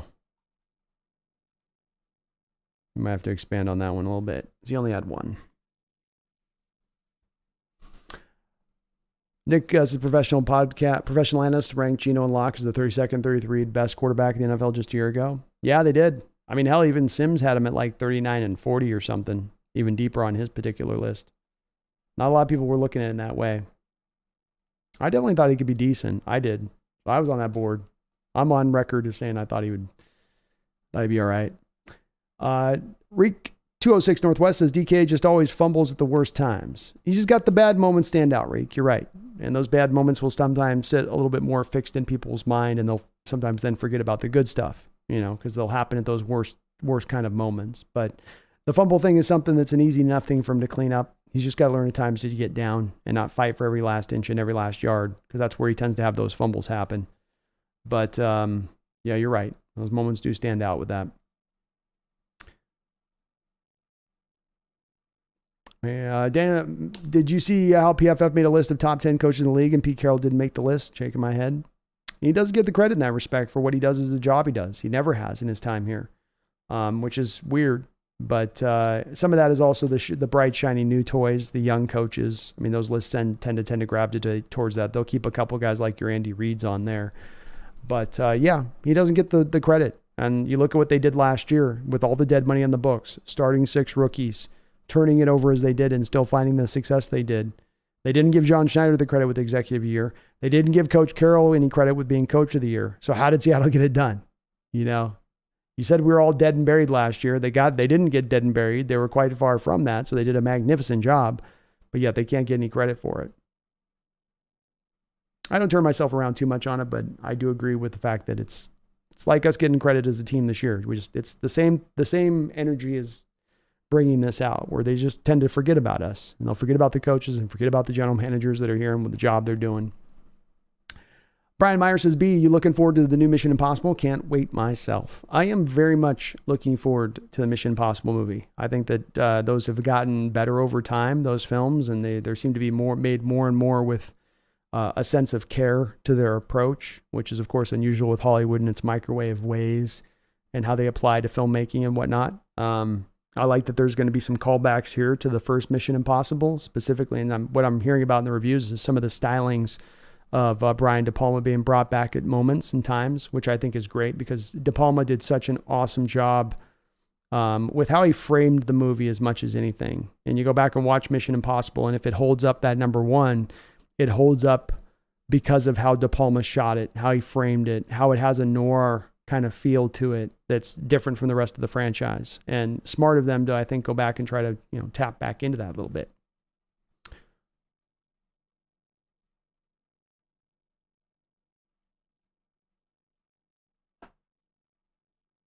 Riverside says my top 3 favorite towns in the U.S. are Lake Tahoe, Sandpoint, Idaho, and Kennebunkport. I can never say that name. Herbicide, Maine. So you're on the same page with me, Herbicide. Yeah, I'm in the same spot with you. Sandpoint, Coeur d'Alene, get a house up in there. You're not doing too bad at that point. Tahoe, awesome. A lot of great spots there. It's getting packed, but still, I think it'd be a pretty cool place to go live in. I can't get all the way up to Maine. I can't do East Coast. I just can't do it. I'm a West Coast boy. And Oppenheimer's another one I'm looking forward to, Megan. Very much so. I'm watching that one at home. I don't do 3-hour movies in the theater. Sorry. I don't care if it's meant to be seen on IMAX. My butt gets tired after 2 hours of sitting with that. Nitro Arc, what's the most controversial non-political thing you could say? Oh my goodness. Well, that's hard, Nitro, because everything is, even non-political things are political now, aren't they? So it's hard to say. Controversial. I think AI is going to cause as many problems as it solves. And it'll be on really extreme ends of the scale, both good and bad stuff, extra good and extra bad. Johnny Utah, Geno has earned the love. Not everyone buys that he's real yet, but after one season is what I'm trying to say. Another year like 2022, and he'll finally get universal respect. Agreed, Johnny.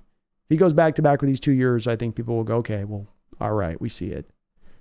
But it takes a while for those narratives to reset. Randall McDaniel coming in with a $20 donation. Thank you, Randall, for your donation, all the folks that have donated here to the channel, but thank you so much for the double dono today, Randall. He says the slot wide receiver and nickel corner has evolved over time to now basically become a starting position. By chance, you know what percentage of time we went 3 wide receivers in 2022 or even league average? What's better on first down? 3 wide receivers or 2 tight ends? I can make a guess in basic terms on this, Randall. I want to say I've seen it at some point in my mind, the stat last year on when we ran 3 wide. I want to say that it was something like 40-ish% of the time.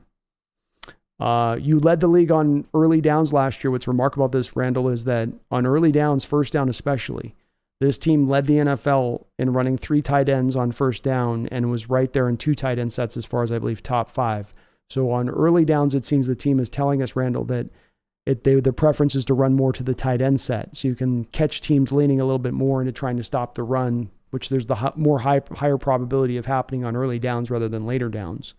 So I would say that's the answer to your question, but I think it does go a little bit deeper beyond that, because this also is going to be dictated by, and this is what's nice about our offense this year, Randall, is what is the weakness of the defense you're playing? So what I mean by that is if I have a defense that has a strong base unit, if they've got to go to 3 linebackers and they feel good about their personnel and 3 linebackers, say nothing of their 4 down linemen, or if they're in a 3-4, they're 4 linebackers.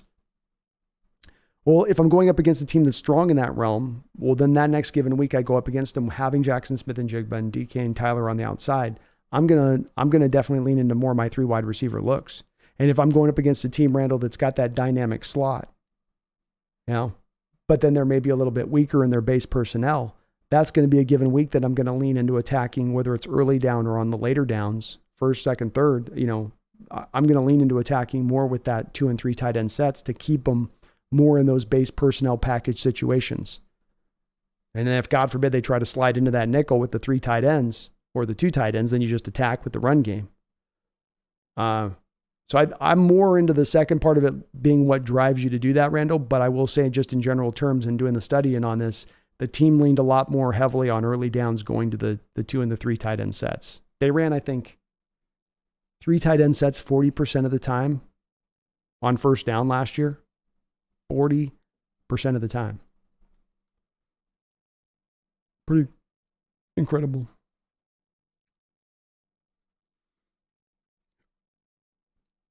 Brian, I was off on 10 and 2.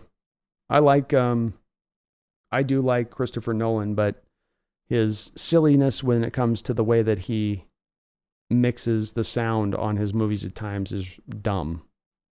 And Tenet went over the top. Hopefully he doesn't have an Oppenheimer. It's the nuclear explosion and they're like, oh, no. Oh, you're hearing us. Right. That'd be lame. Connor's the only significant fumble I can remember from Lockett was the Giants game. Yeah, there's that one, and there's the muff punt, I guess. That'd be the only 2 that I can remember. He's only credited for 1 on his stats last year. Or was that I lived in Juneau for 5 years? Growing up, boy, that'd be a tough environment to grow up in, I think.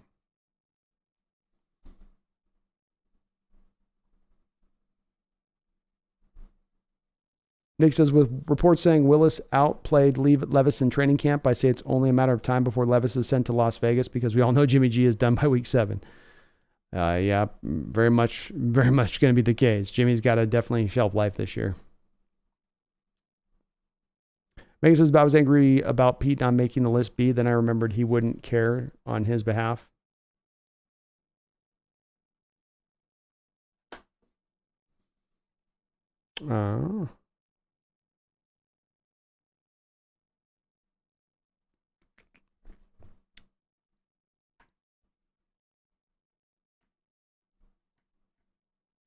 Yeah, I don't think he'd care, Megan.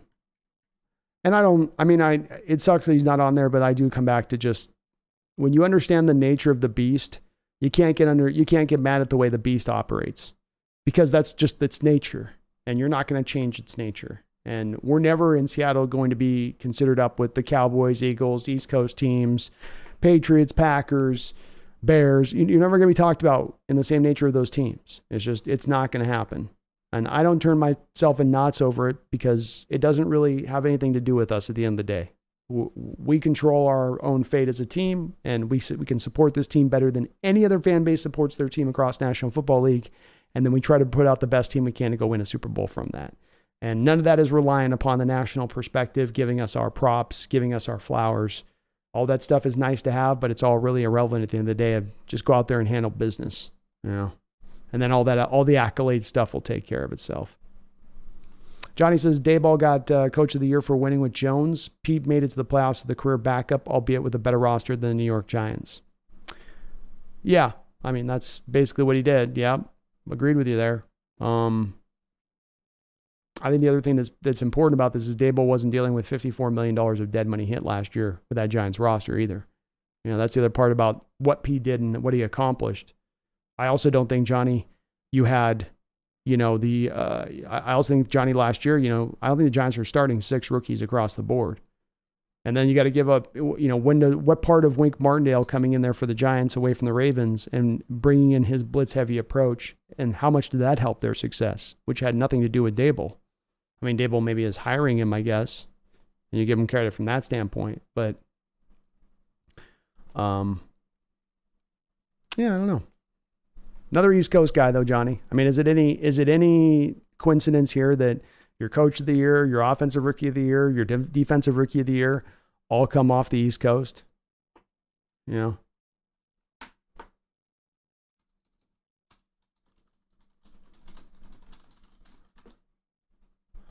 think God, at least, Nick Bosa was get the Defensive Player of the Year, but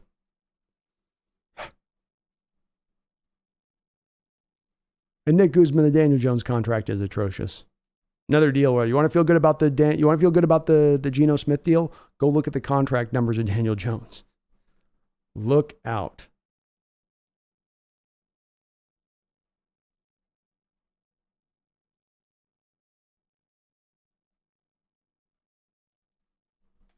Connor says Seahawks ran 12 personnel on 40% of first down snaps, which is highest in the league. They ran 13 personnel on 13% of the snaps, which is second highest in the league. There you go, man. So they love their tight ends, and I love that they do that. Also shows how much more devastating it's going to be, Connor, if they start sliding to more 3 wide receiver looks, because you have all these teams working off the data from the prior year of 2 and 3 tight end heavy stuff, and now you can go against your tendencies and catch teams. So many different ways to attack, from catching them off guard to what they expect from you to attacking their weaknesses because you have the means to do so. Megan says the Trinity test explosions done with no VFXB. Yeah, I love that he really did a real explosion. It's pure Christopher Nolan. Surprised he didn't set off the biggest nuclear bomb ever just to get the perfect shot. Probably tried, just couldn't get permission. And Nick says teams aren't really going to know what to game plan for us at first in terms of our offense. We're definitely running 3 wide receivers significantly more than last year. That means everything will look different. There you go, man. Just my point on it too. It's you don't know what's coming. You're going to try to lean to what our tendency is. We don't have to just play one way. We don't have to just lean to one personnel grouping, be it on early downs or late downs. We can attack you by whatever way you are weak, by whatever manner that you are vulnerable. We can go after you. And very few offenses in the NFL can really do that. The Chiefs can't just go, hey, we're going to run down your throat all day long. We got the personnel to do it. No, they don't. They can be somewhat effective running the game, but it's always going to be this little side dish to the offense to just kind of make teams play them at least somewhat straight up, right? Where we can hit you every which way but loose. Riverside Dunkirk was great. I like Dunkirk. Dunkirk was good. Not as much the sound issues on that one. Big Docs, Daniel Jones salary, not good. Tom Jones lifestyle, wow, another bad joke. Yeah, he's probably living his best life out there in New York, making that money, I bet. Randall, another $20 donation, man. Thank you for the back-to-back $20 donations. You're awesome, Randall, and I appreciate always your support, brother. Thank you so much. He says that it seems like the pendulum is swinging back on the importance of run game. Think we'll see the fullback being resuscitated, or I can't say the word right now. I don't know why I can't say that word. Resurrected. There we go. God. Do I think the fullback will be resurrected, or is it hard to disguise intent of a play with a fullback? Does the fullback just limit how dynamic an offense can be? Great questions all the way around there. Is the fullback going to come back into the play here in the National Football League, Randall? I don't believe so, because mainly you don't have running backs at fullbacks at the college level. And so if the college is not running out fullbacks anymore, if you're getting maybe one a draft that comes through, you're never going to have the numbers you need to get enough of the elite talent to be able to have enough guys out there for it to become a functional part of the offense. Is there room for the occasional guy to come through who's the freak show, who you can line at fullback, you can line at tight end? That's more of the guy that could come into prominence here, who you can start to at times flex into fullback, but who's in, for all intents and purposes, really a tight end. But even that provides problems, Randall, because when you run the fullback out of, let's say, an I formation, the fullback tends to need to have a little bit of an undersized bit to him. Okay, so he needs to be built more like a Michael Robinson more than he's built like a Noah Fant. He needs to be more around that 5'11" territory and like a little fire hydrant more than the 6'4", because when you get in that hole with that linebacker, you've got to be the low man to win there to get your block laid. And it's hard for those bigger tight ends. That's why you don't see more tight ends put in at fullback and running it out of that fashion more often in the NFL. They lose the leverage war against the smaller linebackers, and they really can't fake it. Not when you got two guys. It ain't like they're on the line of scrimmage. You got two guys 7 yards apart from each other, enough time for the linebacker to kind of get around that guy or win that leverage battle in the way that they will naturally. So it's never going to really come back outside of your freak shows like your Kyle Juszczyk guys, the Hunter Lepke guy that was out of South Dakota that was taken this year, and even he wasn't till like the late 7th round or an undrafted rookie free agent. So no, I don't think it's going to come back. The real problem comes back here, Randall, in my opinion, when you talk about the fullback and why I say it has to be a tight end, is that the guys could back in the day just never really run the routes. They couldn't go out there and be truly dangerous as far as catching the ball in the backfield. You have that typical guy that would go out of the backfield, leak out into the flat. You throw him the flat route, he gets you 4 yards, but he's not able to really break a tackle. He just kind of catches the ball and he gets drugged down. He's not getting out of it. And so that was why I think you saw a little bit of the death of the fullback is you had, and then in the move tight ends that sort of took over in their place, those players that could still get those blocks laid as long as you put them up on the line of scrimmage and they weren't at the fullback position. And they're going up now more often against defensive ends and maybe chipping outside linebackers, coming off like wide 9 technique. So I don't think it's coming back, Randall. It'd be great if it did, but it's hard if they're not producing in them from college. You're just not getting those guys coming out of college that have that skill set, asking that to transition in the NFL. Okay, you were a tight end, now you're going to be a fullback. I don't have a long history of those guys in recent years coming into the NFL and doing that.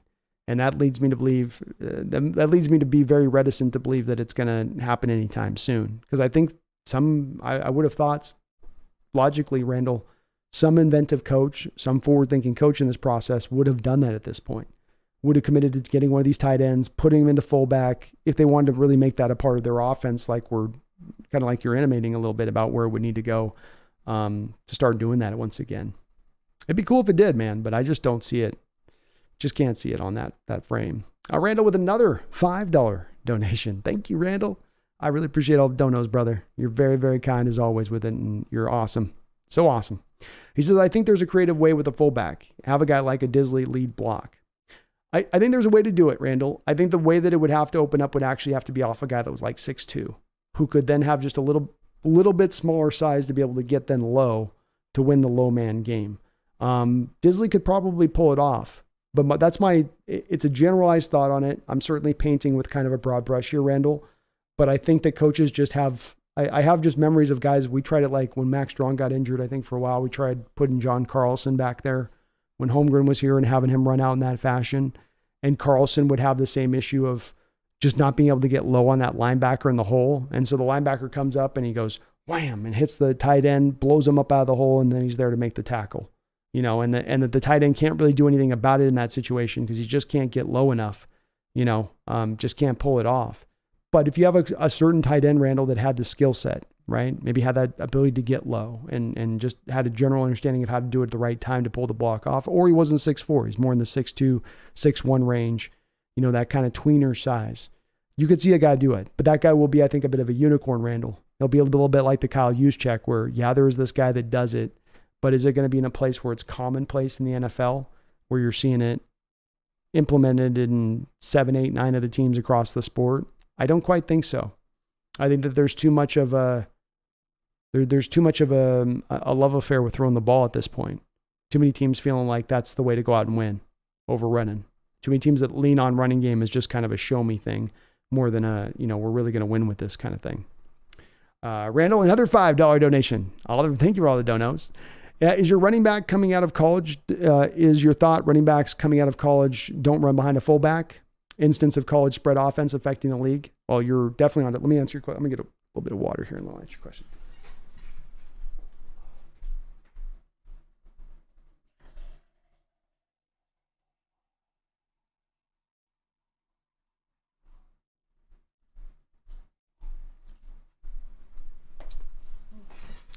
So Randall, and again, thank you for all the donos, says, is your thought running backs coming out of college don't run behind a fullback? And then the instance of college spread offenses affecting the league. I'd say let's go to three things on this, Randall. Number one, you don't have guys playing fullback just purely anyway. The position is on most of the college rosters, there is not a fullback that even exists. That's a problem in itself. You don't even have a guy to bring off the bench to call in those plays. You're never going to call those plays. And that much more reinforces the fullback getting removed out of the sport. Yes, if I don't have a guy who's then blocking from the fullback position, understanding the leverage that he has to implement, understanding the timing that he has to bring to fold, understanding the right kind of block and the way he has to lay it to clear the guy out of the hole. The only way you're going to learn that is by repetitiously training on it and then doing it in the games. And if you have a tight end who's been playing Randall in that move position and he's basically just playing tight end or playing in the spread-based concepts, he's never have lined up like that. So the first time you're asking him to do it then in the pros is the first time he's doing it. And so now you have to count on being able to get that repetition from him in the pros and his practice in doing it. But let's come back to this problem also on this then, Randall, is if he's making that late transition, you don't have the practices, you don't have the padded practices with the new CBA to train a guy wholly into a new position like that. I really don't think you do. Maybe back 20 years ago with the two-a-days and all the off-season mini camps and whatnot and doing the padded practices and mini camps, maybe you could train it at that time. But where's the opening to train it, especially if you're not doing it in college? And then the last part that you bring up, yeah, everybody's running spread offense in college. Everybody is. Very few teams are running any of the kind of pro-style stuff. And even they are implementing a lot of spread concepts into what they do. So it's not there in any way, shape, and form. You don't have the players on the roster. You don't have any of the guys going through the motions of understanding the nature of the plays and how to block it up and to play the position of fullback well. It's hard to see how that's going to have a reinvention in the league now when it's completely non-existent. It's a position that no longer exists in football for all intents and purposes, really. And so I don't think it comes back, but it's all those reasons, I think, Randall. It's all those reasons, not just one.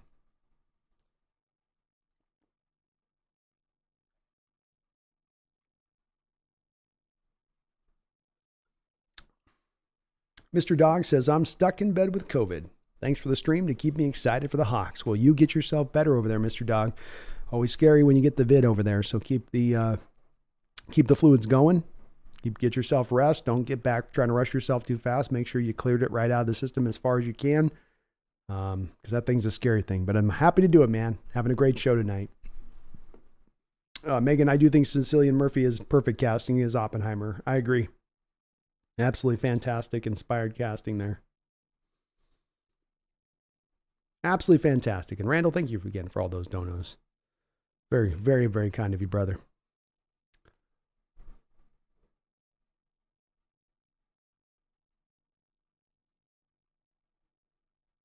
Addicted to Hawks says, shout out to Michael Robinson, Mr. Real Rob Retort, by the way. I have reached out to Michael too, Addicted to Hawks, one of those former Seahawks that I've tried to get on to see if he's a busy guy. He's a national guy doing what he's doing now, but I'm definitely reaching out to him if I can to try to get him on at some point. I'd love to have him on as an interview on the channel. And fun player too for our team.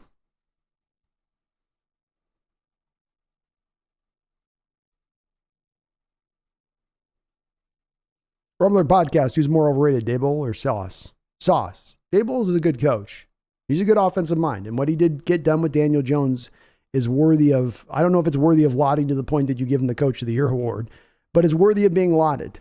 You were able to reclimate this guy in a way that other coaches couldn't. And let's remember with Daboll, what he did with Josh Allen. And let's also look at what's happened with Josh Allen once Daboll left. The effect of him on Allen's career and how he helped him out, it was substantial. And the guy definitely seems to understand how to show quarterbacks the right way they need to go to have success in this league. Beyond whatever else he does as a coach, that seems to be a patent skill he has in his bag. But Sauce is tremendously overrated for me. I like the Lions coach too, Herbicide. You weren't sure if it was going to work there with Dan Campbell. You weren't sure if that was going to be something an old school coach like him and the way he acts, if that was going to work, but it's worked. He's got that team buying in, and they could be very, very scary this year. They put a good team together. Docs, Brandon, agree on both your thoughts. College styles don't lead to drafting fullbacks, but yeah, it would be fun to see more guys like Mike Robb or the San Fran fullback who I can never spell his name right. That's why I always just call him Juice, or I got Juszczyk. I usually can't pronounce his name either. Definitely can't spell his name, and I wouldn't try. Docs on that one. That's definitely when I'm going to fail. But I'm with Randall on this one. I would be really excited to be able to see fullbacks come back into prominence. And we've had some really fun fullbacks come through our gates here in Seattle through our 50-year career. You've had your John L. Williams, who could do it all and was just a fun back to watch with the ball in his hands. Max Strong, who was your hammer, a running back's, tailback's best friend at the fullback position. There wasn't a single hole he couldn't clear. You had your Leonard Weaver, the man that we would call his stiff arm the baptism, because when he stiff armed you, you're getting stiff armed to the ground. Another do-it-all back like John L. that he could be a game breaker for you as a running back. He could catch you out of the backfield and house it. Had a really short career here, but another really fun fullback. And then Michael Robinson, who was the do-it-all guy, could do a little bit of everything. And it's sad that we don't, the lineage is kind of stopped at this point, but indeed it probably has. It has probably come to an end for the fullbacks in that respect of things, But yeah, FPS just doesn't have it out there. Or CBI, college football just doesn't have it out there. Steph Calm says all Campbells are awesome. It's true, including this soup. I think Docs, Brandon, no fullback for the Hawks. But do you see some two-back formations with Walker and Charbonnet once in a while? I do, yeah. And not only that, I dig the Hawks. I would add Derek Young into it. Derek Young, go back and maybe I'll post this as a short to the channel. He had a couple of snaps out of fullback last year, and he laid the lead block on a couple of the plays, looking pretty good doing it. So I would see him in there. They did have times last year when you had Walker and Penny. There was a couple of snaps where they had both of the two in there. I love that look. I think it's a smart look because you can go to the fullback dive there, and you really can catch a team at that point. You can catch a defense forcing them to lean, right? They can go to tight splits on the defensive line, and you can watch that as Geno, and you can say, okay, we got two plays that we're going to run here up at the line of scrimmage. If I say A, it's going to be A. If I say B, it's going to be B. A is going to be a fake fullback dive to a pitch back across the opposite direction to Walker, right? So that's A. If I call B, it's a straight fullback dive. And so if I walk up and I see the defensive line splits get tight, if I see those linebackers coming down into the A gap, I'm going to say A. I'm going to pitch it out to Walker. If I see the alignment a little loose, I yell B at the line of scrimmage. I just go to the fullback dive. Say nothing of still, then you can get even fancier with it, because then you can eventually bring a guy in motion if you've got your Eskridge, JSN, Derek Young type coming in motion, and maybe you go the other way. So you got one way you could pitch to Walker left, let's say. You could fly sweep it right, or you could go to the fullback dive right over the top of the A gap. How do you play it from a defensive standpoint at that point?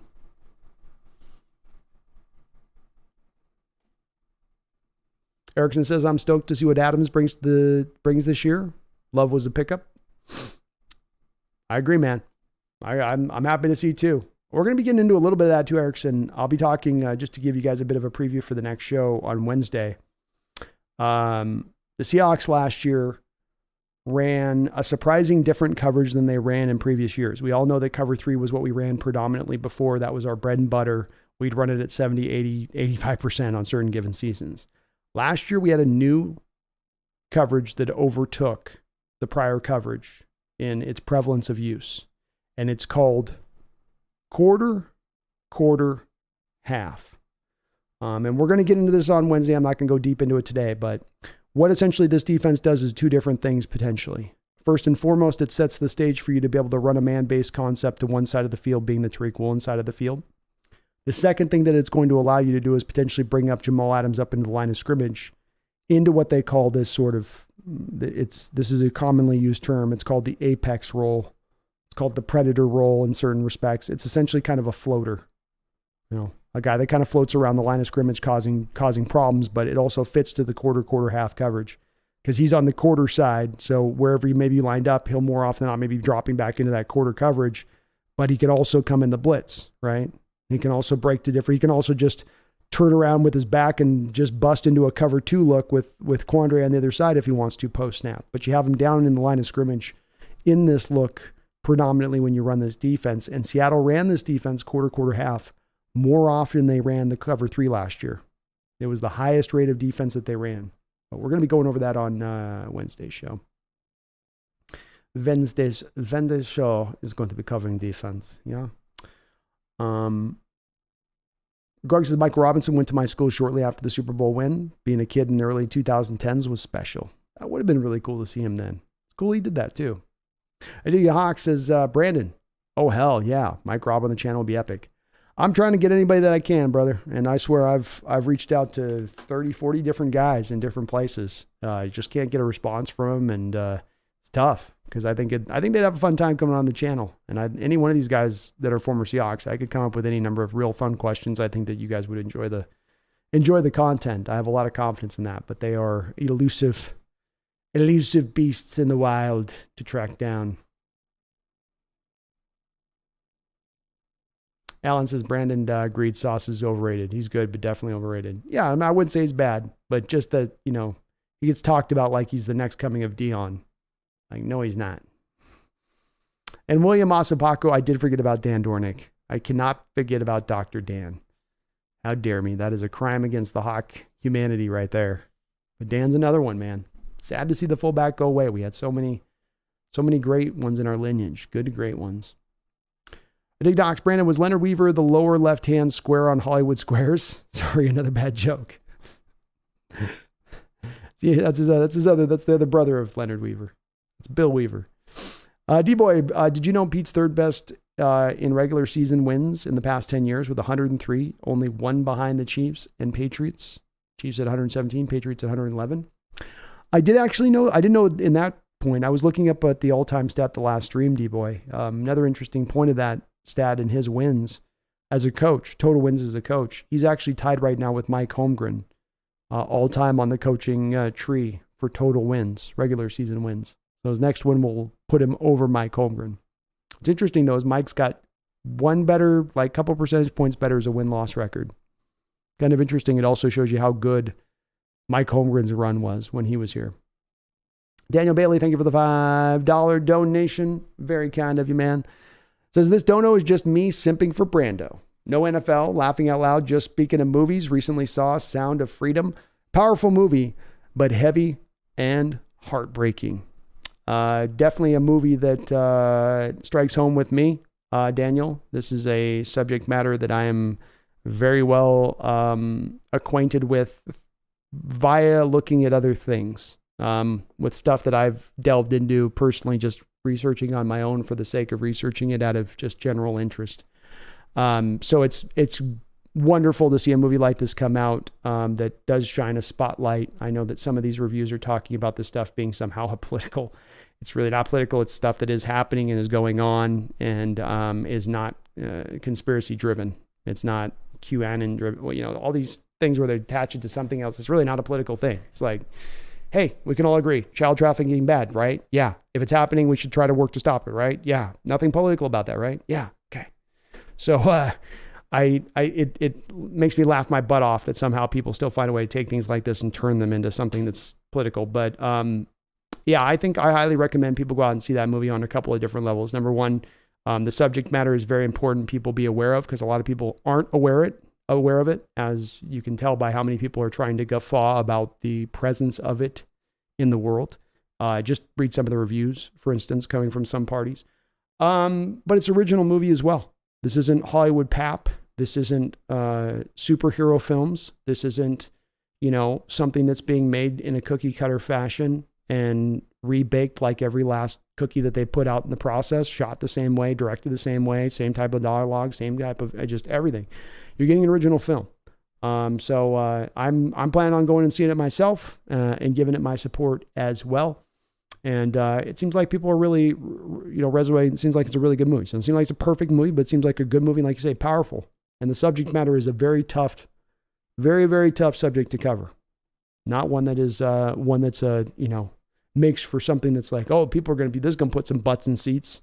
People are really going to want to watch this. No, it's tough subject matter. It's tough stuff to go kind of over. So, yeah, I'm definitely planning on checking it out. Thank you for the dono drop there, Daniel. And thank you for mentioning that movie too. I think people should check it out. So great point on noting that as well. Go check out Sound of Freedom.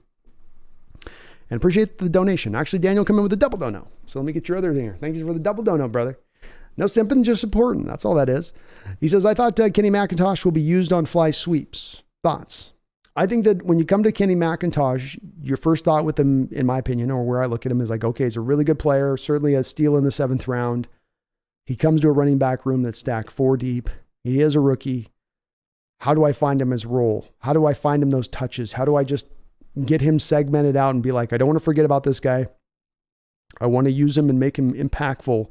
But how do I manufacture that? Because if I just let this kind of play out naturally, I could very easily end up finding myself forgetting about Kenny McIntosh.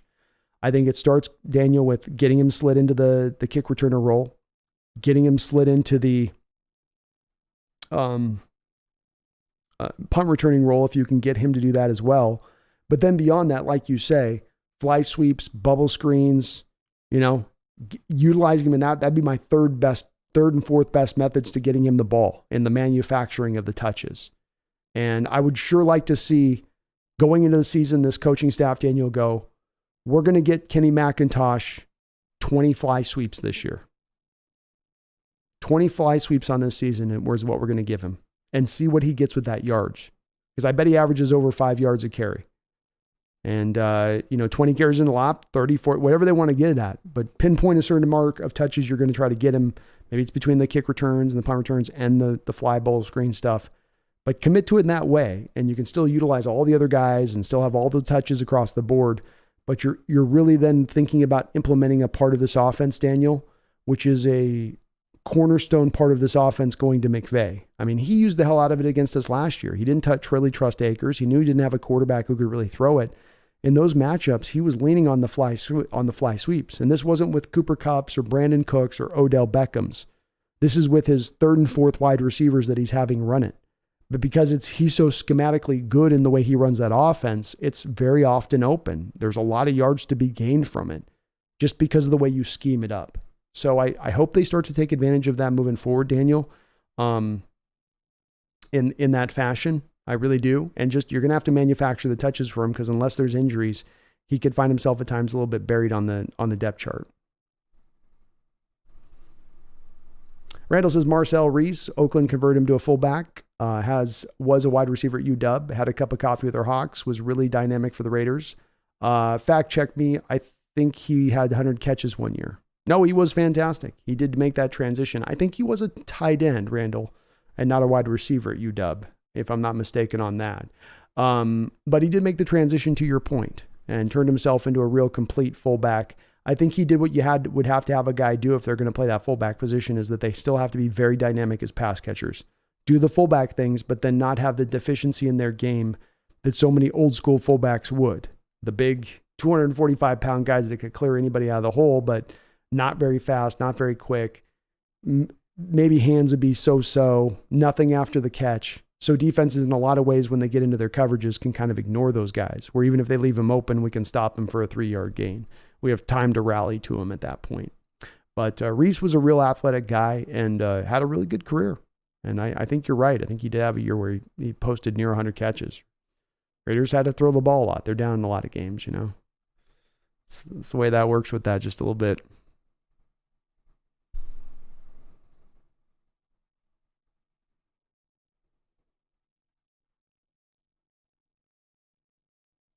Herman the Goat says, what movie is it? Sound of Freedom is the movie. Sound of Freedom. Random McDaniel with a $5 donation. I do appreciate it. He says, if you're against child trafficking, you're clearly right wing. Yeah, this has been a weird one watching this movie come out, and that's the connection being made.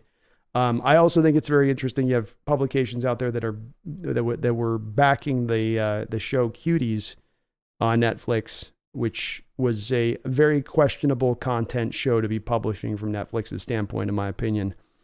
And then coming back and hammering on this, the same people that said Cuties was like a great exploration of whatever the hell they were saying it was, and that this is somehow that. It's the weird thing, like I say, it's like people say something controversial, not political. It's like everything becomes political, even if you don't want it to be. And it's not political to say, let's stop child trafficking. Let's figure out, is child trafficking, is it a problem? Is it not? If it is, I think that's something that can be a ground issue that brings everybody together. Where they go, yep, we all care about this. There is no, well, this amendment says that, well, our side says this. This is just like, no, we should not be letting this happen to children, right?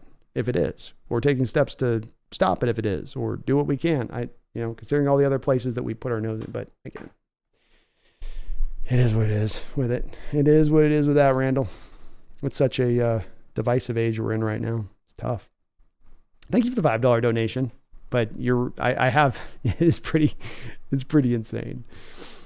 Jeremy Bohm. John L. Williams was probably the best fullback the Seahawks ever had. He was a great pass catcher as well as a fierce runner and a devastating blocker.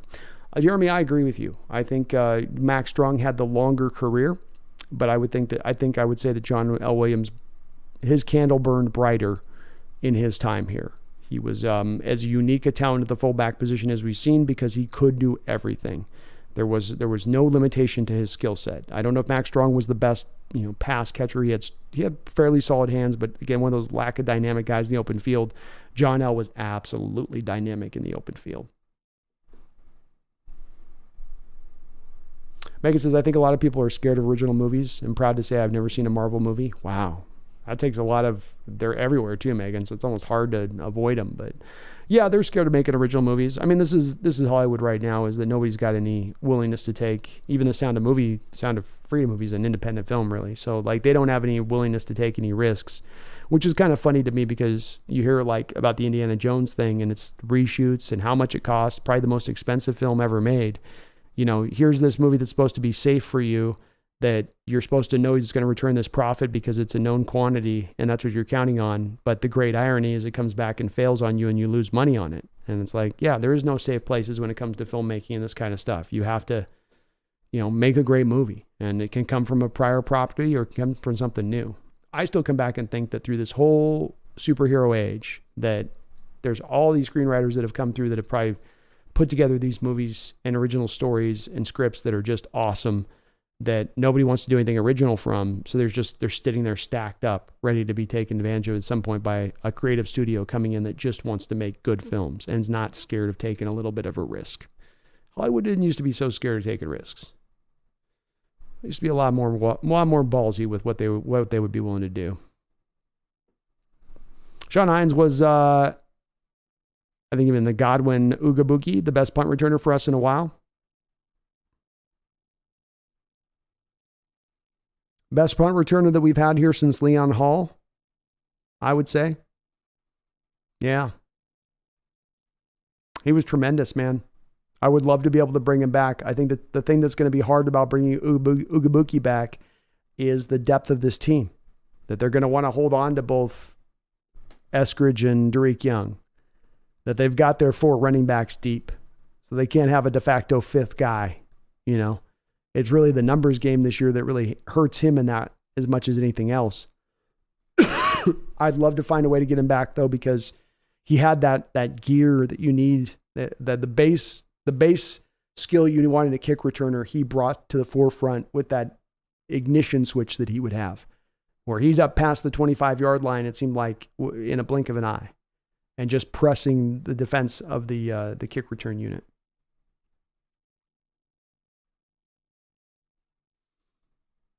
John says, Oxnest, what do we do with Godwin Ugabuki then if McIntosh is returning and punting kicks? He's not currently on the roster right now, Sean. They technically released him.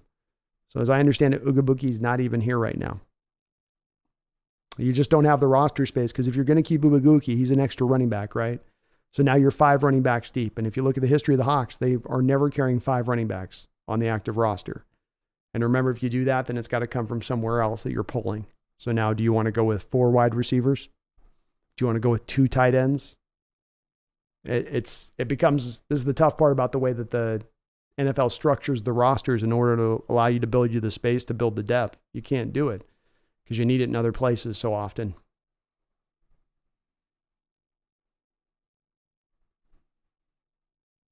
I'd love comic books as a kid. I did too. And hell, I even liked the Marvel movies and stuff. It's just, it's gotten to be overload. But even beyond overload, it's just that whole, a story being made by a collection of a committee. Like it's being put together by like an AI machine. And there's nothing about it that it is willing to go outside the lines. So everybody knows what they're getting. And part of going to the cinema is being surprised and shocked and caught off guard.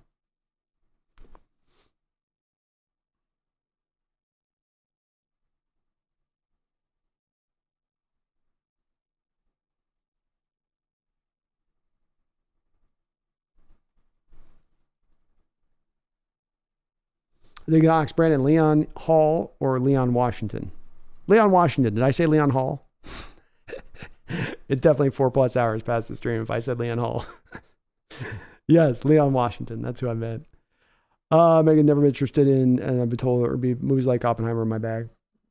It's a good bag to have, Megan. Quality filmmaking. Addicted John L. Williams, great fullback. Paul Williams, great singer-songwriter.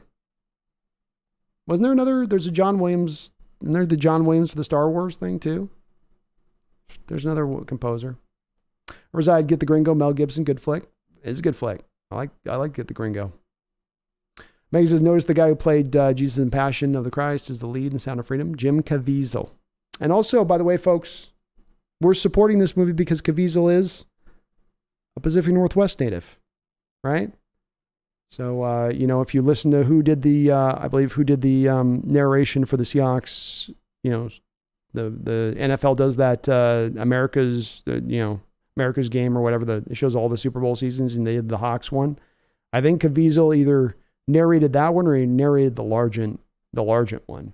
But he's also a Seahawks fan. So shout out to Jim, I believe, as well in that respect of things. I think Hawks, Brandon, come on. The only reason to go to a movie theater is that huge bucket of buttered popcorn, laughing out loud. Then they did me dirty about 15 years ago with that thing because they made me pay the price. Okay. They made me pay the porcelain price. Okay. Anybody that's eating a big bag of buttery popcorn knows what I'm talking about. I don't want to pay the porcelain price anymore. I can make popcorn at home and I don't feel like I'm like leaving vapor trails for 3 days afterwards. Right? I don't know what that is, but it's not butter. It's not even, I can't believe it's not butter.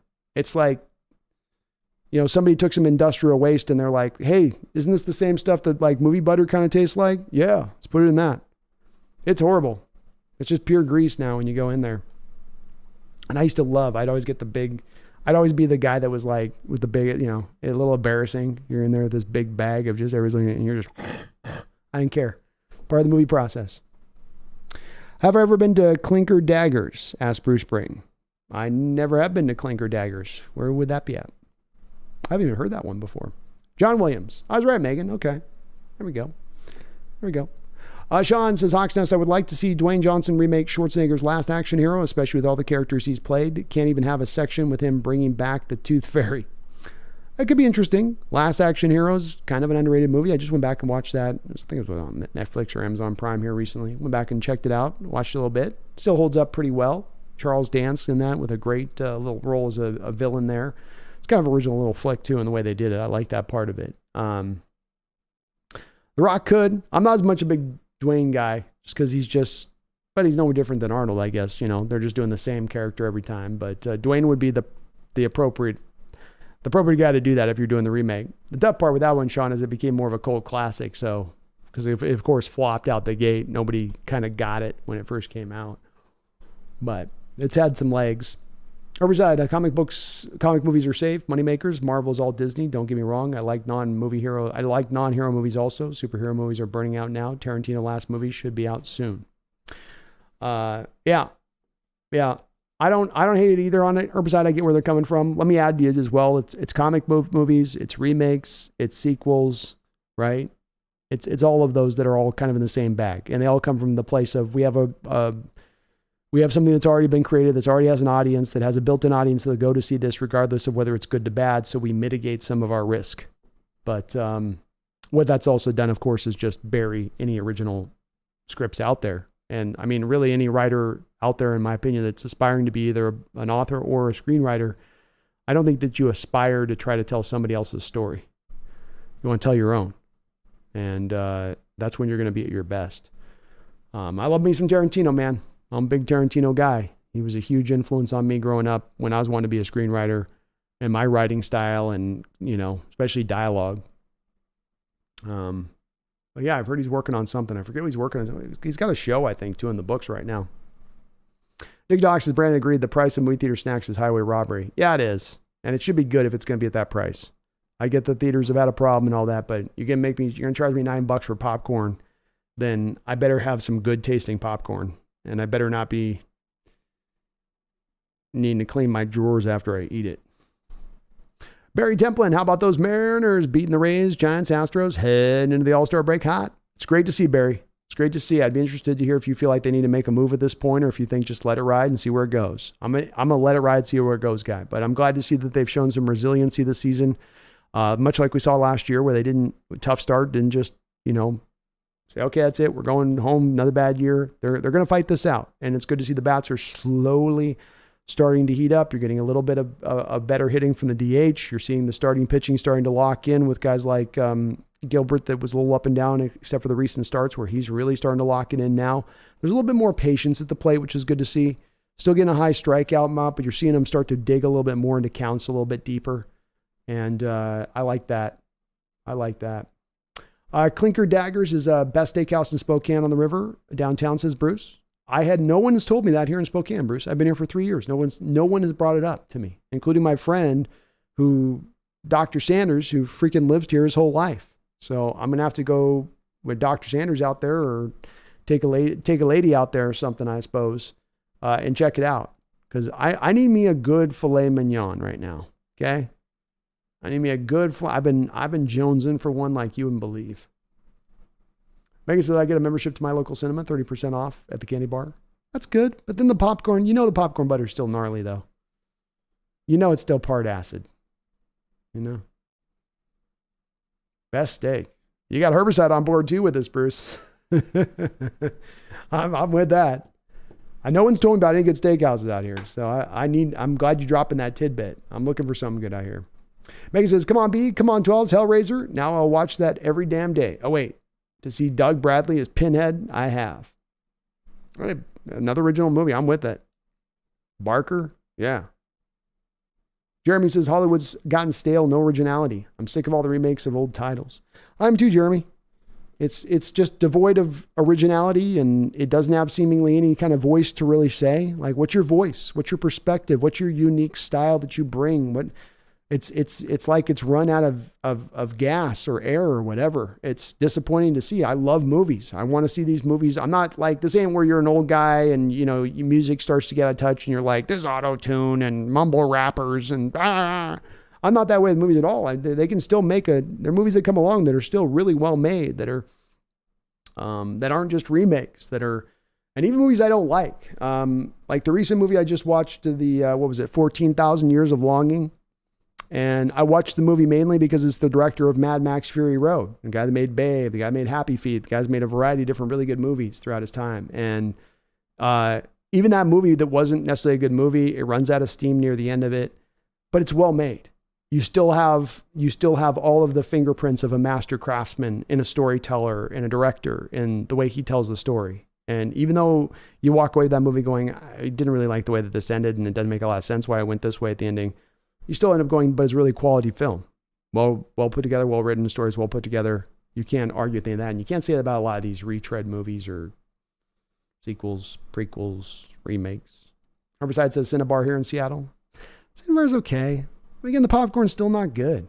They got all this, here, you want a hot dog? You want a burger? You want this? You want spaghetti? I want popcorn with good butter. Can you just deliver that? No. We have pure oil. We have Castro. That's what we got. Sean Hines, the Hawks Nest, what do you think of the Witcher series? I've tried to watch it a couple times. I can't quite get into it. Henry Cavill's great in the role, and he's dedicated to it, and he's doing everything he can to elevate the material around him. So it's not really on him. I really like that guy, but I do think that just wasn't as much there for me story-wise to bring me in. And if I maybe was more of a fan of the video game, it would have been different, but I wasn't a guy that had gotten into the video game, so I didn't have that kind of connection to it. Ignox says, Brandon, yeah, Quentin changed the style of movie telling for about a decade. He did. And he did in a positive way. Yeah, there was a lot of people that are simply trying to copy him and replicate what he was doing. But really what he had done was he had gotten people back in the mode of understanding that dialogue mattered and the way you wrote dialogue mattered, and that it wasn't about writing just stuff that was pre-canned and that you kind of knew all the beats of a conversation from the way the conversation started because you'd seen other movies and sort of been trained by the way the convo would go. But actually putting words in mouth of people and having them say things that you didn't expect. And that the words that came out of their mouth mattered, the words that they chose mattered, and that they also added to the story and built more upon the story. So it was really a healthy thing that he brought as far as that change into play in the way that he did. But his effect was substantial. And I'll tell you, going down to downtown Seattle, Reservoir Dogs comes out. I mean, I'm going downtown Seattle in one of the more dingy, dirty little theaters, perfect little environment for an indie film like Reservoir Dogs. And from the first frame, when the guy's bleeding in the backseat as he's just been shot to open the frame up, my mind was like, wow, you can make a movie like this? Like this? It says, Ubi, no for the vegan here.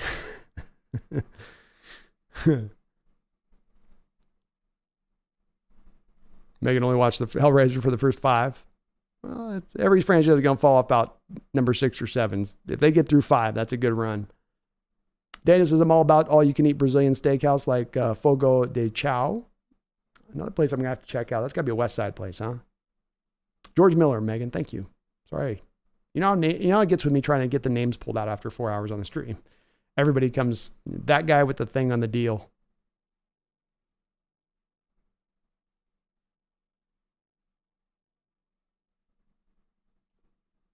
Megan says, The Last of Us was the last series I watched. Never played the game, but loved the show. Saw a little bit of it. I struggled with both of the HBO shows, Dragon and that one, to kind of get into it. It wasn't bad. Well made, beautifully shot, well acted. Can't really knock anything specifically about it. Just didn't kind of capture me. Sean Hines, what's your opinion on the Wheels of Time and the Lord of Ring prequels? Both of them are POSs. The Lord of the Rings. In fact, this is a good quote. One of my favorite quotes of all time. I think it's apropos as we talk about some of these things. One of my favorite quotes of all time. And when I think about, especially in regards to your question, I'm not as much in with the Wheel show. I know that's another author out there that people have gotten mad about the way they built that show. But this is a J.R.R. Tolkien tweet that I think does capture very well my feelings in regards to the Lord of the Rings prequel. Evil cannot create anything new. They can only corrupt and ruin what good forces have invented or made. Just say that one more time. Evil cannot create anything new. They can only corrupt and ruin what good forces have invented or made. I ask you a lot. When it comes to a show, be it either right now as Hollywood stands as it sits right now and the way you look at the manner of it, or you see a show like the prequel Lord of the Rings, does that quote not apply? Is that quite in fully? I follow very much Lord of the Rings prequel. I didn't watch it, but followed a lot of what they did with the story and their approach to making that show. And it would have J.R.R. Tolkien rolling in his grave if he knew what they did. And they did not honor the source material. And there's a lot of problems with the way they built that show and made that show. And it's not going to be popular. And it's going to fall on its face. And they're going to pour $1 billion into a crap fest when they could have made so many great movies from original titles instead of bastardizing and I mean, it's like spray painting over J.R.R. Tolkien, I feel like. But there's no choices that they made throughout that prequel of everything I've heard about that show that is right, that is true to Tolkien, that is smart decision making in their storytelling status. It seems to be driven, I would say, Sean, by other factors. I did enjoy I did kind of like the show on Amazon with the Sandman. I kind of did like that one. I didn't love it, but I kind of did like it. I thought that one was actually all right. I was way over that. I think it's the same author as Wheel of Time, if I'm not mistaken. I think they did a better job with that one. But the prequel is everything that's right now kind of wrong with Hollywood, frankly. Everything.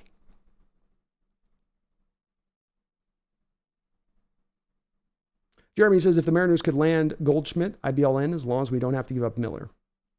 My standpoint is good. Sounds like you're kind of in the same place as me. If you're going to make a move, Jeremy, don't just give me an Eugenio Suarez bat. Don't give me even just a Teoscar Hernandez bat. Get me an impact bat then. This is a go hard or go home kind of situation. Either if you're the Mariners, go hard and get a guy out there. I'm not even against Jeremy at that point giving up a good arm if you want to do that. But go hard if you're going to go out there. And if you're not going to do that, stand pat. Don't take a half measure move. Don't try to just do a move for the fan base to make them feel better, especially if it's to sacrifice a good young arm into the future. Sit and stand pat. And then if you do stand pat, Jeremy, my opinion is then you just go hog wild this offseason with spending, with making trades, with bringing on salary. You just sort of damn the torpedoes at that point. You've tried the other methodology and you're taking the slow roll approach as far as you could take the slow roll approach. Now it's time to put the pedal down to the floor a little bit more firmer. Doesn't have to be right now. Doesn't have to be in desperation. I hate making those trades at this time. But I'm okay with it as long as you're going hard with the pickup that you make. Don't just kind of soft sell it, You really go at it.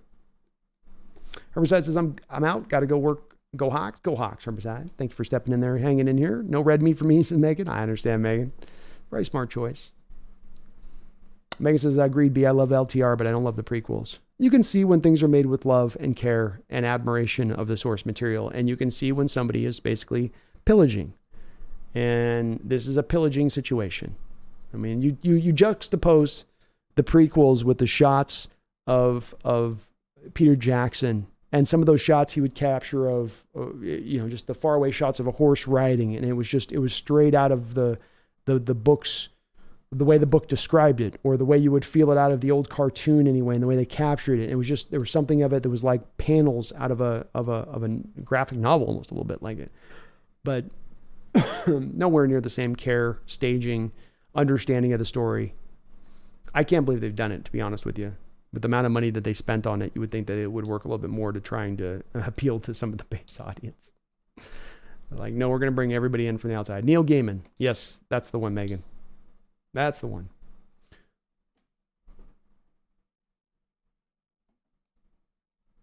I refuse to watch it. I refuse to watch it too. It's been taken apart. Daniel says, also, Brandon, when you're out here on the West in Seattle, you should go to Sean Kemp's weed shop in the spirit of supporting Seattle sports legends. For sure, man. I don't know if I got to go all the way to Tacoma, though. I think that's where he's got him at. So I don't know if I can go all the way. I'll be doing like a 5-hour trip from Spokane to get over there if I drive. So, Mega,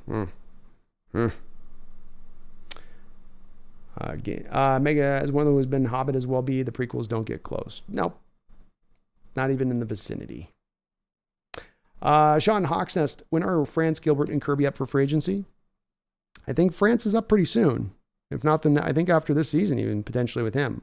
Gilbert, I believe you have at least 2 to 3 years of club control, and I think you're minimum 3 to 4 years on Kirby. He's 1 more year extra beyond that, if I'm not mistaken. So you got quite a long time here with those guys. There's not any sort of necessarily pressure or rush. It also, Sean, be it with Logan or George, you have a lot of trade value with those guys if you move them. They'll be worth a lot because of that club control. Megan says, have a gold and silver 1 ring and flatten around my neck. Hell yeah, Megan. That's the kind of jewelry I can get behind. I like that kind of jewelry. All right, well, it's 5 hours on in here. I think it's a good time to wrap this up at this point. I will be back on Wednesday, and like I said, we're going to be talking a little bit about the defensive coverage the Seahawks ran predominantly last year and why I expect them to run that defensive coverage at the highest rate again this season, and why it's also a very interesting one to look at because of all the ways that this potentially could help out this defense to take steps forward, in the way that it better utilizes Jamal, the way it better puts Bobby in a position to succeed, the way that it allows Tariq Woolen to play in a lot more man-based coverages while still providing some protection to the far side of the field if those wily quarterbacks decide that they don't want to throw in the direction of one Tariq Woolen. So it'll be a little interesting one, I think, to break down. I think you guys will like it. We will be going into those depths, 5 o'clock Pacific Standard Time in respect to that. So be on the lookout for that. I appreciate all the folks that donate, including Randall, with all your donations. Daniel Bailey, thank you so much as well. Corey Olson, Megan, all those. You guys are awesome as ever for doing that. Daniel says, now he has one in the heart of Seattle in Belltown. I will check it out, Daniel. If I go down there, I will go check it out. I'm going to be probably over in Renton because I want to go for the practices, but I'm down to drive over there. Maybe we'll do a meetup in Seattle or something. Yo, Van, Brandon, long time no see. Just to say hi before I go to work. Now with Jackson Smith and Jigba, does that mean this is the last season for Lockett in our jersey? I hope not, because I love Tyler. I don't think it's the last season for Tyler in this jersey. He is a captain on this team. He is with the team that he was drafted with. I think that he has endeared a certain amount of loyalty from the front office and coaching staff by the way that he's gone out and done what he's done. I think if he goes out and continues to perform well this year, there's no reason to think that Smith and Jigba is going to overtake his place. I think Smith being drafted as much as anything, Jovan Hoven is much about a commitment to wanting to run more 3 wide receiver looks, including Lockett being on the field in those situations. We still don't know as well, Jovan, if really Jackson Smith can play on the outside. Maybe, maybe not at this point, but it's certainly no guarantee. We knew Tyler coming into this league could play on the outside. You didn't know how effective he was going to be. You know if he's going to be able to be the place he's gotten to as a player, but you did know he could do that. So I don't think so. In fact, a part of this show, and I'd say a big part of the theme of this show has been that he can do this because of the way he's still winning right now, because of how good he's been the past couple of years, and by how good I would expect him to continue to be over the next couple of years, health willing, that he should still be able to remain a Seahawk. In fact, a very good likelihood of potentially even retiring as a Seattle Seahawk, if I was to be honest with you. So, no, I think he's still here for a good amount of time. Megan says, the one around my neck has my favorite quote in Elvish: "Not all who wander are lost," which is the name of my new blog. Hell yeah, that's a hell of I love your blog name. That's awesome. Magic Mac Music, how you doing, man? It's good to see you. News and analysis, Lockett's a good player. He is a good player. We need 2 more running back formations as news analysis. I think you're going to see it this year, man. I do. And we're just wrapping it up here, Magic Mac. We got about 5 hours in, so I'm about to put a close on it. Greg says, my stream has been frozen since my last comment. It says it's been working again. Now, can you see this comment? I can see this comment. Is Brandon still streaming? My screen is spinning like when someone ends the live. I am still live, Greg. Sometimes it can get a little wonky after 4.5 hours where it gets a little bit freaky with it, but I'm just about to wrap it up with it. So we'll put a bump. We'll put a ribbon on that. So you can't talk after 5 hours. That's why I know I got to wrap it up. It starts to, the tongue starts getting a little bit heavy and thick on it. Thank you guys, as ever, for checking out the show again today. We're in the off season, still the dead of the off season. We've got a lot of great traffic, well over 100 people here at this time of year, which is just fantastic from my perspective to still see that many people jumping in and interested to hear what we're talking about with the Seahawks stuff going on. So thank you to everybody who jumped on in the chat here today. I really appreciate it in that respect of things. Please do hit that like button if you could for me, if you haven't already. It does help this channel out, helps me grow, helps me pop up on the algorithm and all that stuff. I'm continually working on stuff in the background here. Got a lot of videos that I'm putting kind of into the pipe and getting built up a little bit. So especially for the shorts that I'll be able to release to you guys as we're kind of building up to training camp. So be on the lookout for that. We'll be back on Wednesday, 5 o'clock Pacific Standard Time, talking a little bit about the defense. But until that time, I hope I don't have to remind you, but I'm going to do it anyway.